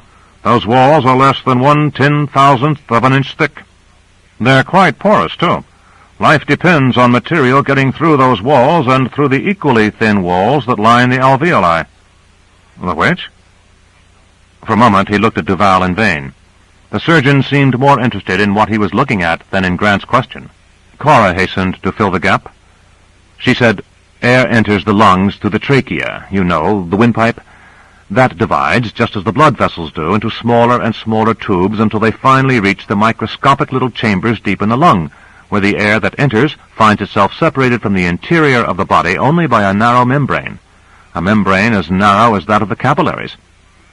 Those chambers are the alveoli. There are about 600 million of them in the lungs." "Complicated mechanism." "A magnificent one. Oxygen leaks across the alveolar membrane and across the capillary membrane, too. It finds itself in the bloodstream, and before it can leak back, the red blood corpuscles have picked it up. Meanwhile, carbon dioxide wastes leak out in the other direction from blood to lungs. Dr. Duval is waiting to watch that happen. That's why he didn't answer." "No excuses are necessary. I know what it is to be absorbed in one thing to the exclusion of another." He grinned broadly. "I'm afraid, though, that Dr. Duval's absorptions are not mine." Cora looked uncomfortable, but a cry from Owens blocked off her answer. "Straight ahead," he called. "Watch, what's coming?" All eyes turned ahead. A blue-green corpuscle was bumping along ahead of them, scraping its edges slowly against the walls of the capillary on either side. A wave of faint straw made its appearance at the edges, and then swept inward until all the darker color was gone. Other blue-green corpuscles making their way past them turned color likewise. The headlights were picking up only straw color ahead, and the color deepened into orange-red in the distance. "You see," said Cora excitedly, "as they pick up the oxygen, the hemoglobin turns into oxyhemoglobin, and the blood brightens to red. That will be taken back to the left ventricle of the heart now, and the rich oxygenated blood will be pumped all over the body." "You mean we have to go back to the heart again?" said Grant, in instant concern. "Oh, no," said Cora. "Now that we're in the capillary system, we'll be able to cut across." She didn't sound very certain of it, however. Duval said, "Look at the wonder of it. Look at the God-given wonder of it." Michael said stiffly, "It's just a gas exchange, a mechanical process worked out by the random forces of evolution over a period of 3 billion years." Duval turned fiercely. "Are you maintaining that this is accidental? That this marvelous mechanism, geared to perfection at 1,000 points and all interlocking with clever certainty, is produced by nothing more than just the here-and-there collision of atoms?" "That's exactly what I want to tell you." "Yes," said Michaels. At which point both, facing each other in belligerent exasperation, looked up with a snap at the sudden, raucous sound of a buzzer. Owen said, "What the devil?" He flicked at a switch desperately, but a needle on one of his gauges was dropping rapidly toward a red horizontal line. He shut off the buzzer and called out, "Grant!" "What is it?" "Something's wrong. Check the manual right over there." Grant followed the pointing finger, moving quickly, while Cora crowded behind. Grant said, "There's a needle in the red danger zone under something marked tank left. Obviously, the left tank's losing pressure." Owens groaned and looked behind. "And how? We're bubbling air into the bloodstream. Grant, get up here quickly." He was shucking his harness. Grant scrambled toward the ladder, making room as best he might for Owens to squeeze past on the way down. Cora managed to make out the bubbles through the small rear window. She said, "Air bubbles in the bloodstream can be fatal." "Not this kind," said Duval hastily. "On our miniaturized scale, we produce bubbles that are too tiny to do harm." "Never mind the danger to Benish," said Michaels grimly. "We need the air." Owens called back to Grant, who was seating himself at the controls. "Just leave everything as it is for now, but watch for any red signal flashes anywhere on the board." He said to Michaels as he passed him, "There must be a frozen valve. I can't think of anything else." He moved back and opened a panel with a quick wrench at one end, using a small tool he had removed from the pocket of his uniform. The maze of wires and circuit breakers was revealed in frightening complexity. Owens' skilled fingers probed through them quickly, testing and eliminating with an ease and celerity that could only have marked the ship's designer. He tripped a switch, opened it quickly, and let it snap shut, then moved forward to look over the auxiliary controls underneath the windows at the bow of the ship. "There must have been some damage outside when we scraped into the pulmonary artery, or when the arterial blood surge hit us." "Is the valve usable?" asked Michaels. "Yes, it was jarred a little out of alignment, I think, and when something forced it open just now, maybe just one of the pushes of Brownian motion, it stayed that way. I've realigned it now, and it will give no further trouble, only—" "Only what?" said Grant. "I'm afraid this has torn it. We don't have enough air to complete the journey. If this were an orthodox submarine, I'd say we would have to surface to renew the air supply." "But then what do we do now?" asked Cora. "Surface. It's all we can do. We've got to ask to be taken out right now, or the ship becomes unmaneuverable in 10 minutes, and we strangle in 5 more. He moved to the ladder. "I'll take over, Grant. You get to the transmitter and give them the news." Grant said, "Wait. Do we have any reserve air?" "That was it. All of it. All gone. In fact, when that air deminiaturizes, it will be much larger in volume than Benish. It will kill him." "No, it won't," said Michaels. "The miniaturized molecules of the air we've lost will pass right through the tissues and out into the open. Very little will be left in the body by deminiaturization time. Still, I'm afraid Owens is right. We can't go on." "But wait," said Grant. "Why can't we surface?" "I've just said—" began Owens impatiently. "I don't mean be taken out of here. I mean really surface. There. Right there. We have blood corpuscles picking up oxygen in front of our eyes. Can't we do the same? There are only 2 thin membranes between ourselves and an ocean of air. Let's get it." Cora said, "Grant's right." "No, he isn't," said Owens. "What do you think we are? We're miniaturized with lungs the size of a bacterial fragment. The air on the other side of those membranes is unminiaturized. Each oxygen molecule in that air is almost large enough to see, damn it. Do you think we can take them into our lungs?" Grant looked nonplussed. "But—" "We can't wait, Grant. You'll have to get in touch with the control room." Grant said, "Not yet. Didn't you say this ship was originally meant for deep-sea research? What was it supposed to do underwater?" "We were hoping to miniaturize underwater specimens for carriage to the surface and investigation at leisure." "Well, then, you must have miniaturization equipment on board. You didn't pull it out last night, did you?" "Of course we have it, but only on a small scale." "How large scale do we need it? If we lead air into the miniaturizer, we can reduce the size of the molecules and lead them into our air tanks." "We don't have the time for that," put in Michaels. "If time runs out, then we'll ask to be taken out. Until then, let's try. You've got a snorkel on board, I suppose, Owens?" "Yes." Owens seemed completely confused at Grant's rapid and urgent sentences. "And we can run such a snorkel through the capillary and lung walls without harming Benish, can't we?" At our size, I should certainly think so, said Duval. All right, then. We run the snorkel from lung to ship's miniaturizer and lead a tube from miniaturizer to the air reserve chamber. Can you improvise that? Owens considered for a moment, seemed to catch fire at the prospect, and said, Yes, I think so. When Benish inhales, there'll be pressure enough to fill our tanks for us. Remember that time distortion will make our few minutes grace seem longer than it is on the unminiaturized scale. Anyway, we've got to try. Duval said, I agree. We must try. By all means. Now. Grant said, Thanks for the support, Doctor. Duval nodded, then said, What's more, if we're going to try this, let's not try to make a one-man job out of it. Owens had better stay at the controls, but I will come out with Grant. Ah, said Michaels. I was wondering what you were after. I see now. You want a chance of exploration in the open. Duval flushed, but Grant broke in hastily. Whatever the motive, the suggestion is good. In fact, we had better all come out. Except Owens, of course.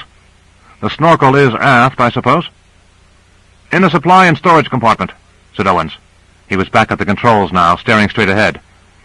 If you've ever seen a snorkel, you won't mistake it. Grant moved hastily into the compartment, saw the snorkel at once, and reached for the packaged underwater gear. Then he stopped in horror and shouted, Cora! She was behind him in a moment. What's the matter? Grant tried not to explode. It was the first time he looked at the girl without an appreciative inner comment on her beauty. For the moment, he was merely agonized. He pointed and said, Look at that! She looked and turned a white face toward him. I don't understand. The laser over the working counter was swinging loose on one hook, its plastic cover off. Didn't you bother securing it? Demanded Grant. Cora nodded wildly. I did secure it. I swear it. Heavens! Then how could it... I don't know. How can I answer that? Duval was behind her, his eyes narrowed and his face hard. He said, What has happened to the laser, Miss Peterson? Cora turned to meet the new questioner. I don't know. Why do you all turn on me? I'll test it right now. I'll check... No, roared Grant. Just put it down and make sure it won't knock around any further. We've got to get our oxygen before we do anything else. He began handing out the suits. Owens had come down from the bubble. He said, The ship's controls are locked in place. We won't be going anywhere here in the capillary anyway. My God, the laser! Don't you start, screamed Cora, eyes now swimming in tears. Michael said clumsily, No, Cora, it won't help if you break down. Later, we'll consider this carefully. It must have been knocked loose in the whirlpool. Clearly an accident. Grant said, Captain Owens, connect this end of the snorkel to the miniaturizer. The rest of us will get into our suits, and I hope someone shows me quickly how to get into mine. I've never tried this. Reed said, There's no mistake. They're not moving? No, sir, came the technician's voice. They're on the outer limits of the right lung, and they're staying there. Reed turned to Carter. I can't explain it. Carter stopped his angry pacing for a moment and jerked a thumb at the time recorder, which was reading 42. We've killed over a quarter of all the time available, and we're farther from that damn clock than when we started. We should have been out by now. Apparently, said Reed coldly, we are laboring under a curse. And I don't feel whimsical about it either, Colonel. Nor do I. But what am I supposed to feel in order to satisfy you? At least let's find out what's holding them up. He closed the appropriate circuit and said, Contact the Proteus. Reed said, I suppose it's some sort of mechanical difficulty. You suppose, said Carter with urgent sarcasm. I don't suppose they've just stopped for a quiet swim. Chapter 12. Lung. The four of them, Michaels, Duval, Cora, and Grant, were in their swimsuits now, form-fitting, comfortable, and in antiseptic white. Each had oxygen cylinders strapped to the back, a flashlight on the forehead, fins on the feet, and a radio transmitter and receiver at mouth and ear, respectively. It's a form of skin diving, said Michaels, adjusting the headgear, and I've never gone skin diving. To have the first try at it in someone's bloodstream... The ship's wireless tapped urgently. Michael said, Hadn't you better answer that? And get into a conversation?" said Grant impatiently. "There'll be time for talk when we're done. Here, help me." Cora guided the plastic-shielded helmet over Grant's head and snapped it into place. Grant's voice, transmuted at once into the faintly distorted version that comes over a small radio, sounded in her ear. "Thanks, Cora." She nodded at him dolefully. One by one they used the escape hatch. Precious air had to be consumed by forcing blood plasma out of the hatch each time. Grant found himself paddling in a fluid that was not even as clear as the water one would find on the average polluted beach. It was full of floating debris, flecks, and bits of matter.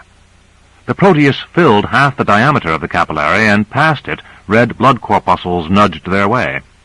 Periodically, smaller platelets passed, with more room to spare. Grant said uneasily, "If platelets break against the Proteus, we may form a clot." "We may," said Duval, "but it won't be dangerous here, not in a capillary." They could see Owens within the ship.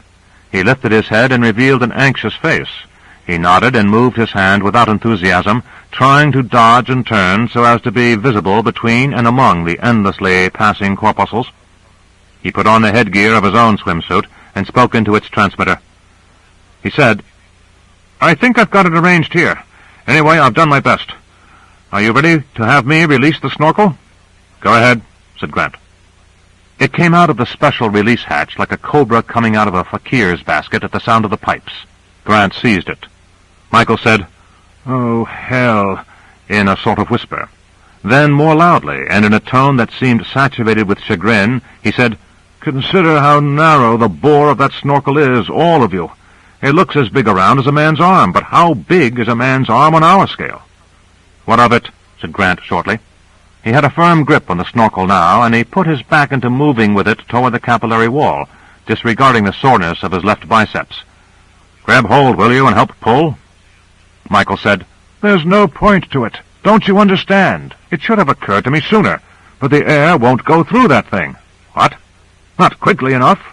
Unminiaturized air molecules are quite big compared to the opening in that snorkel. Do you expect air to leak through a tiny tube that you could barely see through a microscope?" "The air will be under lung pressure." "So what? Ever hear of a slow leak in an automobile tire?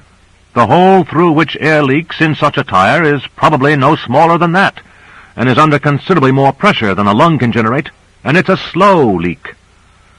"Hell," and Michaels grimaced lugubriously, "I wish I had thought of this sooner." Grant roared, "Owens, I hear you. Don't crack every eardrum in existence." "Never mind hearing me. Did you hear Michaels?" "Yes, I did." "Is he right?" "You're the nearest thing to a miniaturization expert we have. Is he right?" "Well, yes and no," said Owens. "And what the devil does that mean?" "It means, yes, the air will go through the snorkel only very slowly unless it is miniaturized, and no, we need not worry if I can succeed in miniaturizing it. I can extend the field through the snorkel and miniaturize the air on the other side and suck that through by—" "Won't such a field extension affect us?" put in Michaels. "No, I'll have it set for a fixed maximum of miniaturization, and we're there already." "How about the surrounding blood and lung tissue?" asked Duval. "There's a limit to how sharply selective I can make the field," admitted Owens. "This is only a small miniaturizer I have here, but I can confine it to gas, that is, to substances of low density. There's bound to be some damage, however. I just hope it won't be too much." "We'll have to chance it, that's all," said Grant. "Let's get on with it. We can't take forever." With 4 pairs of arms encircling the snorkel and 4 pairs of legs pumping away, it reached the capillary wall. For a moment, Grant hesitated. "We're going to have to cut through. Duval." Duval's lips curved in a small smile. "There's no need to call on a surgeon. At this microscopic level, you would do as well. There's no skill needed." He drew a knife from a small scabbard at his waist and looked at it. "It undoubtedly has miniaturized bacteria on it. Eventually they will deminiaturize in the bloodstream, but the white cells will take care of them then. Nothing pathogenic in any case, I hope." "Please get on with it, Doctor," said Grant urgently. Duval slashed neatly with his knife between 2 of the cells that made up the capillary. A neat slit opened. The thickness of the wall might be a 10,000th of an inch in the world generally, but on their own miniaturized scale the thickness amounted to several yards. Duval stepped into the slit and forced his way through, breaking strands of intercellular cement and cutting farther. The wall was perforated at last, and the cells drew apart, like the lips of a gaping wound. Through the wound could be seen another set of cells, at which Duval slashed neatly and with precision. He returned and said, "It's a microscopic opening. There'll be no loss of blood to speak of." "No loss at all," said Michaels emphatically. "The leakage is the other way." And indeed, a bubble of air seemed to bulge inward at the opening. It bulged farther, and then stopped. Michaels put his hand to the bubble. A portion of its surface pushed inward, but the hand did not go through. "Surface tension," he said. "What now?" demanded Grant. "Surface tension, I tell you. At any liquid surface there is a kind of skin effect. To something as large as a human being, an unminiaturized human being, the effect is too small to be noticed, but insects can walk on water surfaces because of it. In our miniaturized state, the effect is even stronger. We may not be able to get beyond the barrier." Michaels drew his knife and plunged it into the fluid-gas interface, as a moment before Duval had operated on the cells. The knife forced the interface forward into a point, then broke through. "It's like cutting thin rubber," said Michaels, panting a bit. He sliced downward, and an opening appeared briefly but closed almost at once, healing itself. Grant tried the same thing, forcing his hand through the opening before it closed. He winced a bit as the water molecules closed in. "It's got a grip on it, you know." Duval said somberly, "If you calculated the size of those water molecules on our scale, you'd be astonished. You could make them out with a hand lens. In fact," Michael said, "you're sorry you didn't bring a hand lens. I've got news for you, Duval. You wouldn't see much. You would magnify the wave properties as well as the particle properties of atoms and subatomic particles. Anything you see, even by the reflection of miniaturized light, would be too hazy to do you much good." Cora said, "Is that why nothing really looks sharp? I thought it was just because we were seeing things through blood plasma." "The plasma is a factor, certainly. But in addition, the general graininess of the universe becomes much larger as we become much smaller. It's like looking really closely at an old-fashioned newspaper photograph. You see the dots more clearly, and it becomes hazy." Grant was paying little attention to the conversation. His arm was through the interface, and with it he was tearing away to make room for his other arm and his head. For a moment the fluid closed about his neck, and he felt strangled. "Hold my legs, will you?" he called. Duval said, "I've got them." Half his body was through now, and he could look through the crevice Duval had made through the walls. "All right, pull me down again." He came down, and the interface closed behind him with a popping sound. He said, "Now let's see what we can do about the snorkel. Heave-ho!" It was quite useless. The blunt end of the snorkel made not a dent on the tightly knit skin of water molecules on the air bubble. Knives cut that skin to shreds, so that parts of the snorkel got through, but the instant the interface was left to itself, surface tension would take over and the snorkel would pop out. Michaels was panting with effort. "I don't think we're going to make it." "We've got to," said Grant. "Look, I'm getting in, all the way in. When you push the snorkel through, I'll grab whatever part makes it and pull. Between pushing and pulling—" "You can't go in there, Grant," said Duval. "You'll be sucked in and lost." Michael said, "We can use a lifeline. Right here, Grant." He indicated the neatly nested line at Grant's left hip. "Duval, take this back to the ship and attach it, and we'll get Grant through." Duval took the end handed him, rather uncertainly, and swam back toward the ship. Cora said, "But how will you get back? Suppose you can't push through the surface tension again." "Sure I will. Besides, don't confuse the situation by taking up problem number 2 while problem number 1 is still with us." Owens, within the ship, watched tensely as Duval swam up. "Do you need another pair of hands out there?" he asked. Duval said, "I don't think so. Besides, your pair is needed at the miniaturizer." He hitched the safety line to a small ring on the ship's metal skin and waved his arm. "Okay, Grant." Grant waved back. His second penetration of the interface was more quickly done, for he had the knack now. First a slit, then one arm. Ouch, the bruised bicep. Then the other. Then a strenuous push against the interface with his arms, and a kick with his finned legs, and he popped out like a watermelon seed from between finger and thumb. He found himself between the two sticky walls of the intercellular slit. He looked down at Michael's face, clearly visible but somewhat distorted through the curve of the interface. "Push it through, Michaels." Through the interface he could make out a thrashing of limbs, the swing of an arm holding a knife, and then the blunt metal end of the snorkel made a partial appearance. Grant knelt and seized it. Bracing his back against one side of the crevice and his feet against the other, he pulled. The interface rose with it, clinging to it all about. Grant worked his way upward and ahead of it, gasping out, "Push! Push!" It broke through, clear at last. Inside, the tube of the snorkel was fluid, clinging motionlessly. Grant said, "I'm going to get it up through now, into the alveolus." Michael said, "When you get to the alveolus, be careful. I don't know how you'll be affected by inhalation and exhalation, but you're liable to find yourself in a hurricane." Grant was moving upward, yanking at the snorkel as he found purchases for gripping fingers and kicking feet in the soft, yielding tissue. His head rose beyond the alveolar wall, and quite suddenly he was in another world. The light from the Proteus penetrated through what seemed to him a vast thickness of tissue, and in its muted intensity the alveolus was a tremendous cavern, with walls that glinted moistly and distantly.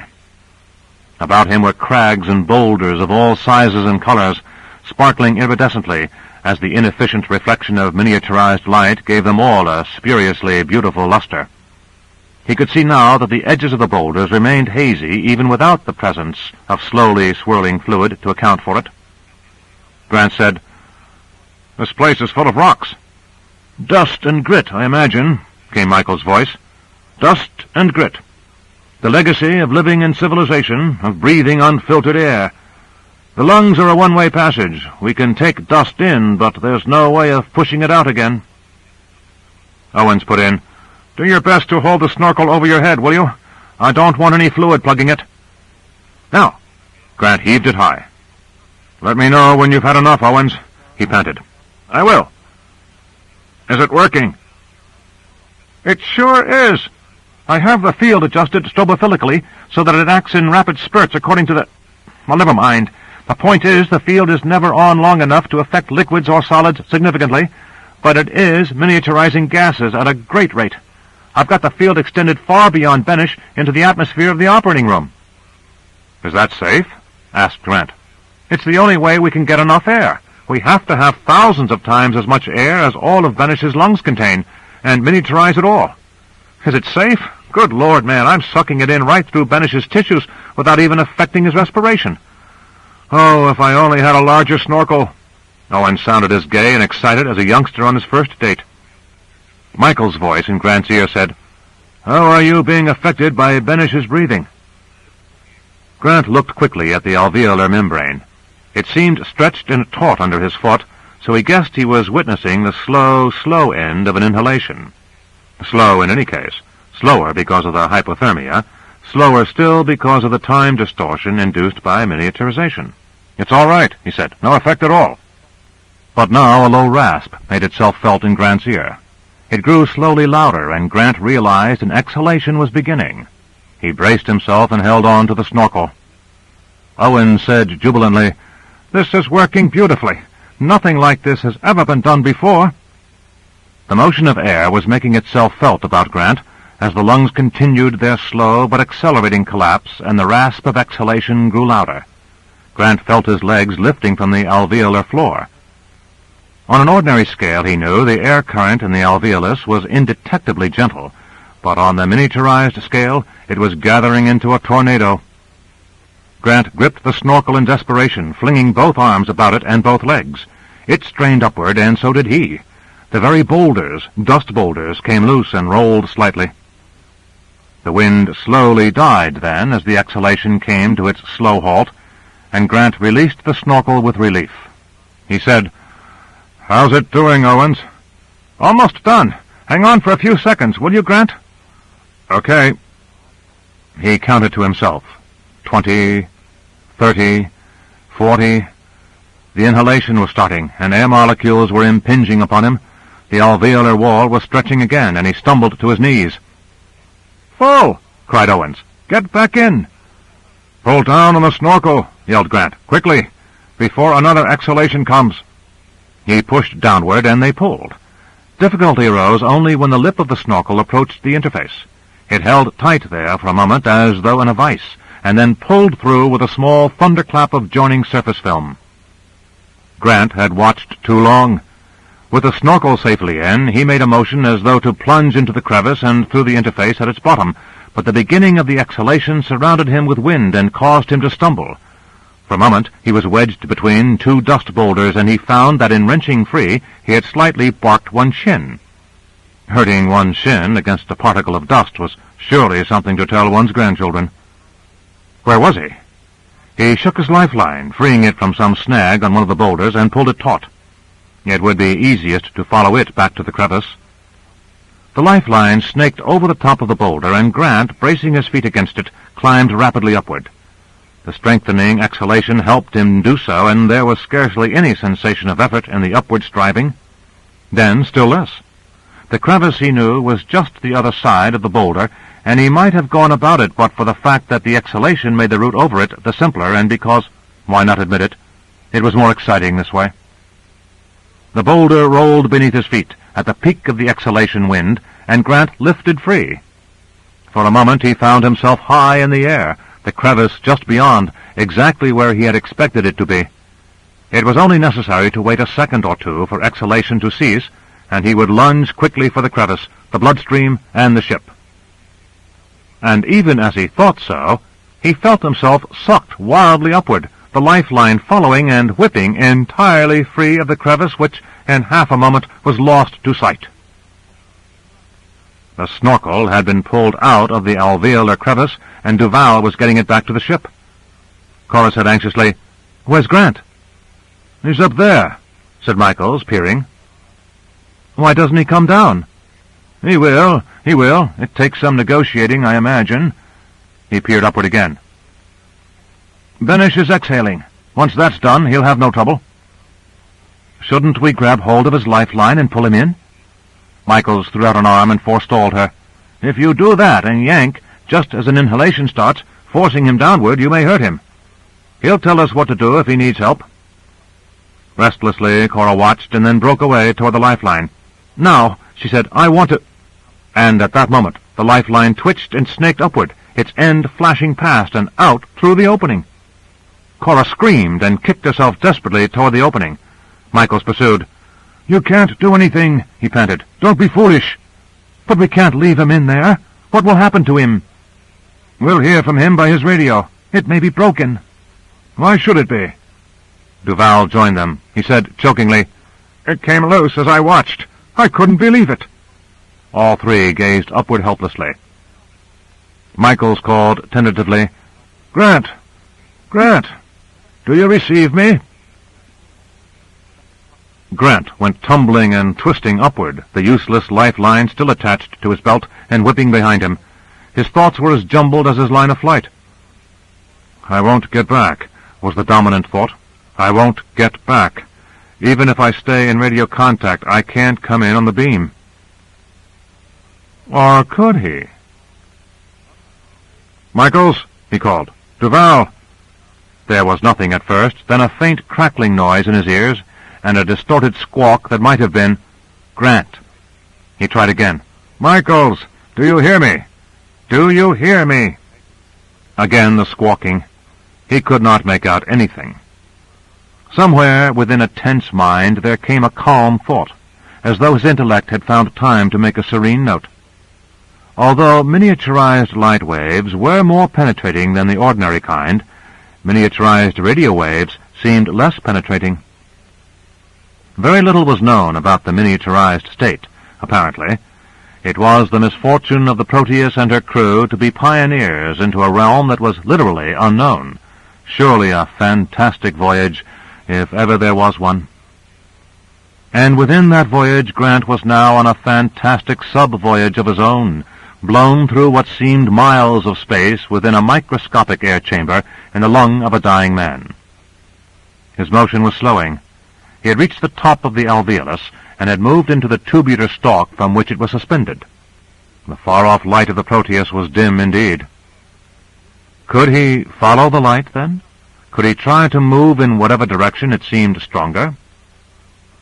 He touched the wall of the tubular stalk and stuck there, like a fly on flypaper, and with no more sense than the fly, at first he wriggled. Both legs and an arm were stuck to the wall in no time. He paused and forced himself to think. Exhalation was complete, but inhalation would be beginning. The air current would be forcing him downward. Wait for it. He felt the wind begin and heard the rushing noise. Slowly he pulled his clinging arm loose and bent his body out into the wind. It pushed him downward, and his legs came loose, too. He was falling now, plunging downward from a height which, on his miniaturized scale, was mountainous.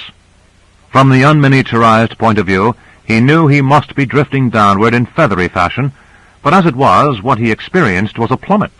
It was a smooth drop, non-accelerated, for the large molecules of air, almost large enough to see, Michaels had said, had to be pushed to one side as he fell, and that took the energy that would otherwise have gone into acceleration. A bacterium, no larger than he, could fall this distance safely, but he, the miniaturized human, was made up of 50 trillion miniaturized cells, and that complexity made him fragile enough perhaps to smash apart into miniaturized dust. Automatically, as he thought that, he threw up his hands in self-defense when the alveolar wall came whirling close. He felt the glancing contact. The wall gave soggily, and he bounced off after clinging for a moment. His speed of fall had actually slowed. Down again. Somewhere below, a speck of light, a bare pinpoint, had winked on as he watched. He kept his eye fixed on that with a wild hope. Still down. He kicked his feet wildly to avoid an outcropping of dust boulders. He narrowly missed them and struck a spongy area again. Again falling. He thrashed wildly in an attempt to move toward the pinpoint of light as he fell, and it seemed to him he may have succeeded somewhat. He wasn't sure. He came rolling down the lower slope of the alveolar surface at length. He flung his lifeline around an outcropping and just barely held on. The pinpoint of light had become a small glare, some 50 feet away, he judged. That must be the crevice, and close though it was, he couldn't possibly have found it without the guidance of the light. He waited for the inhalation to cease. In the short interval of time before exhalation, he had to make it there. Before inhalation had come to a complete halt, he was slipping and scrambling across the space between. The alveolar membrane stretched in the final moment of inhalation, and then, hovering at that point for a couple of seconds, began to lose its tension as the first instance of gathering exhalation began. Grant threw himself down the crevice, which was ablaze with light. He kicked at the interface, which rebounded in rubbery fashion. A knife slit through. A hand appeared and seized his ankle in firm grip. He felt the pull downward just as the upward draft was beginning to make itself felt about his ears. Down he went, with other hands adding to the grip on his legs, and he was back in the capillary. Grant breathed in long, shuddering gasps. Finally he said, "Thanks. I followed the light.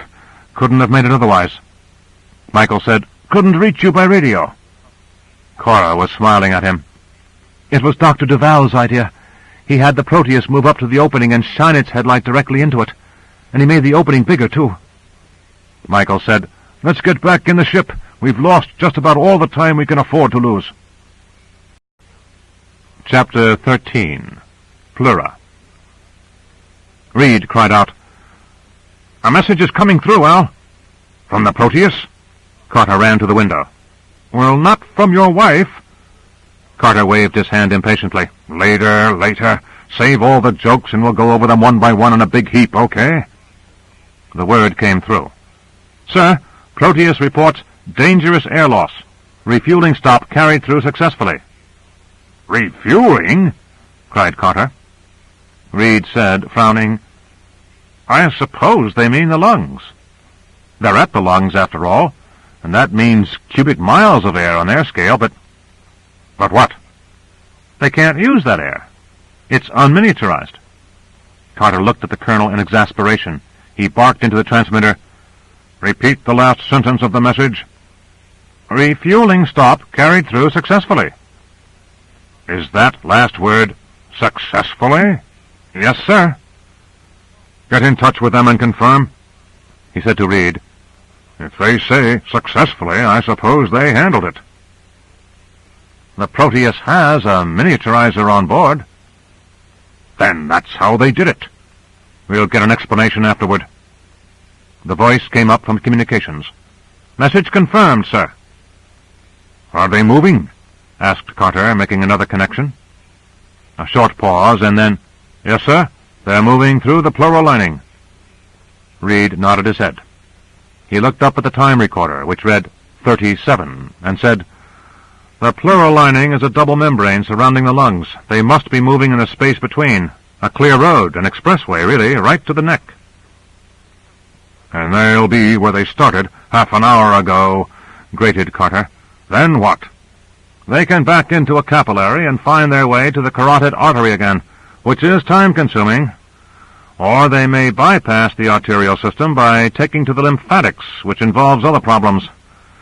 Michaels is the pilot. I suppose he'll know what to do. Can you advise him? For God's sake, don't rest on protocol. Reed shook his head. I'm not sure which course is wisest, and he's on the scene. He'll be a better judge as to how well the ship can withstand another arterial battering. We've got to leave it to them, General. I wish I knew what to do, said Carter. By the Lord, I'd take the responsibility if I knew enough to do so with a reasonable chance of success. But that's exactly how I feel, said Reed, and why I am declining the responsibility. Michaels was looking over the charts. All right, Owens, this wasn't the place I was heading for, but it will do. We're here, and we've made an opening. Head for the crevice. Into the lungs? Said Owens, in outrage. No, no. Michaels bounded from his seat in impatience and climbed the stairs so that his head poked into the bubble. We'll get into the pleural lining. Get the ship going, and I'll guide you. Cora knelt at Grant's chair. How did you manage? Grant said, Barely. Then impatiently he went on, I kept thinking, why the devil am I here? Cora said, Surely you know. Grant said, No, I don't. The rest of you are driven by specific motivation, not by vague words. Owens is testing his ship. Michaels is piloting a course across a human body. Duval is admiring God's handiwork. And you... Yes? Grant said softly, You are admiring Duval. Cora flushed. He's worth admiration. He really is. You know, after he suggested we shine the ship's headlights into the crevice so as to give you something to shoot for, he did nothing further. He wouldn't say a word to you on your return. It's his way. He'll save someone's life, then be casually rude to him, and what will be remembered will be his rudeness and not his life-saving. But his manner doesn't alter what he is. No, that's true, though it may mask it. Well, in any case, I've got to get to work on the laser. She cast a quick glance at Michaels, who was returning to his seat. The laser? Good Lord, I'd forgotten. Well, then do your best to see it's not crucially damaged, will you? The animation that had brightened her through the previous conversation died away. Oh, if I only could. She moved to the rear. Michael's eyes followed her. What about the laser? He said. Grant shook his head. She's going to check now. Michaels seemed to hesitate before his next remark. He shook his head slightly. Grant watched him, but said nothing. Michaels settled himself into his seat and said at last, What do you think of our present situation? Grant, until now absorbed in Cora, looked up at the windows. They seemed to be moving between two walls that almost touched the Proteus on either side, gleaming yellow and constructed of parallel fibers, like huge tree trunks bound side by side. The fluid about them was clear, free of cells and objects, almost free of debris. It seemed to be in dead calm, and the Proteus churned through it at an even, rapid clip with only the muffled Brownian motion to interject any unevenness into its progress. The Brownian motion, said Grant, is rougher now. The fluid here is less viscous than the blood plasma, so the motion is less damped out. We won't be here long, however. We're not in the bloodstream, I take it, then? Does it look like it? This is the space between the folds of the pleural membrane that lines the lungs. The membrane on that side is fixed to the ribs. In fact, we ought to be able to see a huge, gentle bulge when we pass one of them. The other membrane is fixed to the lungs. If you want the names, they are the parietal pleura and the pulmonary pleura, respectively. I don't really want the names. I didn't really think you did. What we're in now is a film of lubricating moisture between the pleurae. When the lungs expand during inhalation or contract during exhalation, they move against the ribs, and this fluid cushions and smooths the motion. They're so thin a film that the folds of the pleurae are commonly considered in contact in the healthy body, but being germ-size, we can sneak between the folds through the film of fluid. When the lung wall moves along the rib cage, doesn't that affect us? We are alternately hurried along slightly and held back slightly, not enough to matter. Hey, said Grant, have these membranes anything to do with pleurisy? They surely do. When the pleurae are infected and inflamed, every breath becomes an agony, and coughing... What happens if Benish coughs? Michael shrugged. In our position now, I suppose it would be fatal. We'd come apart. There's no reason for coughing, however. He's under hypothermia and in deep sedation, and his pleurae, take my word for it, are in good condition. But if we irritate them, we're too small to do that. Are you sure? We can speak only in terms of probabilities. The probability of a cough now is too small to worry about. His face was quite calm. I see, said Grant, and looked back to see what Cora was doing. She and Duval were in the workroom, both heads bent closely over the bench. Grant rose and went to the doorway. Michaels joined him. On a section of opal glass, illuminated from below into bright milkiness, the laser lay disassembled, each part etched sharp and clear against the light. "What are the total damages now?" demanded Duval crisply. "Just those items, Doctor, and this broken trigger wire. That's all." Thoughtfully, Duval seemed to be counting the parts, touching each with a delicate finger and moving it. "The key to the situation, then, is this smashed transistor. What it amounts to is that there's no way now to fire the lamp, and that's the end of the laser." Grant interrupted. "Are there no spare parts?" Cora looked up. Her glance drifted guiltily away from Grant's firm eyes. She said, "Not anything built into the chassis.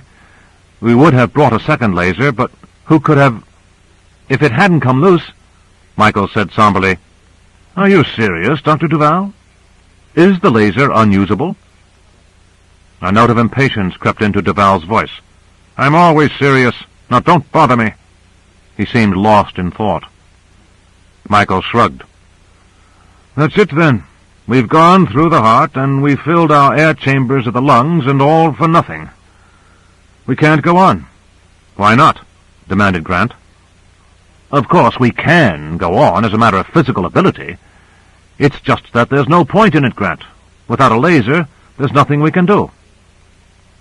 Grant said, "Dr. Duval, is there any way of performing the operation without the laser?" "I'm thinking," snapped Duval. "Then share your thoughts," snapped back Grant. Duval looked up. "No, there's no way of performing the operation without the laser." "But operations were performed for centuries without a laser. You cut through the lung wall with your knife. That was an operation. Can't you cut away the clot with your knife?" "Of course I can, but not without damaging the nerve and placing an entire lobe of the brain in danger. The laser is incredibly more delicate than a knife. In this particular case, a knife would be butchery compared with a laser." "But you can save Benish's life with a knife, can't you?" "I think so. Just maybe. I can't necessarily save his mind, however. In fact, I should think it almost certain that an operation with a knife would bring Benish through with serious mental deficiencies. Is that what you want?" Grant rubbed his chin. "I'll tell you. We're heading for that clot. When we get there, if all we've got is a knife, you'll use a knife, Duval. If we lose our knives, you'll use your teeth, Duval. If you don't, I will. We may fail, but we won't quit. Meanwhile, let's look at the damn thing." He pushed between Duval and Cora and picked up the transistor, which lay neatly on the tip of his first finger. "Is this the broken one?" "Yes," said Cora. "If this were fixed or replaced, could you make the laser operate?" "Yes, but there's no way of fixing it." "Suppose you had another transistor about this size and power output and a thin enough wire. Could you piece it together?" I don't think I could. It requires such absolute precision. Perhaps you couldn't, but what about you, Dr. Duval? Your surgeon's fingers might be able to do it despite the Brownian motion. I could try, with Miss Peterson's help, but we don't have the parts. Grant said, "Yes, we do. I can supply them." He seized a heavy metal screwdriver and moved purposefully back into the front compartment. He went to his wireless and without hesitation began to unscrew the panel. Michaels moved behind him, seizing his elbow. "What are you doing, Grant?" Grant shook himself free. "I'm getting at its guts." "You mean you're going to dismantle the wireless?" "I need a transistor and a wire." "But we'll be out of communication with the outside." "So?" "When the time comes to take us out of Benish." "Grant, listen!" Grant said impatiently. "No.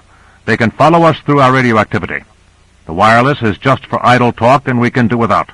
We have to, in fact. It's either radio silence or Benish's death." "For God's sake, man, call Carter and put it to him." Grant thought briefly. "I'll call him, but only to tell him there'll be no further messages. If he orders you to make ready for withdrawal..." "I'll refuse." "But if he orders you..." "He can withdraw us by force, but without my cooperation. As long as we're aboard the Proteus, I make the policy decisions.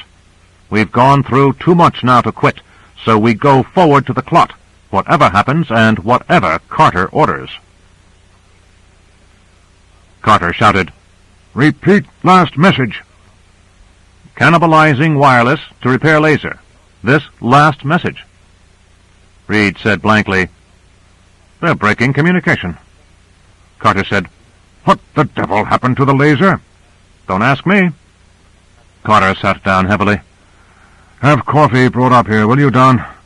If I thought I could get away with it, I'd ask for a double scotch and soda and then 2 more. We're jinxed." Reed had signaled for coffee. He said, "Sabotage, maybe." "Sabotage?" "Yes, and don't play innocent, General. You anticipated the possibility from the start, or why send Grant?" "After what happened to Benish on the way here..." "I know. And I don't particularly trust Duval or the girl either." "They're all right," said Carter, with a grimace.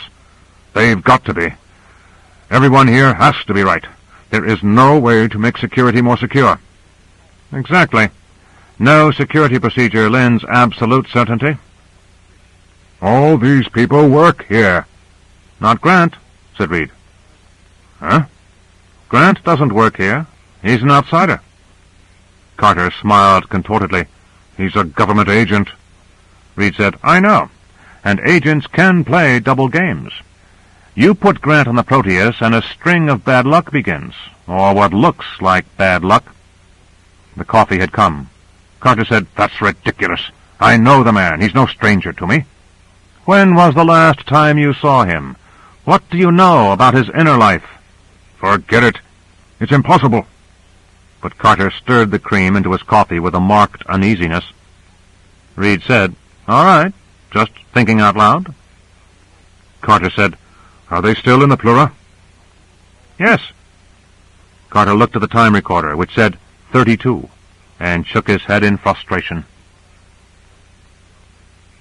Grant had the wireless in fragments before him.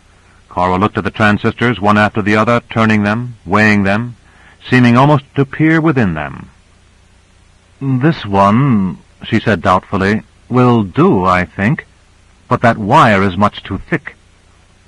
Duval placed the wire under question on the illuminated opal glass and placed the damaged fragment of original wire next to it, comparing them with somber eyes. Grant said, "There's nothing closer. You'll have to make it do." "It's easy to say that," said Cora. "You can give me an order like that, but you can't give such an order to the wire. It won't work no matter how hard you shout at it." All right. Grant tried to think and got nowhere. Duval said, "Now wait. With luck, I may be able to scrape it thin enough. Miss Peterson, get me a number 11 scalpel." He placed the wire from what had been Grant's device, now wireless in literal truth, in 2 small clamps and swung a magnifying glass before it. He reached out for the scalpel, which Cora placed within his grip, and slowly he began to scrape. Without looking up, he said, "Kindly take your seat, Grant. You cannot help me by snorting over my shoulder." Grant flinched a little, caught Cora's look of appeal. He said nothing and moved back to his seat. Michaels, in his seat, greeted him humorlessly. "The surgeon is at work," he said. "The scalpel is in his hand, and his temperament is at once at its full bent. Don't waste your time being angry with him." Grant said, "I'm not angry with him." Michaels said, "Of course you are, unless you're prepared to tell me you've resigned from the human race. Duval has the gift, the God-given gift, I'm sure he would say, of antagonizing people with a single word, a glance, a gesture. And if that weren't enough, there is the young lady." Grant turned to Michaels with clear impatience. "What about the young lady?" "Come now, Grant, do you want a lecture on boys and girls?"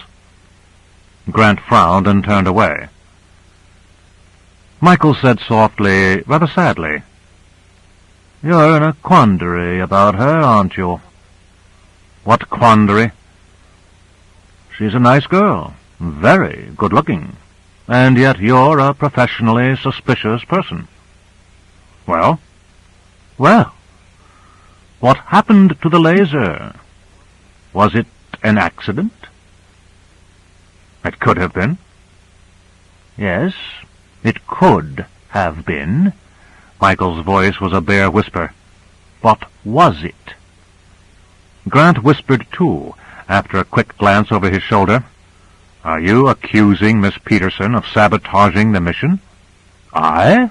Of course not. I have no evidence of that. But I suspect you are accusing her in your mind, and you don't like to be doing so. Hence the quandary." "Why Miss Peterson?" "Why not? Nobody would pay any attention to her if she were seen fiddling with a laser. It is her province, and if she were intent on sabotage, she would naturally gravitate to that part of the mission with which she felt most at home, the laser, which would place immediate and automatic suspicion upon her, as it seems to have done," said Grant with some heat. "I see. You are angry." Grant said, "Look, we're all in one relatively small ship, and you might think that we were each of us under the close and constant observation of the others, but that's not so.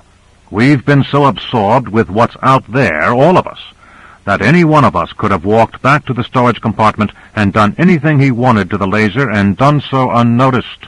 You or I might have done it. I wouldn't have seen you. You wouldn't have seen me." "Or Duval?" "Or Duval. I'm not eliminating him. Or it might have been an honest accident." "And your lifeline coming loose? Another accident?" "Are you prepared to suggest anything else?" "No, I'm not. I can point out a few things if you're in the mood." "I'm not, but point them out anyway." "It was Duval who secured your lifeline." "And apparently made a poor knot, I suppose," said Grant. "Still, there was considerable tension on the line. Considerable." "A surgeon should be able to tie knots." "That's nonsense. Surgical knots are not sailors' knots." "Perhaps.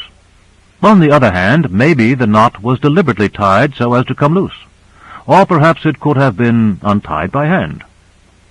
Grant nodded. "All right. But there again, everyone had their attention on what was going on about them. You, or Duval, or Miss Peterson might have moved quickly back to the ship, loosened the knot, and returned without being noticed. Even Owens might have left the ship for the purpose, I suppose." "Yes, but Duval had the best chance. Just before you broke loose, he went back to the ship, carrying the snorkel. He said the lifeline came loose as he watched. We know by his own admission that he was in the right place at the right time." "And it might still have been an accident. What's his motive? The laser had already been sabotaged, and all he could accomplish by loosening the lifeline would be to endanger me personally. If he was after the mission, why bother with me?" "Oh, Grant. Michael smiled and shook his head. "Well, talk. Don't just grunt." Suppose it was the young lady who took care of the laser. And suppose Duval's interest was specifically you. Suppose he wanted to get rid of you, with damage to the mission strictly secondary. Grant stared speechlessly.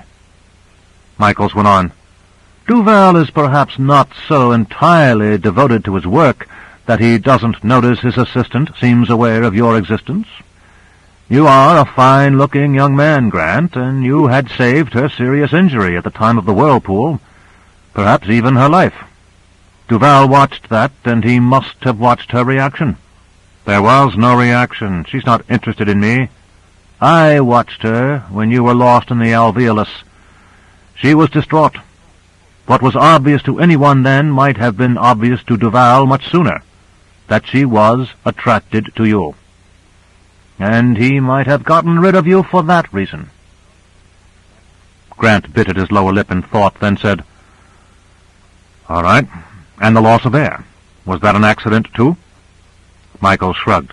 I don't know. I suspect you will suggest that Owens might have been responsible for that. He might. He knows the ship.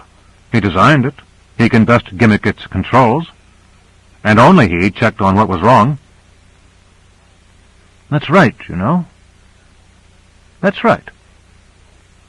And for that matter, went on Grant with gathering anger, what about the arteriovenous fistula? Was that an accident? Or did you know it was there? Michael sat back in his chair and looked blank. Good Lord, I hadn't thought of that. I give you my word, Grant. I sat here and honestly thought there wasn't a thing that happened that could possibly point in my direction specifically.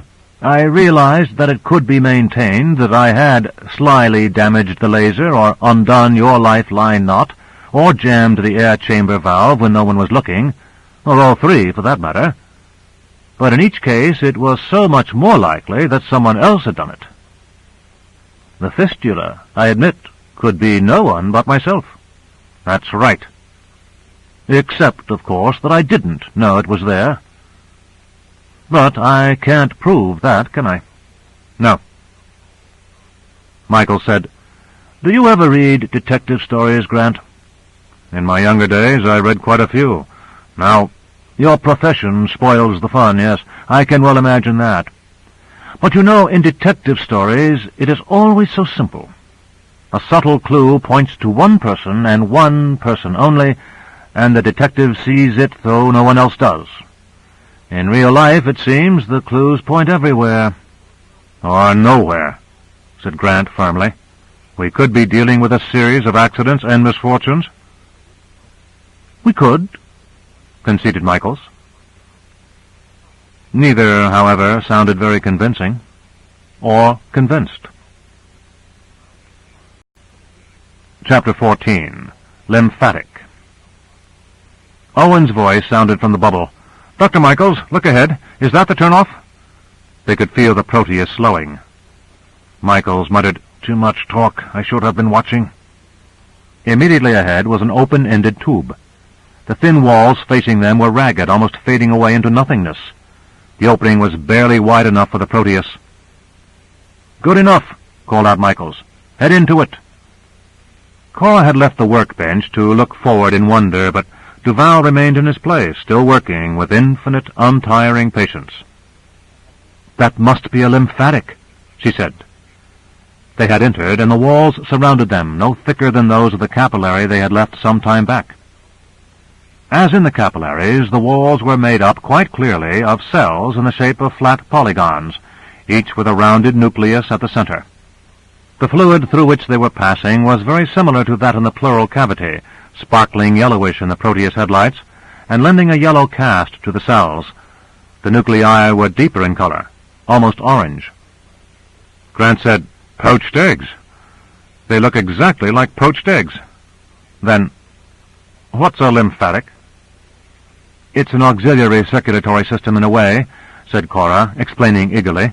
Fluid squeezes out of the very thin capillaries and collects in spaces in the body and between the cells. That's interstitial fluid.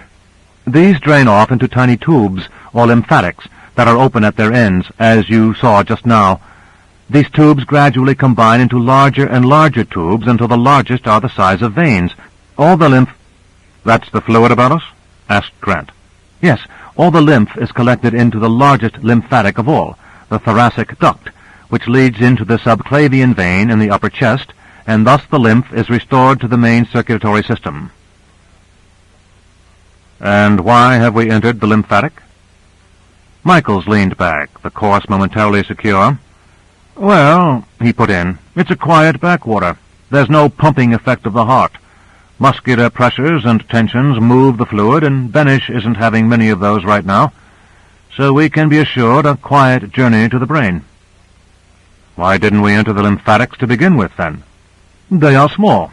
An artery is a much better target for a hypodemic, and the arterial current was expected to carry us to target in minutes. It didn't work out, and to make our way back into an artery from here would delay us badly.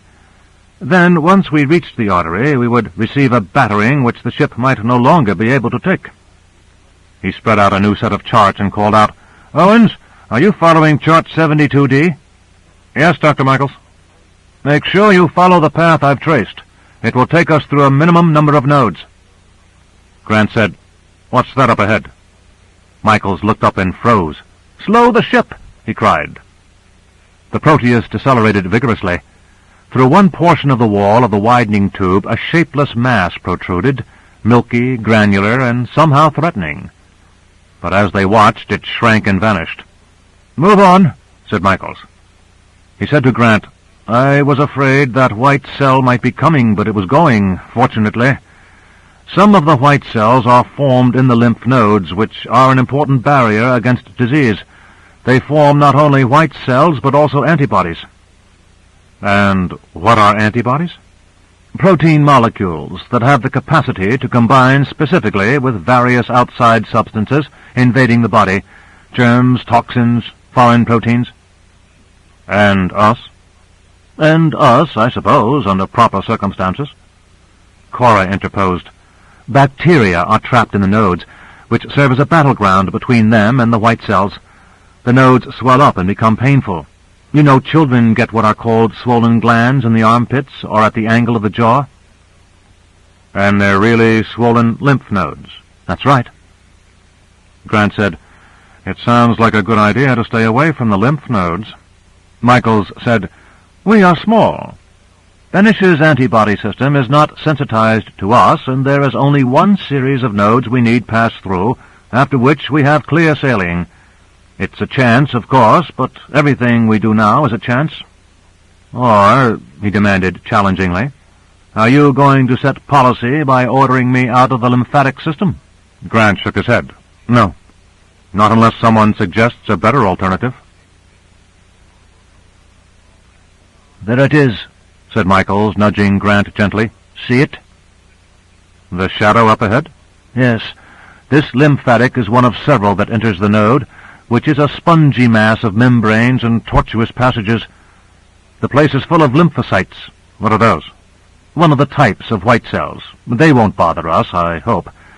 Any bacteria in the circulatory system reaches a lymph node eventually. It can't negotiate the narrow, twisting channels, can we? We move deliberately, Grant, and with an end in view, whereas bacteria drift blindly. You do see the difference, I hope. Once trapped in the node, the bacterium is handled by antibodies, or, if that fails, by white cells mobilized for battle. The shadow was close now. The golden tinge of the lymph was darkening and turning cloudy. Up ahead there seemed a wall.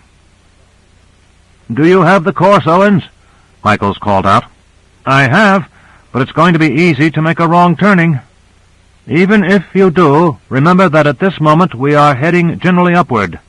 Keep the gravitometer indicator on the line as steadily as you can, and in the end you can't go wrong. The Proteus made a sharp turn, and suddenly all was gray. The headlights seemed to pick up nothing that was not a shadow of a deeper or lighter gray. There was an occasional small rod, shorter than the ship and much narrower, clumps of spherical objects, quite small, and with fuzzy boundaries. Bacteria, muttered Michaels. I see them in too great detail to recognize the exact species. Isn't that strange? too much detail. The Proteus was moving more slowly now, following the many gentle sweeps and turns of the channel almost hesitantly. Duval stepped to the door of the workroom. "What's going on? I can't work on this thing if the ship doesn't hold a steady course. The Brownian motion is bad enough." "Sorry, Doctor," said Michaels coldly. "We're passing through a lymph node, and this is the best we can do." Duval, looking angry, turned away. Grant peered forward. "It's getting messy up there, Dr. Michaels. What is that stuff that looks like seaweed or something?" "Reticular fibers," said Michaels. Owen said, "Dr. Michaels." "Yes?" "That fibrous stuff is getting thicker. I won't be able to maneuver through them without doing some damage to them." Michaels looked thoughtful. "Don't worry about that. Any damage we do will, in any case, be minimal." A clump of fibers pulled loose as the Proteus nudged into it, slipped and slid along the window, and vanished past the sides. It happened again and again with increasing frequency. "It's all right, Owens," said Michaels encouragingly. "The body can repair damage like this without trouble." "I'm not worried about Benish," called out Owens. "I'm worried about the ship. If this stuff clogs the vents, the engine will overheat. And it's adhering to us. Can't you tell the difference in the engine sound?" Grant couldn't, and his attention turned to the outside again. The ship was nosing through a forest of tendrils now. They glinted a kind of menacing maroon in the headlights. "We'll get through it soon," said Michaels, but there was a definite note of anxiety in his voice. The way did clear a bit, and now Grant could indeed sense a difference in the sound of the engines, almost a thickening hoarseness, as though the clear echo of gases bubbling through exhaust vents was being muffled and choked off. Owen shouted, "Dead ahead!" There was a soggy collision of a bacterial rod with a ship. The substance of the bacterium bent about the curve of the window, sprang back into shape, and bounced off, leaving a smear that washed off slowly. There were others ahead. "What's going on?" said Grant in wonder. "I think," said Michaels, "I think we're witnessing antibody reaction to bacteria. White cells aren't involved. See?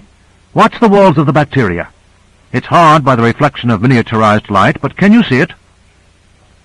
"No, I'm afraid I can't." Duval's voice sounded behind them. "I can't see anything either." Grant turned. "Is the wire adjusted, Doctor?"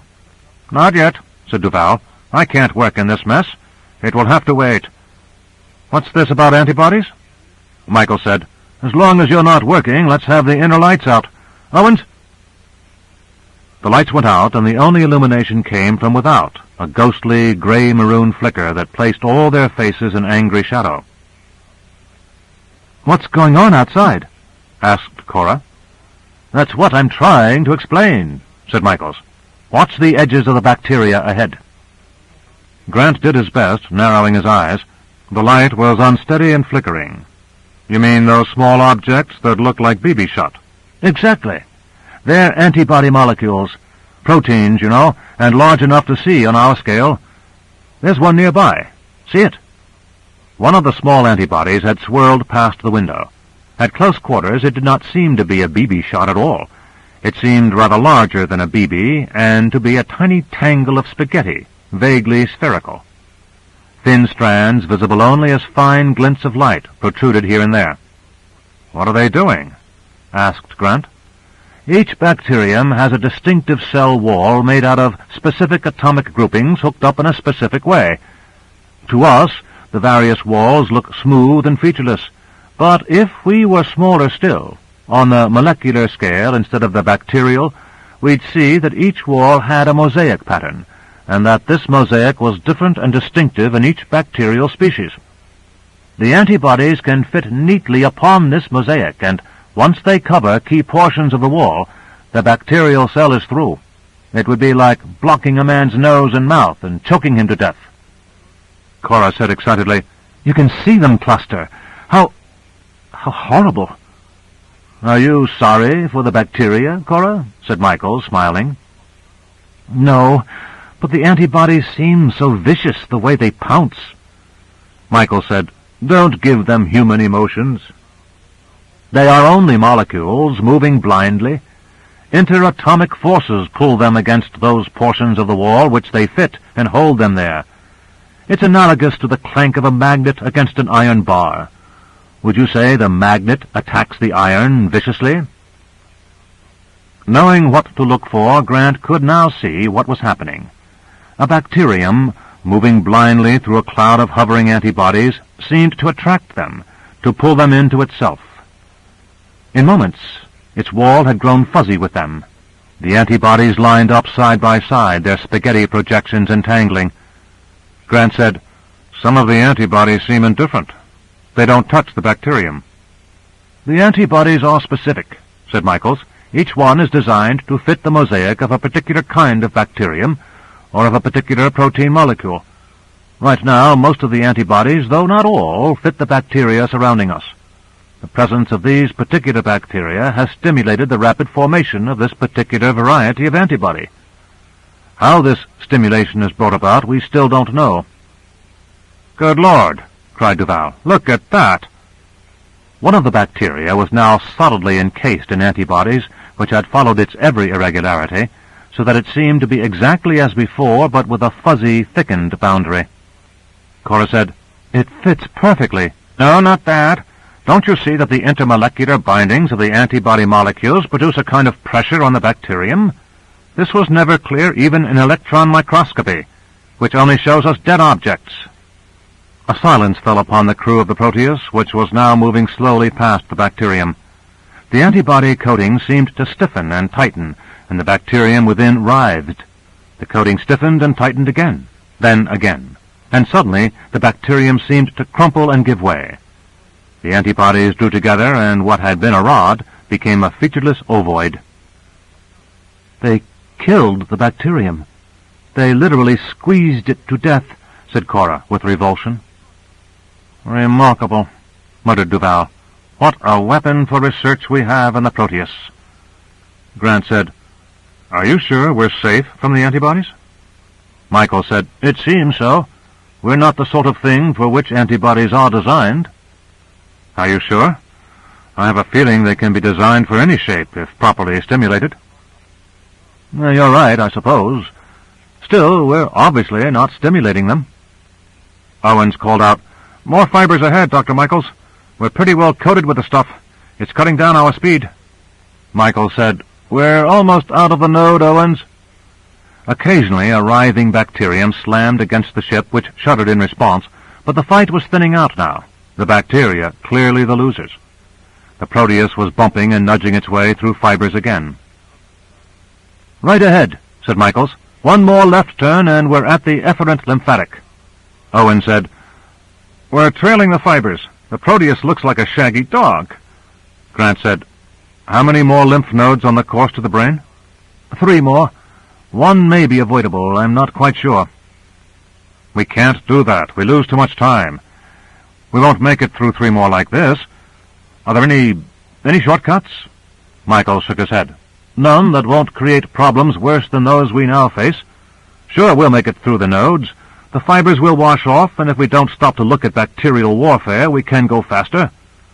"And next time," said Grant, frowning, "we'll meet a fight involving white cells." Duval stepped over to Michael's charts and said, "Where are we now, Michaels?" "Right here," said Michaels, watching the surgeon narrowly. Duval thought a moment and said, "Let me get my bearings. We're in the neck now, aren't we?" "Yes." Grant thought, in the neck? Right where they had started. He looked at the time recorder. It said 28. More than half the time gone, and they were back where they had started. Duval said, "Can't we avoid all nodes and actually take a shortcut, too, if we turn off somewhere around here and make straight for the inner ear? From that to the clock is no distance at all." Michaels wrinkled his forehead into a washboard and sighed. "On the map, that looks fine. You make a quick mark on the chart and you're home safe. But have you thought what passing through the inner ear means?" Duval said, "No, what?" "The ear, my dear doctor, as I needn't tell you, is a device for concentrating and amplifying sound waves. The slightest sound outside will set up intense vibrations in the inner ear. On our miniaturized scale, those vibrations will be deadly." Duval looked thoughtful. "Yes, I see." Grant said, "Is the inner ear always vibrating?" "Unless there's silence, with no sound above the hearing threshold. Even then, on our scale, we'll probably detect some gentle motions." "Worse than Brownian motion?" "Perhaps not." Grant said, "The sound has to come from outside, doesn't it?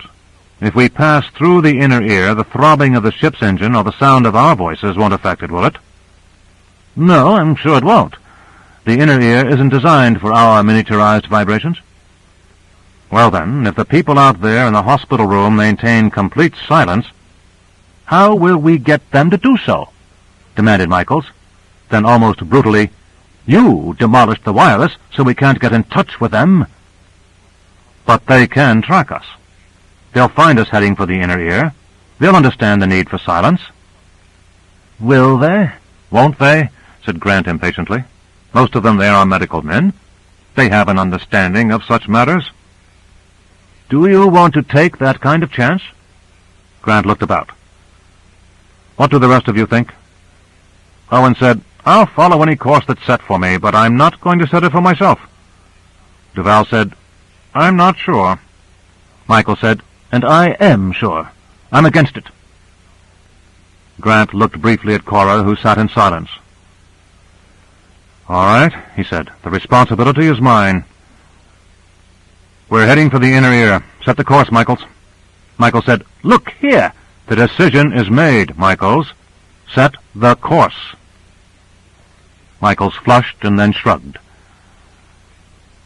"Owens," he said coldly, "we'll have to make a sharp left turn at the point I am now indicating." Chapter 15. Ear. Carter lifted his coffee cup absently. Drops of liquid slipped off and landed on his pants leg. He noticed that, but paid it no attention. "What do you mean, they veered off?" "I should guess they felt they had spent too much time in the lymph node and didn't want to go through any more of them," said Reed. "All right. Where are they going instead?" "I'm not positive yet, but they seem to be headed for the inner ear. I'm not sure that I approve of that." Carter put down his cup again and shoved it to one side. He had not placed it to his lips. "Why not?" He glanced quickly at the time recorder. It read 27. "It will be difficult. We'll have to watch out for sound." "Why?" "You can figure it out, can't you, Al? The ear reacts to sound. The cochlea vibrates. If the Proteus is anywhere near it, it will vibrate too, and it may vibrate to destruction." Carter leaned forward in his seat, staring at Reed's calm face. "Why the hell are they going there, then?" "I suppose because they think that's the only route that will get them to destination fast enough. Or, on the other hand, they may just be crazy. We have no way of telling, since they cannibalized their wireless." Carter said, "Are they in there yet? In the inner ear, I mean?" Reed flicked a switch and asked a quick question. He turned back. "Just about." "Do the men down there in the operating room understand about the necessity for silence?" "I suppose so." "You suppose so? What good is supposing?" "They won't be in it long." "They'll be in it long enough. Listen, you tell those men down there—" "No, too late to take a chance. Get me a piece of paper and call in someone from outside. Anyone. An armed security man came in and saluted. "Oh, shut up," said Carter wearily. He didn't return the salute. He had scribbled on the paper in block letters, "Silence. Absolute silence while Proteus is in ear." "Take this," he said to the security man. "You go down into the operating room and show it to each man. Make sure he looks at it. If you make any noise, I'll kill you. If you say one word, I'll disembowel you first. Do you understand?" "Yes, sir," he said, but looked confused and alarmed. "Go ahead. Hurry. Damn it, take off your shoes." "Sir?" "Take them off. You walk into that room on stocking feet." They watched from the observation room, counting the interminable seconds until the stockinged soldier walked into the operating room. From doctor to nurse to doctor he went, holding up the paper and jerking a thumb up toward the control room. Person after person nodded grimly. None budged from his or her spot. For a moment it seemed a mass paralysis had gripped everyone in the room. "Obviously they understand," said Reed, "even without instructions." "I congratulate them," said Carter savagely. "Now listen, you get in touch with the various guys at controls. No buzzers must sound, no bells, no gongs, nothing. For that matter, no flashing lights. I don't want anyone to be startled into as much as a grunt." "They'll be through in a few seconds." "Maybe," said Carter, "and maybe not. Hop to it." Reed hopped to it. The Proteus had entered a wide region of pure liquid. Except for a few antibodies flashing by now and then, there was nothing to be seen except the glitter of the ship's headlights making its way through the yellow-tinged lymph. A dim sound below the threshold of hearing rubbed over the ship, almost as though it had slid against the washboard. Then again, and again. Michaels called out, "Owens, put out the cabin lights, will you?" The exterior leaped into greater clarity at once. "Do you see that?" Michaels asked. The others stared. Grant saw nothing at all. "We're in the cochlear duct," said Michaels, "inside the little spiral tube in the inner ear that does our hearing for us. This one does Benish's hearing for him. It vibrates to sound in different patterns. See?" Now Grant saw. It was almost like a shadow in the fluid, a huge, flat shadow whipping past them. "It's a sound wave," said Michaels, "at least in a manner of speaking. A wave of compression which we somehow make out with our miniaturized light." "Does that mean someone is talking?" asked Cora. "Oh, no. If someone were talking or making any real sound, this thing would heave like the granddaddy of all earthquakes. Even in absolute silence, though. The cochlea picks up sounds, the distant thud of the heartbeat, the rasp of blood working through the tiny veins and arteries of the ear, and so on. Didn't you ever cup your ear with a shell and listen to the sound of the ocean? What you're listening to mainly is the magnified sound of your own ocean, the bloodstream." Grant said, "Will this be dangerous?" Michael shrugged. "No worse than it is, if no one talks." Duval, back in the workroom and bent over the laser once more, said, "Why are we slowing? Owens!" Owens said, "Something's wrong. The engine is choking off, and I don't know why." There was the slowly intensifying sensation of being in a down-dropping elevator as the Proteus settled lower in the duct. They hit bottom with a slight jar, and Duval put down his scalpel. "Now what?" Owens said anxiously. "The engine is overheating, and I had to stop it. I think—" "What?" "It must be those reticular fibers, the damned seaweed. It must have blocked the intake vents. There's nothing else I can think of that would be causing this." "Can you blow them out?" asked Grant tensely. Owens shook his head. "Not a chance. Those are intake vents. They suck inward." "Well, then, there's only one thing to do," said Grant. "It has to be cleaned off from the outside, and that means more skin diving." With furrowed brow, he began to clamber into his diving outfit. Cora was looking anxiously out the window. She said, "There are antibodies out there?" "Not many," said Grant briefly. "But what if they attack?" "Not likely," said Michaels reassuringly. "They're not sensitized to the human shape, and as long as no damage is done to the tissues themselves, the antibodies probably will remain passive." "See," said Grant, but Cora shook her head. Duval, who had listened for a moment, bent down to look at the wire he was shaving, matching it against the original wire thoughtfully, and then turning it in his hand slowly to try to gauge the evenness of its cross-section. Grant dropped out the ventral hatch of the ship, landing on the soft rubber elasticity of the lower wall of the cochlear duct. He looked ruefully at the ship. It was not the clean, smooth metal it had been. It looked furry, shaggy. He kicked off into the lymph, propelling himself toward the bow of the ship. Owens was quite correct. The intake valves were choked with the fibers. Grant seized a double handful and pulled. They came loose with difficulty, many breaking off at the surface of the vent filters. Michael's voice reached him over his small receiver. "How is it?" "Pretty damn rotten," said Grant. "How long will it take you?" "We've got a 26 reading on the time recorder." "It's going to take me quite a while." Grant yanked desperately, but the viscosity of the lymph slowed his movements, and the tenacity of the fibers seemed to fight back. Within the ship, Cora said tensely, "Wouldn't it be better if some of us went out to help him?" "Well, no," began Michaels doubtfully. "I'm going to." She seized her suit. Michaels said, "All right, I will too. Owens had better stay at the controls." Duval said, "And I think I had better stay right here too. I have this thing almost done." "Of course, Dr. Duval," said Cora. She adjusted her swimming mask. The task was scarcely eased by the fact that 3 of them were soon wiggling about the ship's bow, all 3 snatching desperately at the fibers, pulling them loose, letting them drift away in the slow current. The metal of the filters was beginning to show, and Grant pushed some recalcitrant pieces into the vent. "I hope this doesn't do any harm, but I can't get them out. Owens, what if some of these fibers get into the vents? Inside, I mean." Owen's voice in his ear said, "Then they get carbonized in the motor and foul it.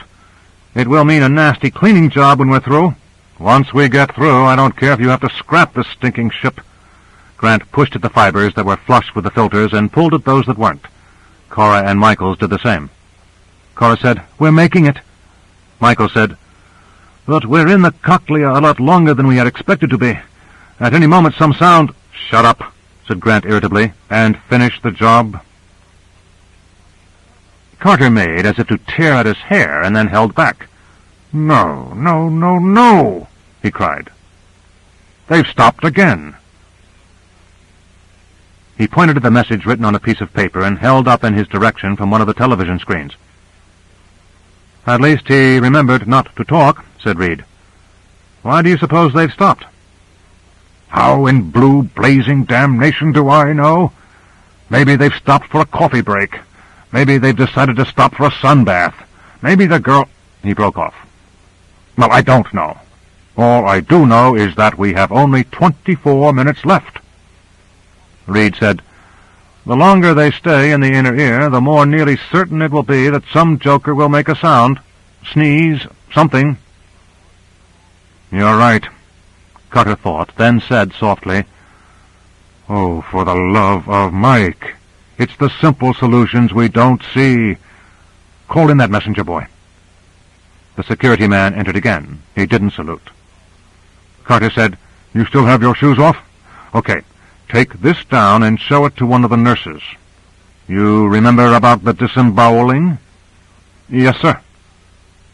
The message read, "Cotton at Benish's ears." Carter lit a cigar and watched through the control window as the security man entered, hesitated a moment, then moved with quick, gingerly steps to one of the nurses. She smiled, looked up at Carter, and made a circle of her thumb and forefinger. Carter said, "I have to think of everything." Reed said, "It will just deaden the noise. It won't stop it." "You know what they say about half a loaf," said Carter. The nurse slipped off her own shoes and was at one of the tables in 2 steps.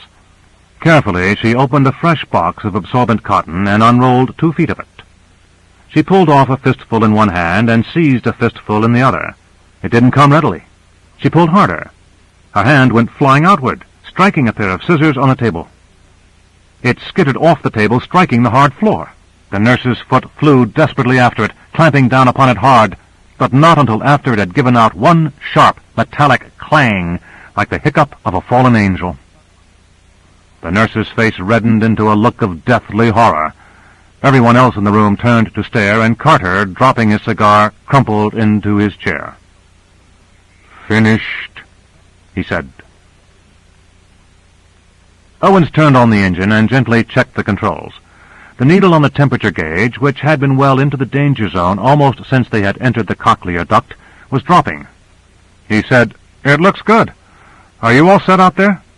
Grant's voice sounded in his ear. "Nothing much left. Get ready to move. We're coming in." And at that moment the universe seemed to heave. It was as though a fist had driven up against the Proteus, which lifted high. Owens seized a panel for support and held on desperately, listening to a distant thunder.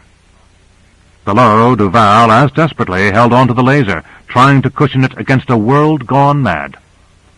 Outside, Grant felt himself flung high in the air as though caught in the grip of a huge tidal wave. He flipped over and plunged into the wall of the cochlear duct. He was shaken loose from the wall, which seemed to be caving forward. Somewhere in a miraculously calm segment of his mind, Grant knew that on the ordinary scale the wall was responding with rapid vibrations of microscopic amplitude to some sharp sound, but that thought was buried in sheer shock. Grant tried desperately to locate the Proteus, but he caught only a quick glimpse of its headlights flashing against a distant section of the wall. Cora had been holding on to a projection of the Proteus at the moment the vibration had struck. Instinctively her grip tightened, and for a moment she rode the Proteus as though it were an insanely bucking bronco. The breath was jerked out of her, and when her grip was torn away, she went skidding across the floor of the membrane on which the ship had been resting. The ship's headlights caught the path ahead of her, and though she tried in horror to break her motion, it was quite useless. She might as well have tried to dig her heels into the ground in order to stop an avalanche. She was heading, she knew, for a section of the organ of Corti, the basic center of hearing. Included among the components of the organ were the hair cells, 15,000 of them altogether. She could make out a few of them now, each with its delicate microscopic cilium held high. Certain numbers of them vibrated gently according to the pitch and intensity of the sound waves conducted into the inner ear and there amplified. That, however, was as she might have considered it in some course in physiology. Phrases as they might have been used in the universe of normal scale. Here, what she saw was a sheer precipice, and beyond it, a series of tall, graceful columns, moving in stately fashion, not all in unison, but rather first one and then another, as though a swaying wave were rippling over the entire structure. Cora went skidding and spinning over the precipice into a world of vibrating columns and walls. Her headlight flashed erratically as she went tumbling downward. She felt the pull of something on her harness and swung forcefully against a firmly elastic object. She dangled head downward, afraid to struggle lest whatever projection had stopped her would give way and let her fall the rest of the way. She spun first this way, then that, as the column against which she clung, a microscopic cilium on one hair cell of the organ of Corti, continued to sway majestically. She was managing to breathe now and heard her own name. Someone was calling. Carefully she made a pleading sound. Encouraged by the sound of her voice, she screamed as shrilly as she could, "Help! Everybody! Help!" The first devastating shock had passed, and Owens was bringing the Proteus under control in a still turbulent sea. The sound, whatever it was, might have been intense, but it had been sharp and quick-dying. That alone saved them. Had it continued for even a short time... Duval, cradling the laser under one arm and seated with his back against the wall and his legs pressing desperately against a bench support, shouted, "All clear!" "I think we pulled through," gasped Owens. "The controls respond." "We had better leave. We've got to pick up the others." Duval said, "Oh, yes, I had forgotten." Carefully he rolled over, got one hand beneath to steady himself, and then slowly made it to his feet. He still clutched the laser. "Get them in," Owens called. "Michaels, Grant, Miss Peterson." "Coming in," responded Michaels. "I think I'm in one piece." "Wait," called Grant. "I don't see Cora." The Proteus was steady now, and Grant, breathing heavily and feeling more than a little shaken, was swimming strongly toward its headlight. He called, "Cora!" She answered shrilly, "Help! Everybody! Help!" Grant looked about in every direction. He shouted desperately, "Cora! Where are you?" Her voice in his ear said, "I can't tell you exactly. I'm caught among the hair cells." "Where are they? Michaels, where are the hair cells?" Grant could make out Michaels approaching the ship from another direction, his body a dim shadow in the lymph, his small headlight cutting a thin swath ahead of him. Michaels said, "Wait, let me get my bearings." He flipped quickly, then shouted, "Owens, turn on ship's headlight wide angle." Light spread in response, and Michaels said, "This way. Owens, follow me. We'll need the light." Grant followed Michaels' quickly moving figure and saw the precipice and columns ahead. "In there?" he asked uncertainly. "Must be," returned Michaels. They were at the edge now, with the ship behind them and its headlights spilling into the cavernous file of columns, still swaying gently. "I don't see her," said Michaels. "I do," said Grant, pointing. Isn't that she? Cora, I see you. Move your arm so I can be certain. She waved. All right, I'm coming to get you. We'll have you back in a shake and a half. Cora waited and felt a touch at her knee, the faintest and gentlest sensation, like that of a fly's wing brushing against her. She looked toward her knee, but saw nothing. There was another touch near her shoulder. Then still another. Quite suddenly she made them out, just a few, the little balls of wool with their quivering, out-thrusting filaments, the protein molecules of the antibodies. It was almost as though they were exploring her surface, testing her, tasting her, deciding whether she were harmless or not. There were only a few, but more were drifting toward her from among the columns. With the headlights from the Proteus shining down, she could make them out clearly in the glittering reflection of miniaturized light. Each filament shone like a questing sunbeam. She screamed, "Come quickly!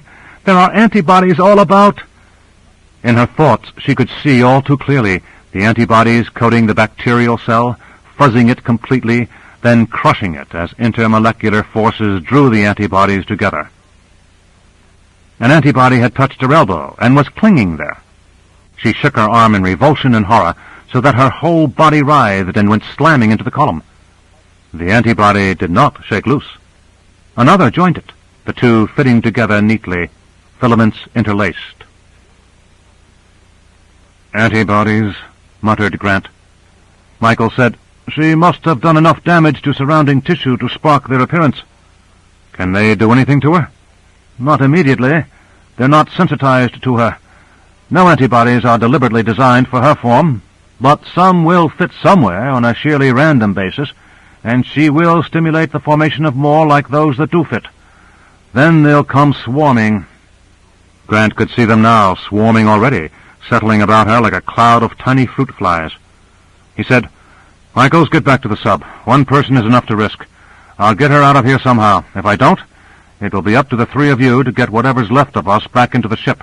We can't be allowed to demilitarize here, whatever happens."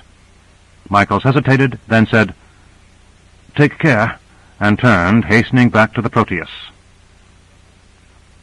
Grant continued to plunge toward Cora. The turbulence caused by his approach sent the antibodies spinning and dancing rapidly.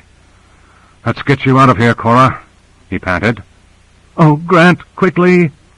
He was pulling desperately at our oxygen cylinders, which had cut into a column and stuck. Thick strands of viscous material were still oozing outward from the break, and it was that, perhaps, which had triggered the arrival of the antibodies. "Don't move, Cora. Let me—" Ah! Cora's ankle was caught between two fibers, and he strained them apart.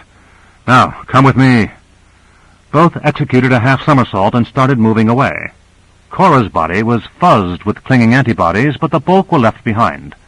Then, following who knew what kind of equivalent of scent on the microscopic scale, they began to follow. First a few, then many, then the entire growing swarm. "We'll never make it," gasped Cora. "Yes, we will," said Grant. "Just put every muscle you have into it." "But they're still attaching themselves. I'm scared, Grant." Grant looked over his shoulder at her, then fell back slightly. Her back was half covered by a mosaic of the wool balls. They had gauged the nature of her surface well, that part of it at least. He brushed her back hurriedly, but the antibodies clung, flattening out at the touch of his hand and springing back into shape afterward. A few were now beginning to probe and taste Grant's body. "Faster, Cora!" "But I can't." "But you can. Hang on to me, will you?" They shot upward, over the lip of the precipice, to the waiting Proteus. Duval helped Michaels up through the hatch. "What's happening out there?" Michaels pulled off his helmet, gasping. "Miss Peterson was trapped in the cells of Henson. Grant is trying to get her loose, but antibodies are swarming over her." Duval's eyes widened. "What can we do?" "I don't know. Maybe he can get her back. Otherwise, we've got to go on." Owen said, "But we can't leave them there." "Of course not," said Duval. "We've got to go out there, all three of us, and—" Then, harshly, "Why are you back here, Michaels? Why aren't you out there?" Michaels looked at Duval hostilely. "Because I wouldn't have done any good. I haven't got Grant's muscles or his reflexes. I'd have been in the way. If you want to help, get out there yourself." Owen said, We've got to get them back, alive or otherwise. They'll be deminiaturizing in about a quarter of an hour. All right, then, shouted Duval. Get into your swimsuit and let's get out there. Wait, said Owens. They're coming. I'll get the hatch ready. Grant's hand was clutching firmly at the wheel of the hatch, while the signal light flashed redly above it. He picked at the antibodies on Cora's back, pinching the wool-like fibers of one between thumb and forefinger, feeling its soft springiness give and then become a wiry core that gave no further. He thought, this is a peptide chain. Dim memories of college courses came back. He had once been able to write the chemical formula of a portion of a peptide chain, and here was the real thing. If he had a microscope, could he see the individual atoms? No, Michaels had said those would fuzz into nothing no matter what he could do. He lifted the antibody molecule. It clung tightly at first, then gave, sucking free. Neighboring molecules clinging to it pulled loose too. An entire patch came free, and Grant swung it away, batting at it. They remained together and came back, seeking their clinging point. They had no brains, not even the most primitive, and it was wrong to think of them as monsters or predators or even fruit flies. They were merely molecules with atoms so arranged as to make them cling to the surfaces that fit theirs through the blind action of interatomic forces. A phrase came back to Grant from the recesses of memory: Van der Waals forces. Nothing more. He kept pulling at the fuzz on Cora's back. She cried out, "They're coming, Grant! Let's get into the hatch!" Grant looked back. They were finding their way, sensing their presence. Links and chains of them were swooping high above the lip of the precipice and coming down in their general direction like blinded cobras. Grant said, "We've got to wait." The light turned green. "All right, now." He whirled at the wheel desperately. The antibodies were all about them, but making chiefly for Cora. For her, they had already been sensitized, and there was far less hesitation now. They clung and joined, spanning her shoulders and making their woolly pattern across her abdomen. They hesitated over the uneven three-dimensional curve of her breasts as though they had not figured that out yet. Grant had no time to aid Cora in her ineffectual clutchings at the antibodies. He pulled the hatch door open, thrust Cora into it, antibodies and all, and squeezed in after her. The hatch barely held both. He pushed forcefully against the hatch door while antibodies continued to pour in. The door closed upon their elasticity, but the basic wiriness of hundreds of them clogged the door at the end. He bent his back against the pressure of that wiriness and managed to turn the wheel that locked the door in place. A dozen little balls of wool, so soft and almost cuddly when viewed separately and in themselves, wriggled feebly in the crack where the hatch door met the wall, but hundreds of others, untrapped, filled the fluid about them. Air pressure was pushing the fluid out, and hissing filled their ears, but at the moment Grant was concerned only to pull the antibodies loose. Some were settling on his own chest, but that didn't matter. Cora's midriff was buried in them, as was her back. They had formed a solid band about her body from breast to thigh. She said, "They're tightening, Grant." Through her mask he could see the agony in her face, and he could hear the effort it took her to speak. The water was sinking rapidly, but they couldn't wait. Grant hammered at the inner door. I can't breathe," gasped Cora. The door opened, the fluid it still held pouring into the main body of the ship. Duval's hand, thrusting through, seized Cora's arm and pulled her in. Grant followed. Owen said, "Lord, help us! Look at them!" With an expression of distaste and nausea, he started plucking at the antibodies as Grant had been doing. A strand tore, then another, then still another. Half laughing, Grant said, "It's easy now. Just brush them off." All were doing so now. They fell into the inch or so of fluid on the floor of the ship and moved feebly. Duval said, "They're designed to work in body fluid, of course. Once they're surrounded by air, the molecular attractions alter in nature." "As long as they're off. Cora was breathing in deep, shuddering gasps. Gently, Duval removed her headpiece, but it was to Grant's arm she clung as she suddenly burst into tears. "I was so scared," she sobbed. "Both of us were," Grant assured her. "Will you stop thinking it's a disgrace to be frightened? There's a purpose to fear, you know." He was stroking her hair slowly. "It makes the adrenaline flow so that you can swim that much faster and longer and endure that much more. An efficient fear mechanism is good basic material for heroism." Duval pushed Grant impatiently to one side. "Are you all right, Miss Peterson?" Cora took a deep breath and said with an effort, but in a steady voice, "Quite all right, Doctor." Owen said, "We've got to get out of here." He was in the bubble. "We have practically no time left." Chapter 16. Brain. In the control room, the television receivers seemed to spring back into life. "General Carter." "Yes, what now?" "They're moving again, sir. They're out of the ear and heading rapidly for the clot." "Ha! They survived." He looked at the time recorder, which read 12. 12 minutes. Vaguely he looked about for the cigar and found it on the floor, where he had dropped it and then stepped on it. He picked it up, looked at its flatly mangled shape, and threw it away in disgust. 12 minutes. Can they still make it, Reed? Reed was crumpled in his chair, looking miserable. They can make it. They can even get rid of the clot, maybe. But I don't know if we can get them out in time.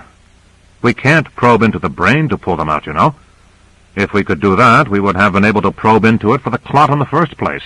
That means they've got to get to the brain and then proceed to some point where they can be removed. If they don't, Carter said querulously, "I've been brought 2 cups of coffee and 1 cigar, and I haven't had 1 sip or 1 puff." "They're reaching the base of the brain, sir," came the word. Michaels was back at his chart. Grant was at his shoulder, staring at the complexities before him. "Is that the clot here?" "Yes," said Michaels. "It looks a long distance off. We only have 12 minutes. It's not as far away as it looks. We'll have clear sailing now. We'll be at the base of the brain in less than a minute, and from there, in no time at all—" There was a sudden flood of light pouring in all about the ship. Grant looked up in astonishment and saw, outside, a tremendous wall of milky light, its boundaries invisible. "The eardrum," said Michaels. "On the other side, the outside world." An almost unbearably poignant homesickness pulled at Grant.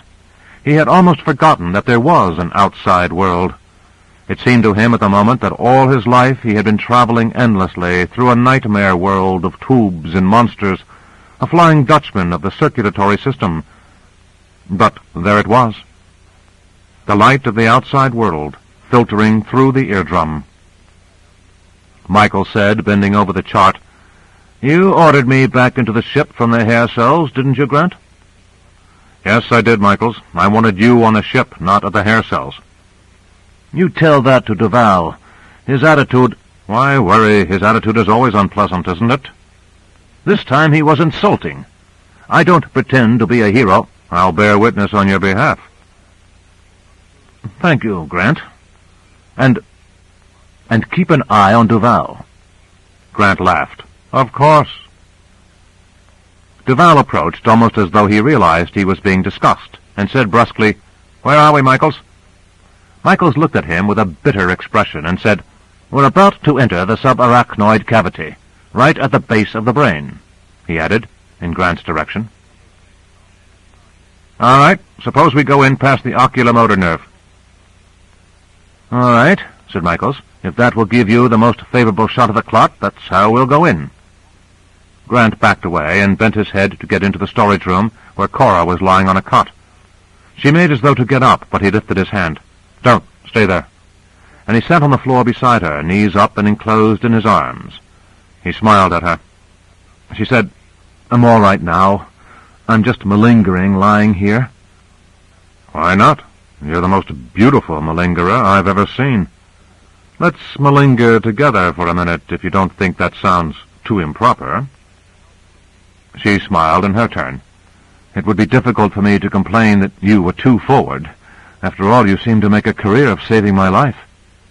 "All part of a shrewd and extraordinarily subtle campaign to place you under an obligation to me." "I am, most decidedly." "I'll remind you of that at the proper time." "Please do. But, Grant, really, thank you."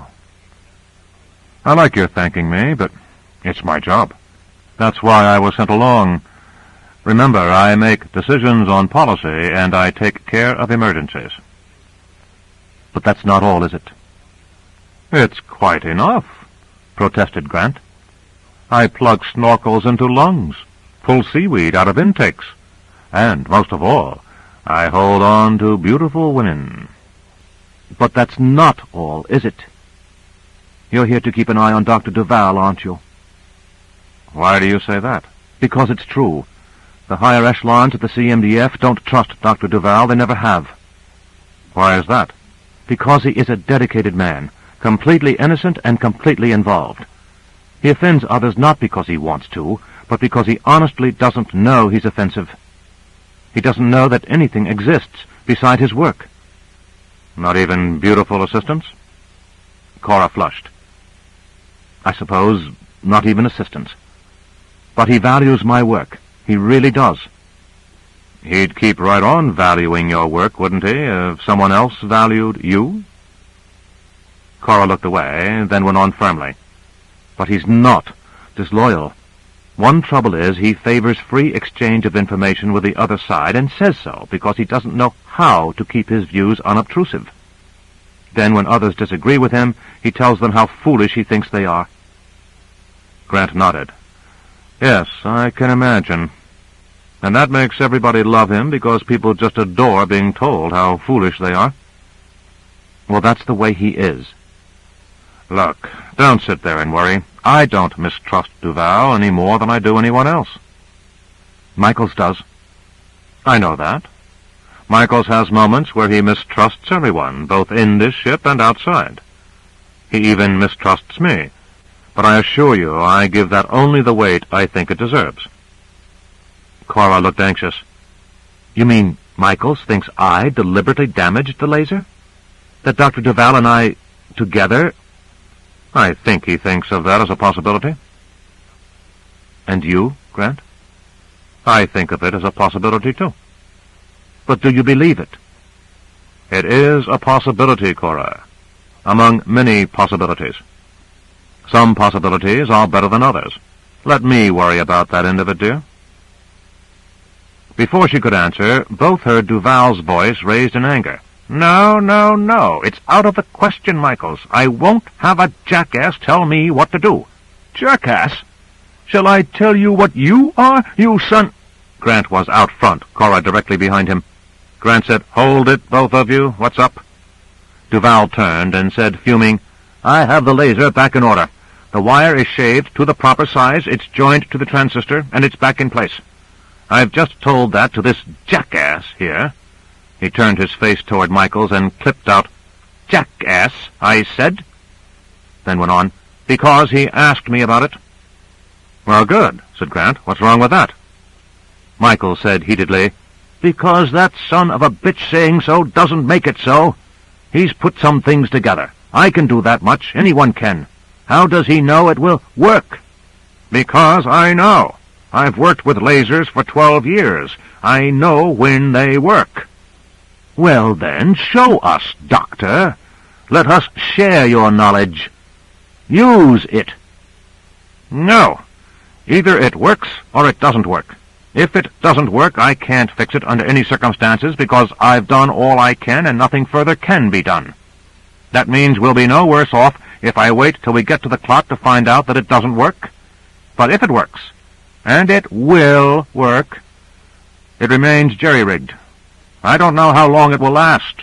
A dozen blasts or so at most. I want to save every one of those blasts for the clock. I won't waste a single one of them here. I won't have the mission fail because I tested the laser even once. I tell you, you've got to test the laser, said Michaels.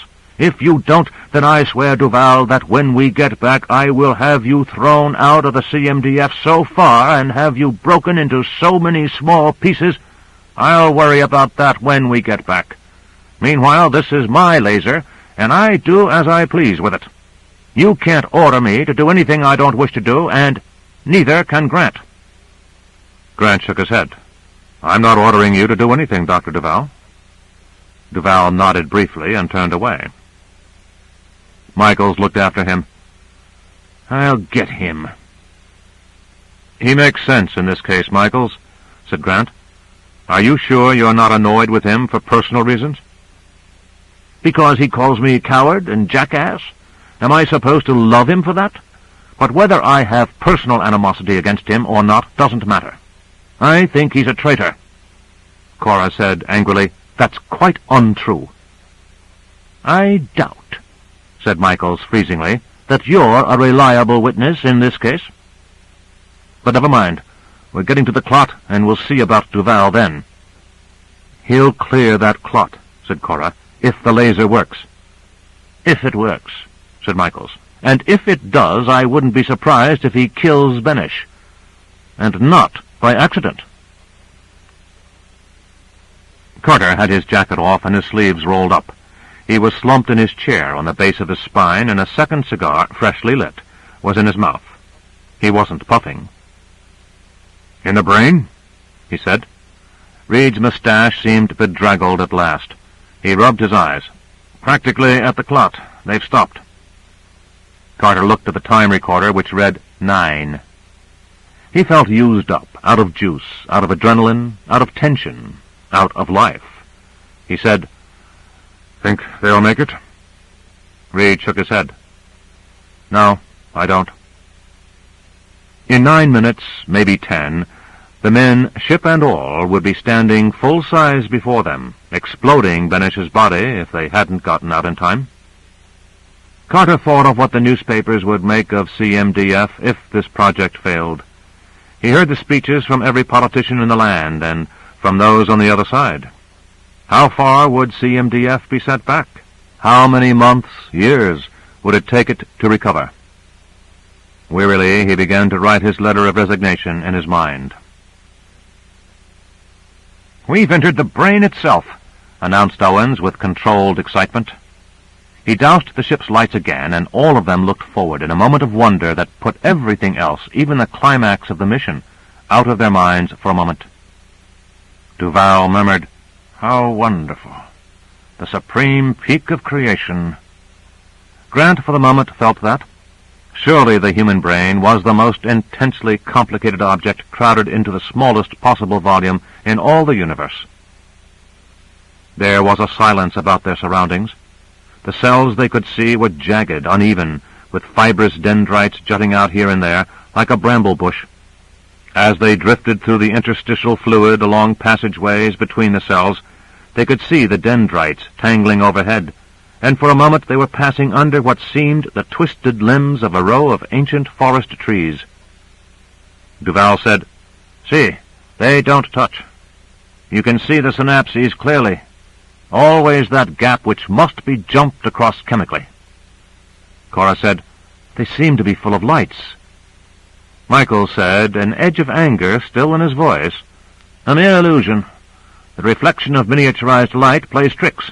It bears no relation to reality." "How do you know?" demanded Duval at once.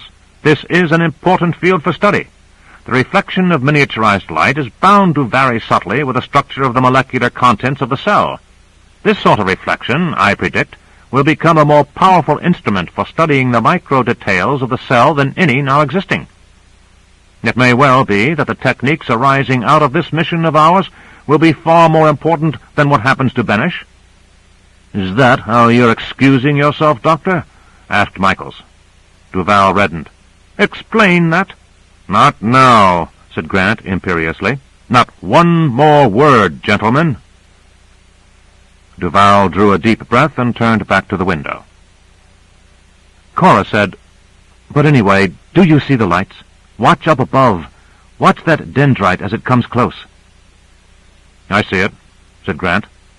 The usual glittering reflections did not, as had been generally true elsewhere in the body, sparkle from this point and that randomly, making the whole look like a dense cloud of fireflies. Instead, the sparkle chased itself along the dendrite, a new one beginning before the old one had completed its path. Owen said, "You know what it looks like? Anyone ever see films of old-fashioned advertising signs with electric lights, with waves of light and dark moving along?" "Yes," said Cora. "That's exactly what it's like." "But why?" Duval said, "A wave of depolarization sweeps along a nerve fiber when it is stimulated. the ion concentrations change. Sodium ion enters the cell. This changes the charge intensity inside and out and lowers the electric potential. Somehow that must affect the reflection of miniaturized light, which is exactly the point I was making, and what we see is the wave of depolarization. Now that Cora had pointed out the fact, or perhaps because they were moving ever deeper into the brain, the moving wave of sparkles could be seen everywhere, moving along the cells, climbing and descending fibers, twisting into an unimaginably complex system which seemed at first glance without any form of order, and yet which gave the sense of order anyway. "What we see," said Duval, "is the essence of humanity. The cells are the physical brain, but those moving sparkles represent thought, the human mind." "Is that the essence?" said Michaels harshly. "I would have thought it was the soul. Where is the human soul, Duval?" "Because I can't point it out, do you think it doesn't exist?"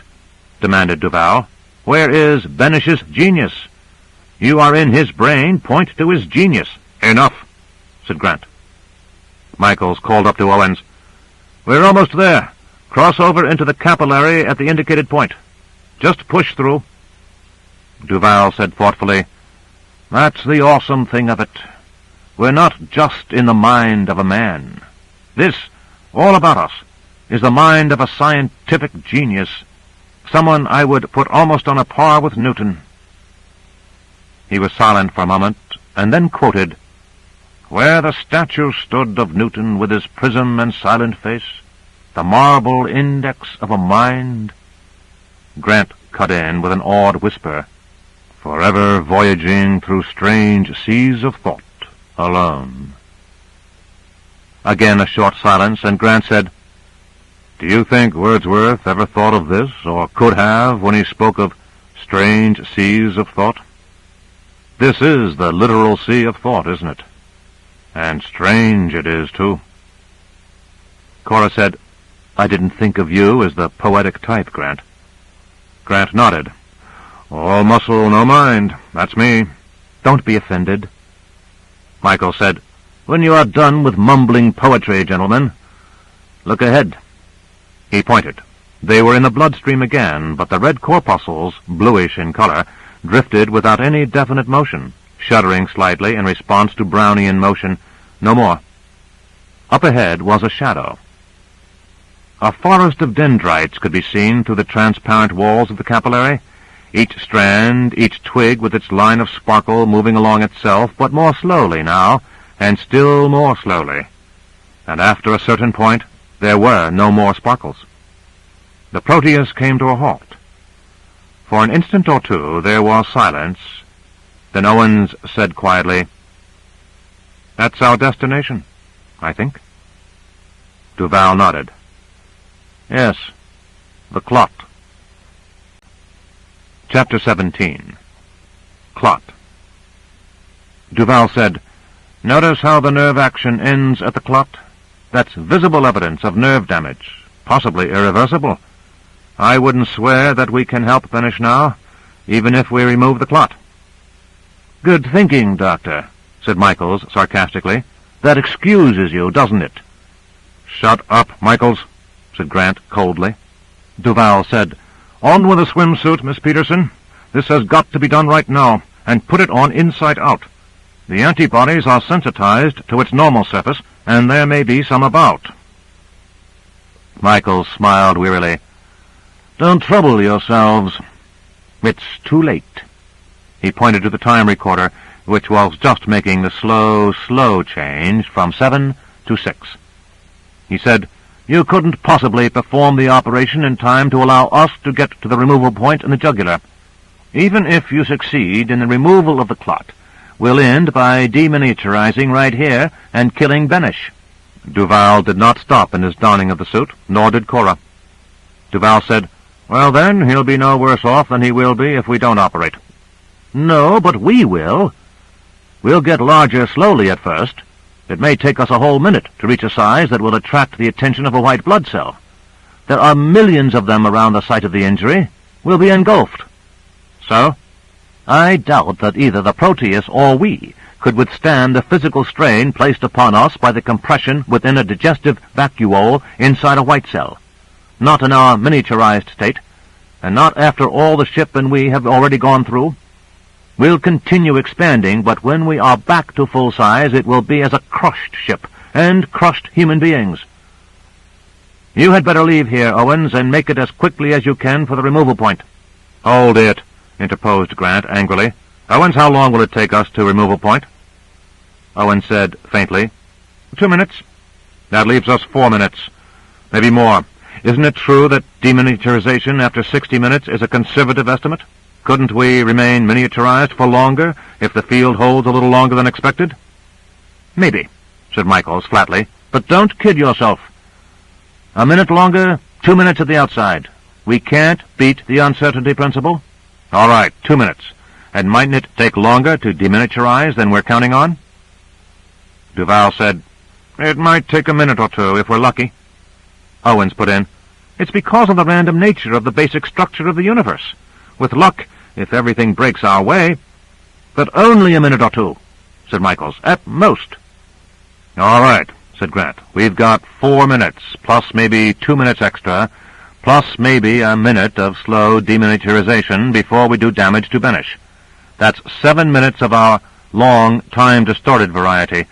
Get going, Duval. All you'll succeed in doing, you damned fool, is to get Benish killed and us with him, yelled Michaels. Owens, get us over to removal point. Owens hesitated. Grant moved quickly to the ladder and climbed up to Owens' bubble. He said quietly, Turn off the power, Owens. Turn it off. Owens' finger moved to a switch, hovered over it. Grant's hand moved quickly to it and flicked it into the off position with a strenuous gesture. Now get down. Come on down. He half pulled Owens out of a seat, and both came down. The whole had taken a few seconds, and Michaels had watched, open-mouthed, too startled to move. What the devil have you done? He demanded. The ship is staying right here, said Grant, till the operation has succeeded.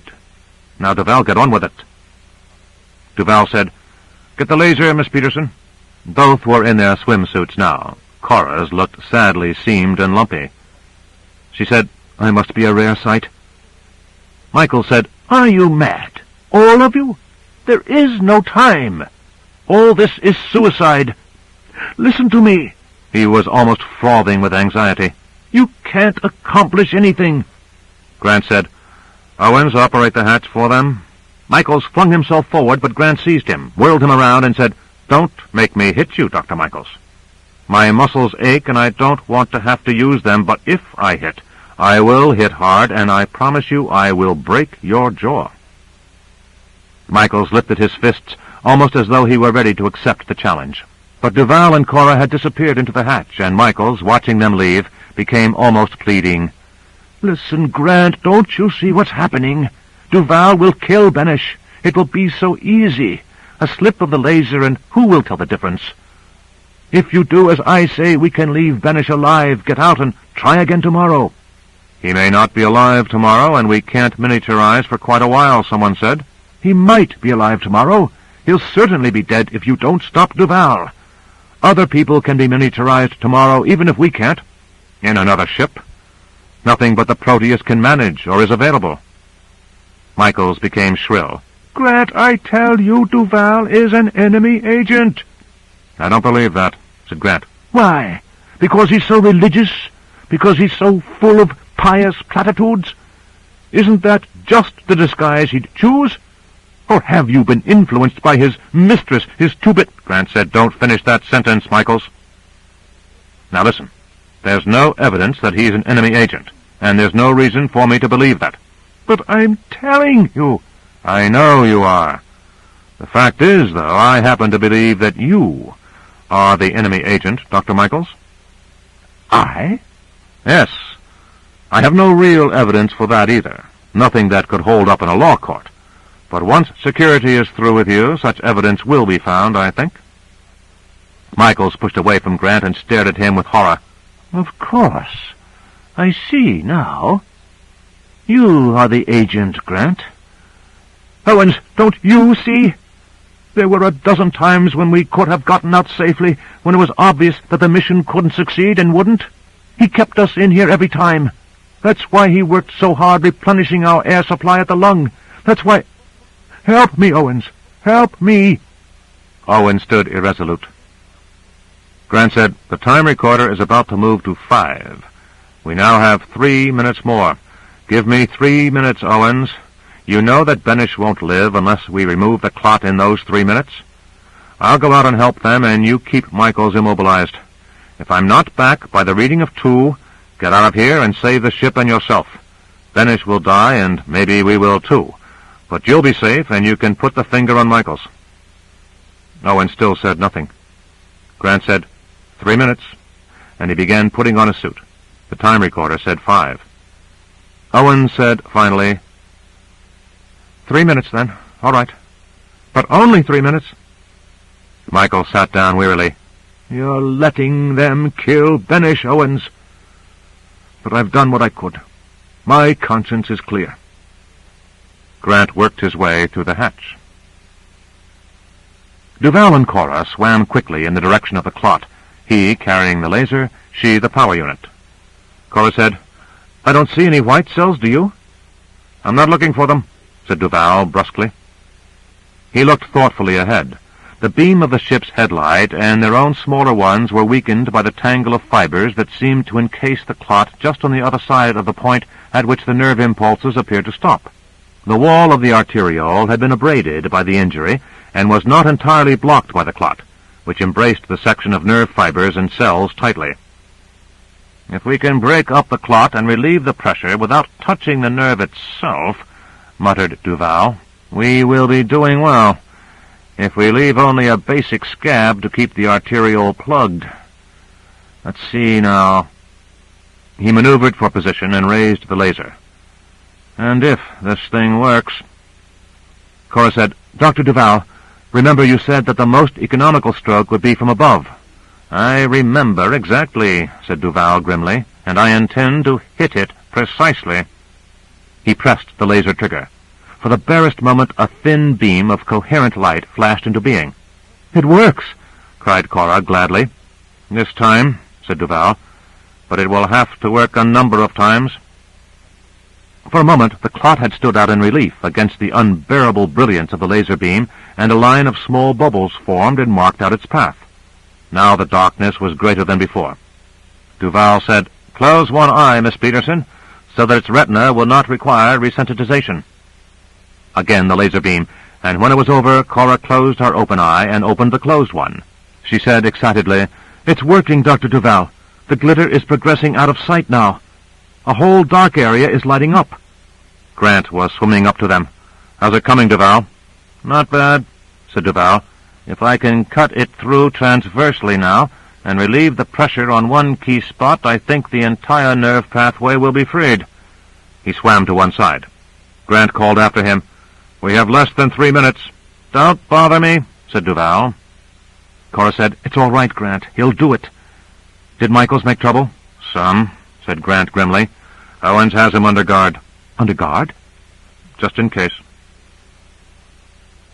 Inside the Proteus, Owens cast quick glances outward. "I'll be damned if I know what to do," he muttered. "Just stand here and let the murderers work," said Michaels sarcastically. "You'll be held responsible for this, Owens." Owens was silent. Michaels said, "You can't believe I'm an enemy agent." Owens said, "I'm not believing anything. Let's wait for the 2-minute mark, and if they're not back, we'll leave. What's wrong with that?" "All right," said Michaels. Owens said, "The laser is working. I saw the flash. And you know..." "What?" "The clot. I can see the sparkle of the nerve action in that direction where it couldn't be seen before." "I don't," said Michaels, peering outward. "I do," said Owens. "I tell you it's working. And they'll be back. It looks as though you were wrong, Michaels." Michaels shrugged. "All right, so much the better. If I'm wrong, and if Benish lives, I could ask for nothing more." "Only..." His voice grew tightly alarmed. "Owens!" "What?" "There's something wrong with the escape hatch. That damned fool Grant must have been too excited to close it properly." "Or was it excitement?" But what's wrong? I don't see anything. Are you blind? It's seeping fluid. Look at the seam. It's been wet here since Cora and Grant got away from the antibodies. Don't you remember? Owens was staring down at the hatch, and Michael's hand, having closed around the screwdriver Grant had used to open the wireless panel, brought its handle down hard upon Owens' head. With a muffled exclamation, Owens dropped to his knees, dazed. Michael struck again in a fever of impatience and began jamming the limp figure into its swimsuit. Perspiration stood out on his bald head in great drops. Opening the escape hatch, he thrust Owens into it. Quickly, he let the hatch fill with water, then opened the outer door by the panel control, losing a precious moment searching for it.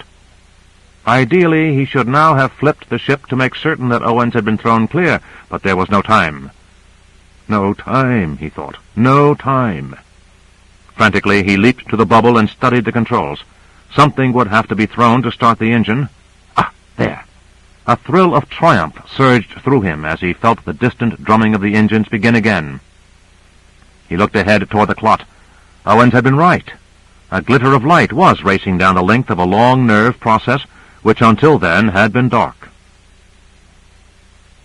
Duval was aiming the laser beam in short bursts at quick intervals.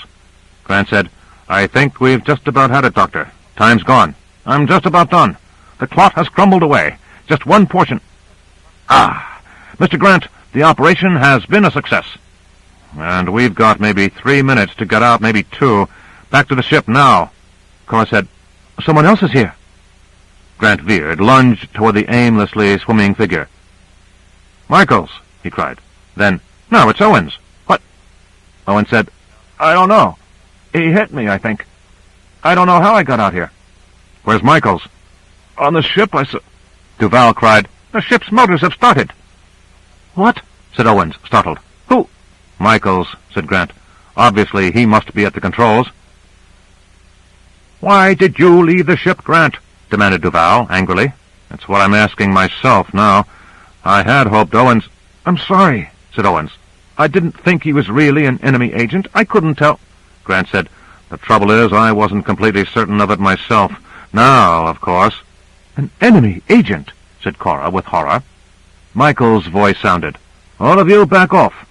In 2 minutes, the white cells will have come, and by that time I'll be on the way out. I'm sorry, but you had your chance to come out with me."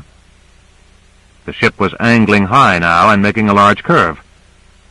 "He's got it under full acceleration," said Owens.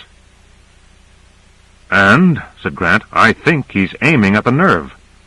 "Exactly what I'm doing, Grant," came Michael's voice grimly. "Rather dramatic, don't you think? First I'll ruin the work of that mouthing Saint Duval, not so much for the sake of that alone, as to do the kind of damage that will call a cohort of white cells to the scene at once. They'll take care of you." Duval shouted, "Listen, think! Why do this? Think of your country." "I'm thinking of mankind," shouted back Michaels furiously. "The important thing is to keep the military out of the picture.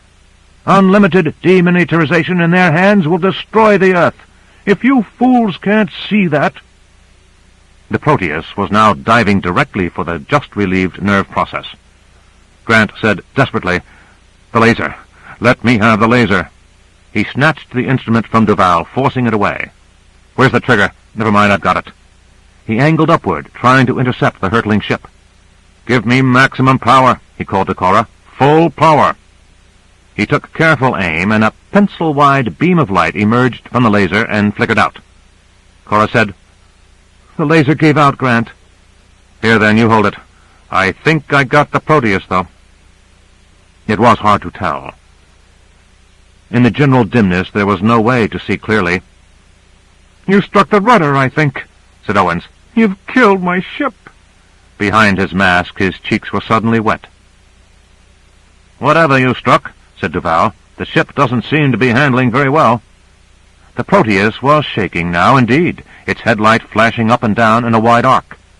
The ship pulled downward, crashed through the arterial wall, missed the nerve by a hand's breadth, and lunged down into a forest of dendrites, catching and breaking free and catching again, until it lay there, a bubble of metal, entangled in thick, smooth fibers.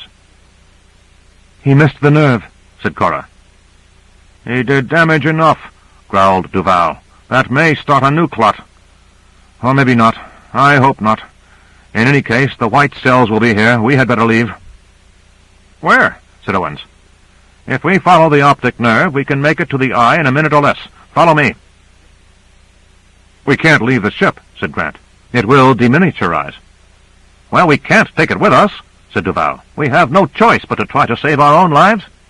We can still do something, perhaps, insisted Grant. How much time do we have left? Duval said emphatically, None. I think we're beginning to deminiaturize now. In a minute or so, we'll be large enough to attract the attention of a white cell. Deminiaturizing? Now? I don't feel it. You won't. But the surroundings are slightly smaller than they've been. Let's go. Duval took a quick view around for orientation. Follow me, he said again, and began swimming away.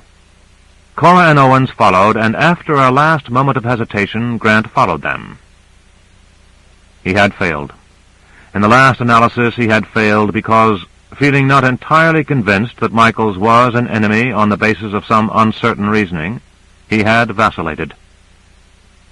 He would turn himself in, he thought bitterly, as a jackass unfit for his job. But they're not moving, said Carter savagely. They stay there at the clock. Why? The time recorder read 1. It's too late for them to get out now, said Reed. A message came through from the electroencephalographic unit. Sir, EEG data indicates Benish's brain action is being restored to normal. Carter yelled, Then the operation is a success. Why are they staying behind? We have no way of knowing. The time recorder moved to 0, and a loud alarm went off. Its shrill jangle filled the entire room with a clang of doom. Reed raised his voice to be heard. We've got to take them out. It will kill Benish. If we don't take them out, that will kill Benish, too.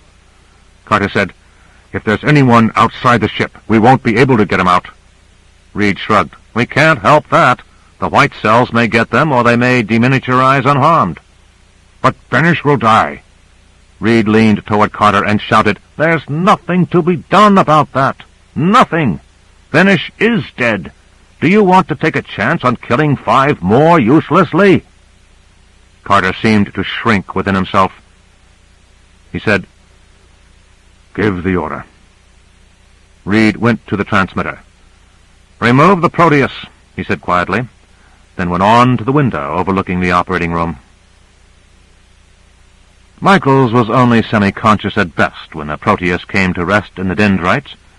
The sudden veering that had come after the bright flash of the laser, it must have been a laser, had thrown him against the panel with great force. The only sensation he had from his right arm now was one of frightful pain. It had to be broken. A section of the wall had been fused, and the gap was closed off only by the surface tension of the plasma. The air he had left would last him for the minute or two that would remain before deminiaturization. Already, even as he watched, it seemed to his dizzying senses that the dendrite cables had narrowed a bit. They couldn't really be shrinking, so he had to be expanding. Very slowly, just at first. At full size, his arm could be taken care of. The others would be killed by white cells and be done with. He would say something that would explain the broken ship. And in any case, Benish would be dead, and indefinite miniaturization would die with him. There would be peace. Peace. He watched the dendrites while his body remained limply draped over the control panel. Could he move? Was he paralyzed? Was his back broken as well as his arm? Dully, he considered the possibility. He felt his sense of comprehension and awareness slipping away as the dendrites became clouded over with a milky haze. Milky haze? A white cell. Of course it was a white cell. The ship was larger than the individuals out in the plasma, and it was the ship that was at the site of damage. The ship would be the first to attract the attention of the white cell. The window of the Proteus was coated with sparkling milk. Milk invaded the plasma at the break in the ship's hull in the rear and struggled to break through the surface tension barrier.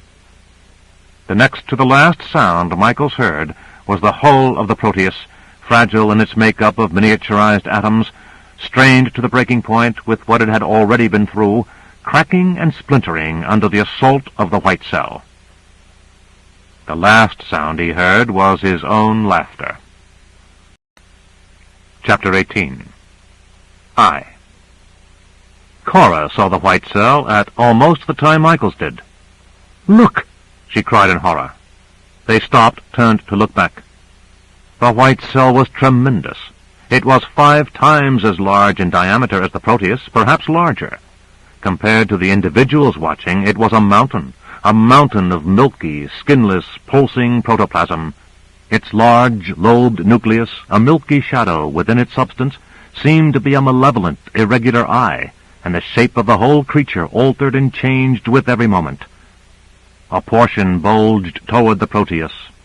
Grant started toward the Proteus almost as though by reflex action. Cora seized his arm. "What are you going to do, Grant?" Duval said excitedly, "There's no way to save him. You'll be throwing away your life." Grant shook his head violently. "It's not he I'm thinking of. It's the ship." Owen said sadly, "You can't save the ship either."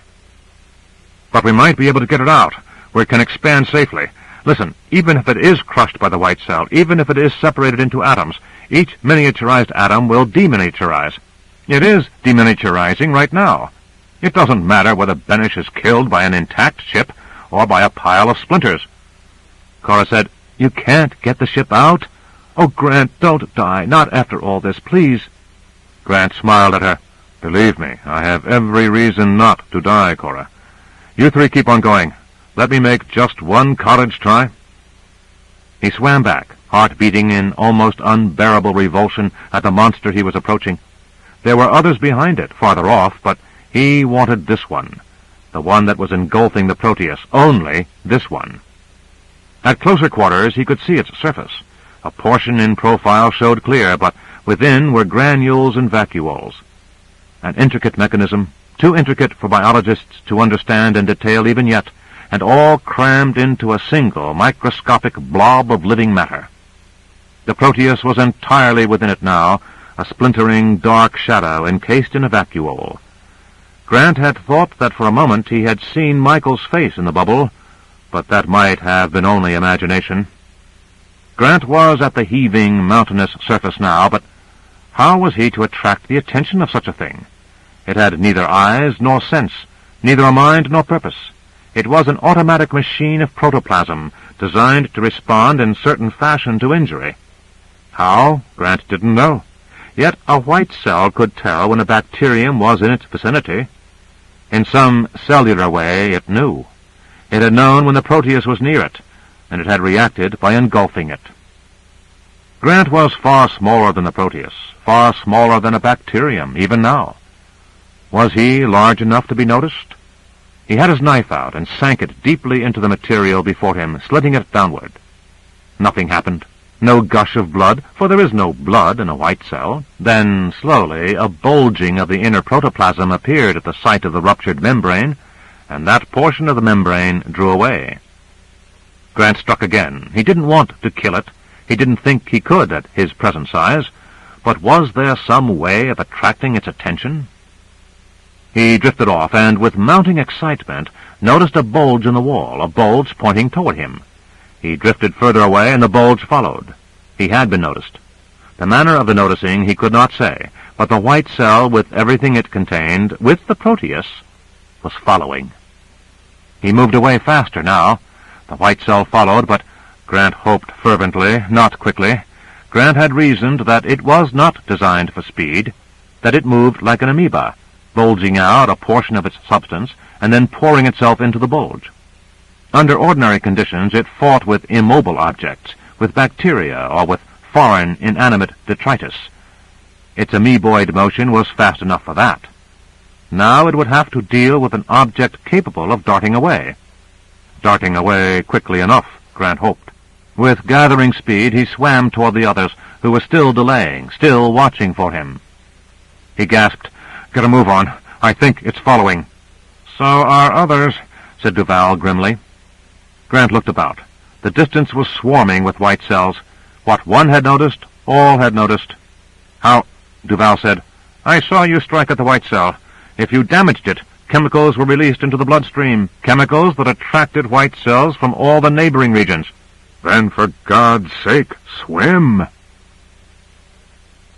The surgical team was gathered around Benish's head, while Carter and Reed watched from above. Carter's mood of black depression was deepening by the moment. It was over. All for nothing. All for nothing. All for... General Carter, sir! The sound was urgent, strident. The man's voice was cracking with excitement. Yes? The Proteus, sir! It's moving! Carter yelled, "Stop surgery!" Each member of the surgical team looked up in startled wonder. Reed plucked at Carter's sleeve. "The motion may be the mere effect of the ship's slowly accelerating deminiaturization. If you don't get them now, they will be in danger of the white cells." "What kind of motion?" shouted Carter. "Where's it heading?" "Along the optic nerve, sir." Carter turned fiercely on Reed. "Where does that go?" "What does it mean?" Reed's face lit up. "It means an emergency exit I hadn't thought of. They're heading for the eye and out through the lacrimal duct. They may make it.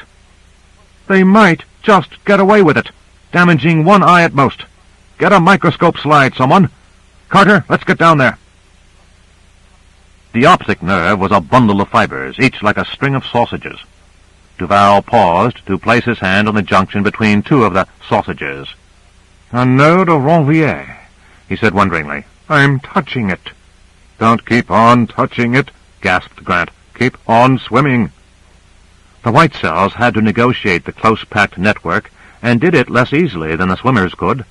They had squeezed out into the interstitial fluid and were bulging through the spaces between the nerve fibers. Grant watched anxiously to make sure that the white cell was still in pursuit, the one with the Proteus in it. He could not make out the Proteus any longer. If it existed in the white cell nearest, it had been transferred so deep into its substance that it was no longer visible.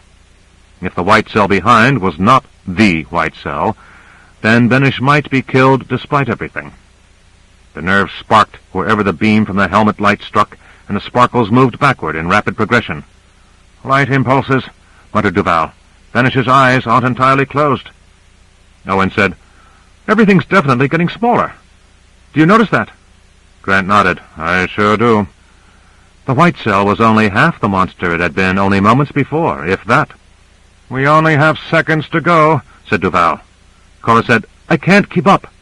Grant veered toward her. "Sure you can. We're in the eye now. We're only the width of a teardrop from safety." He put his arm around her waist, pushing her forward, then took the laser and power unit from her. Duval said, "Through here, and we'll be in the lacrimal duct." They were large enough almost to fill the interstitial space through which they were swimming. As they grew, their speed had increased, and the white cells grew less fearsome. Duval kicked open the membranous wall he had come up against. "Get through," he said. "Miss Peterson, you first." Grant pushed her through and followed her, then Owens, and finally Duval. "We're out," said Duval with a controlled excitement. "We're out of the body." "Wait," said Grant. "I want that white cell out, too. Otherwise—" He waited a moment, then let out a shout of excitement. "There it is! And by heaven it's the right one!" The white cell oozed through the opening that Duval's boot had made, but with difficulty. The Proteus, or the shattered splinters of it, could be seen clearly through its substance. It had expanded until it was nearly half the size of the white cell, and the poor monster was finding itself with an unexpected attack of indigestion. It struggled on gamely, however. Once it had been stimulated to follow, it could do nothing else. The three men and a woman drifted upward in a well of rising fluid. The white cell, barely moving, drifted up with them. The smooth, curved wall at one side was transparent. It was transparent not in the fashion of the thin capillary wall, but truly transparent. There were no signs of cell membranes or of nuclei. Duval said, "This is the cornea. The other wall is the lower eyelid. We've got to get far enough away to deminiaturize fully without hurting Benish, and we only have seconds to do it in." Up above, many feet above, on their still tiny scale, was a horizontal crack. "Through there," said Duval. "The ship's on the surface of the eye," came the triumphant shout. "All right," said Reed. "Right eye." A technician leaned closer with a microscope slide at Benish's closed eye. A magnifying lens was in place. Slowly, with a felted clamp, the lower eyelid was gently pinched and pulled down. "It's there," said the technician in hushed tones. "Like a speck of dirt." Skillfully, he placed the slide to the eye, and a teardrop with the speck in it squeezed onto it. Everyone backed away. Reed said, "Something that is large enough to see is going to get much larger very quickly. Scatter!" The technician, torn between hurry and the necessity for gentleness, placed the slide down on the floor of the room, then backed away at a quick trot. The nurses wheeled the operating table quickly through the large double door, and with a startlingly accelerated speed, the specks on the slide grew to full size. 3 men, a woman, and a heap of metal fragments, rounded and eroded, were there, where none had been a moment before. Reed muttered, 8 seconds to spare. But Carter said, "Where's Michaels? If Michaels is still in Benish—" He started after the vanished operating table with the consciousness of defeat once again filling him. Grant pulled off his helmet and waved him back. "It's all right, General. That's what's left of the Proteus, and somewhere in it you'll find whatever's left of Michaels. Maybe just an organic jelly with some fragments of bones." Grant still hadn't grown used to the world as it was. He had slept with a few breaks for 15 hours, and he woke in wonder at a world of light and space. He had breakfast in bed with Carter and Reed at his bedside, smiling. Grant said, "Are the rest getting this treatment too?" Carter said, "Everything that money can buy. For a while, anyway. Owens is the only one we've let go. He wanted to be with his wife and kids, and we turned him loose, but only after he gave us a quick description of what happened. Apparently, Grant, the mission's success was more to your credit than to anyone's." "If you want to go by a few items, maybe," said Grant. "If you want to recommend me for a medal and a promotion, I'll accept. If you want to recommend me for a year's vacation with pay, I'll accept them even more quickly. Actually, though, the mission would have been a failure without any one of us. Even Michaels guided us sufficiently enough, for the most part." "Michaels," said Carter thoughtfully. "That bit about him, you know, isn't for publication. The official story is that he died in the line of duty. It wouldn't do any good to have it known that a traitor had infiltrated the CMDF, and I don't know that he was a traitor at that." Reed said, "I knew him well enough to be able to say that he wasn't. Not in the usual sense of the word." Grant nodded. "I agree. He wasn't a storybook villain. He took time to put a swimsuit on Owens before pushing him out of the ship.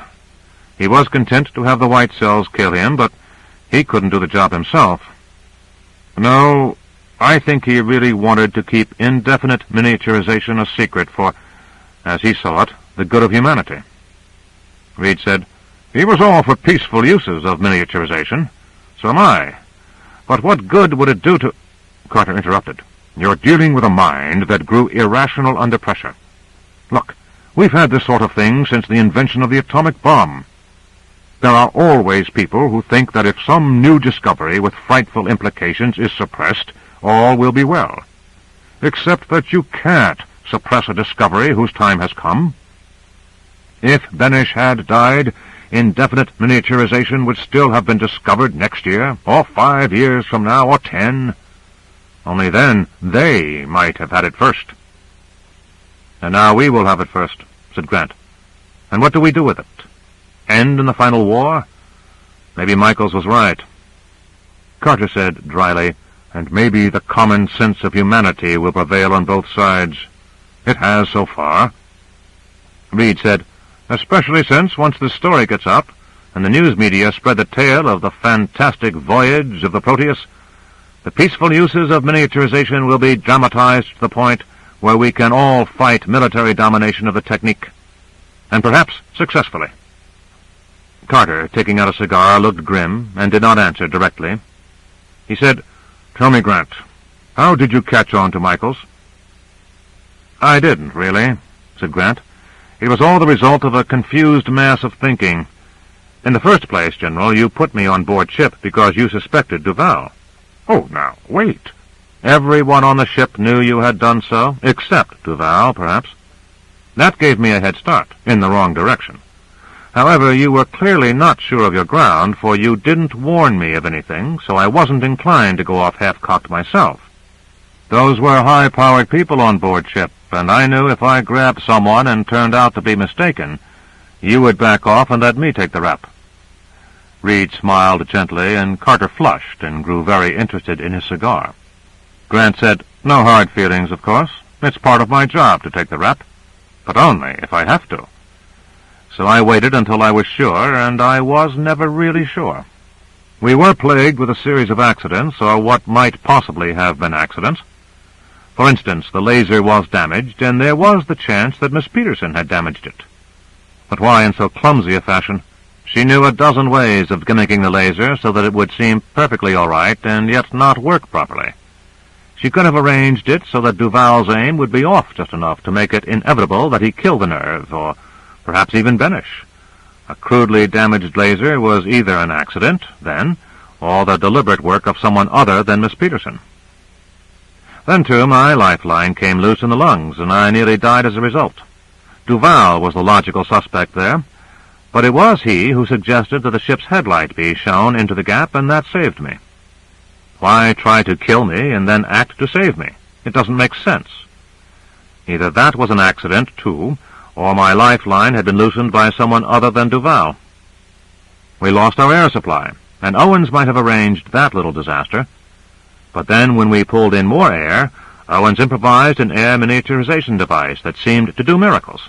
He could easily not have done so, and no one of us would have been able to accuse him of sabotage. Why bother to lose our air and then work like the devil to gain it back? Either that was an accident, too, or the air supply had been sabotaged by someone other than Owens. I could omit myself from consideration, since I knew that I wasn't engaged in sabotage. That left Michaels. Carter said, "You reasoned that he had been responsible for all those accidents." "No, they might still have been accidents. We'll never know. But if it were sabotage, then Michaels was far and away the most likely candidate, for he was the only one who was not involved in a last-minute rescue, or who might be expected to have performed a more subtle piece of sabotage. So now, let's consider Michaels. The first accident was the encounter with the arteriovenous fistula. Either that was an honest misfortune, or Michaels had guided us into it deliberately. If this was sabotage, then, unlike all the other cases, only one culprit was conceivable. Only one. Michaels. I said as much to Michaels himself at one point. Only he could possibly have guided us into it. Only he could possibly know Benish's circulatory system well enough to spot a microscopic fistula. And it was he who directed the exact spot of insertion into the artery in the first place. Reed said, "It might still have been a misfortune, an honest error. True. But whereas in all the other accidents, those who were involved as possible suspects did their best to pull us through, Michaels, after we had emerged into the Venus system, argued hard for immediate abandonment of the mission. He did the same at every other crisis. He was the only one to do so consistently. And yet, that wasn't the real giveaway as far as I was concerned." "Well, then, what was the giveaway?" asked Carter. "When the mission first started, and we were miniaturized and inserted into the carotid artery, I was scared. We were all a little uneasy, to say the least, but Michaels was the most frightened of all. He was almost paralyzed with fear. I accepted that at the time. I saw no disgrace in it. As I said, I was pretty frightened myself, and in fact, I was glad of the company. But after we had gotten through the arteriovenous fistula, Michaels never showed any trace of fear again. At times, when the rest of us were nervous, he was not. He had become a rock. In fact, at the start, he had given me plenty of statements on what a coward he was, to explain his obvious fear. But toward the end of the voyage, he was offended almost to frenzy when Duval implied he was a coward. That change in attitude got to seeming queerer and queerer to me. It seemed to me there had to be a special reason for his initial fear. As long as he faced dangers with the rest of us, he was a brave man. Perhaps then it was when he faced a danger the rest of us did not share that he was afraid. The inability to share the risk, the necessity to face death alone, was what turned him coward. At the start, after all, the rest of us were frightened of the mere act of being miniaturized, but that was carried through safely. After that, we all expected to move toward the clot, operate on it, and get out, taking 10 minutes perhaps all told. But Michaels must have been the only one of us who knew this was not going to happen. He alone must have known there would be trouble and that we were about to rumble into a whirlpool. Owens had spoken about the ship's fragility at the briefing, and Michaels must have expected death. He alone must have expected death. No wonder he nearly broke down. When we got through the fistula in one piece, he was almost delirious with relief. After that, he felt certain that we would not be able to complete the mission, and he relaxed. With each successful surmounting of some crisis, he grew angrier. He had no more room for fear, only for anger. By the time we were in the ear, I had made up my mind that Michaels, not Duval, was our man. I wouldn't let him badger Duval into trying the laser beforehand. I ordered him away from Miss Peterson when I was trying to get her away from the antibodies. But then, in the end, I made a mistake. I didn't stay with him during the actual operation, and that gave him his chance to seize the ship. There was this last little shred of doubt in my mind. That perhaps it was Duval, after all, said Carter. I'm afraid so. So, I went out to watch the operation when I could have done nothing about it, even if Duval were a traitor. If it hadn't been for that final piece of stupidity, I might have brought the ship back intact, and Michaels alive. Well, Carter got to his feet. It was cheap at the price. Benesch is alive and slowly recovering. I'm not sure that Owens thinks so, though. He's in mourning for his ship. I don't blame him, said Grant. It was a sweet vessel. Listen, where's Miss Peterson, do you know? Reed said, up and around. She had more stamina than you had, apparently. I mean, is she here at the CMDF anywhere? Yes, in Duval's office, I imagine. Oh, said Grant, suddenly deflated. Well, I'll wash and shave and get out of here. Cora put the papers together. Well then, Dr. Duval, if the report can wait over the weekend, I would appreciate the time off.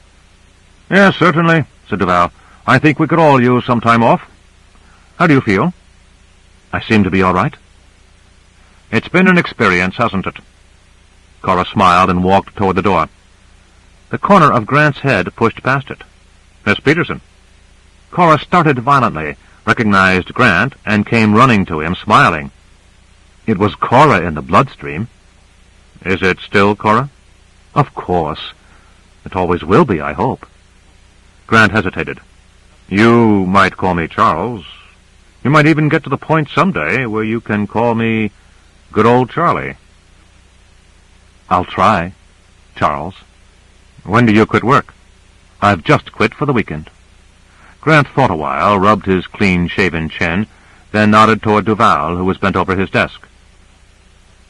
Are you all tied up with him? He asked at last. Cora said gravely, I admire his work. He admires my work. And she shrugged. Grant said, May I admire you? She hesitated, then smiled a little. Any time you want to. As long as you want to. If I can admire you occasionally, too. Let me know when, and I'll strike a pose. They laughed together. Duval looked up, saw them in the doorway, smiled faintly, and waved something that might have been either a greeting or a farewell. Cora said, I want to change into street clothes, and then I would like to see Benesch. Is that all right? Will they allow visitors? Cora shook her head. No. But we're special. Benesch's eyes were open. He tried to smile. A nurse whispered anxiously, Only a minute now. He doesn't know what's happened, so don't say anything about it. I understand, said Grant. To Benesch, in a low voice, he said, How are you? Benesch tried again to smile. I'm not sure. Very tired. I have a headache and my right eye hurts, but I seem to have survived. Good. It takes more than a knock on the head to kill a scientist, said Benesch. All that mathematics makes the skull as hard as a rock, eh? "We're all glad of that," said Cora gently. "Now I must remember what I came here to tell. It's a little hazy, but it's coming back. It's all in me, all of it." And now he did smile. And Grant said, "You'd be surprised at what's in you, Professor." The nurse ushered them out, and Grant and Cora left, hand in warm hand, into a world that suddenly seemed to hold no terrors for them, but only the prospect of great joy. End of Fantastic Voyage by Isaac Asimov, based on the screenplay by Harry Kleiner from the original story by Otto Clement and J. Louis Bixby. Narrated by Roy Avers in the studios of the American Printing House for the Blind, Louisville, Kentucky, for the Library of Congress, December 1992. For special distribution as authorized by Act of Congress under Public Law 89-522, with the permission of the copyright holder and the publisher, Houghton Mifflin Company, 2 Park Street, Boston, Massachusetts, 02108.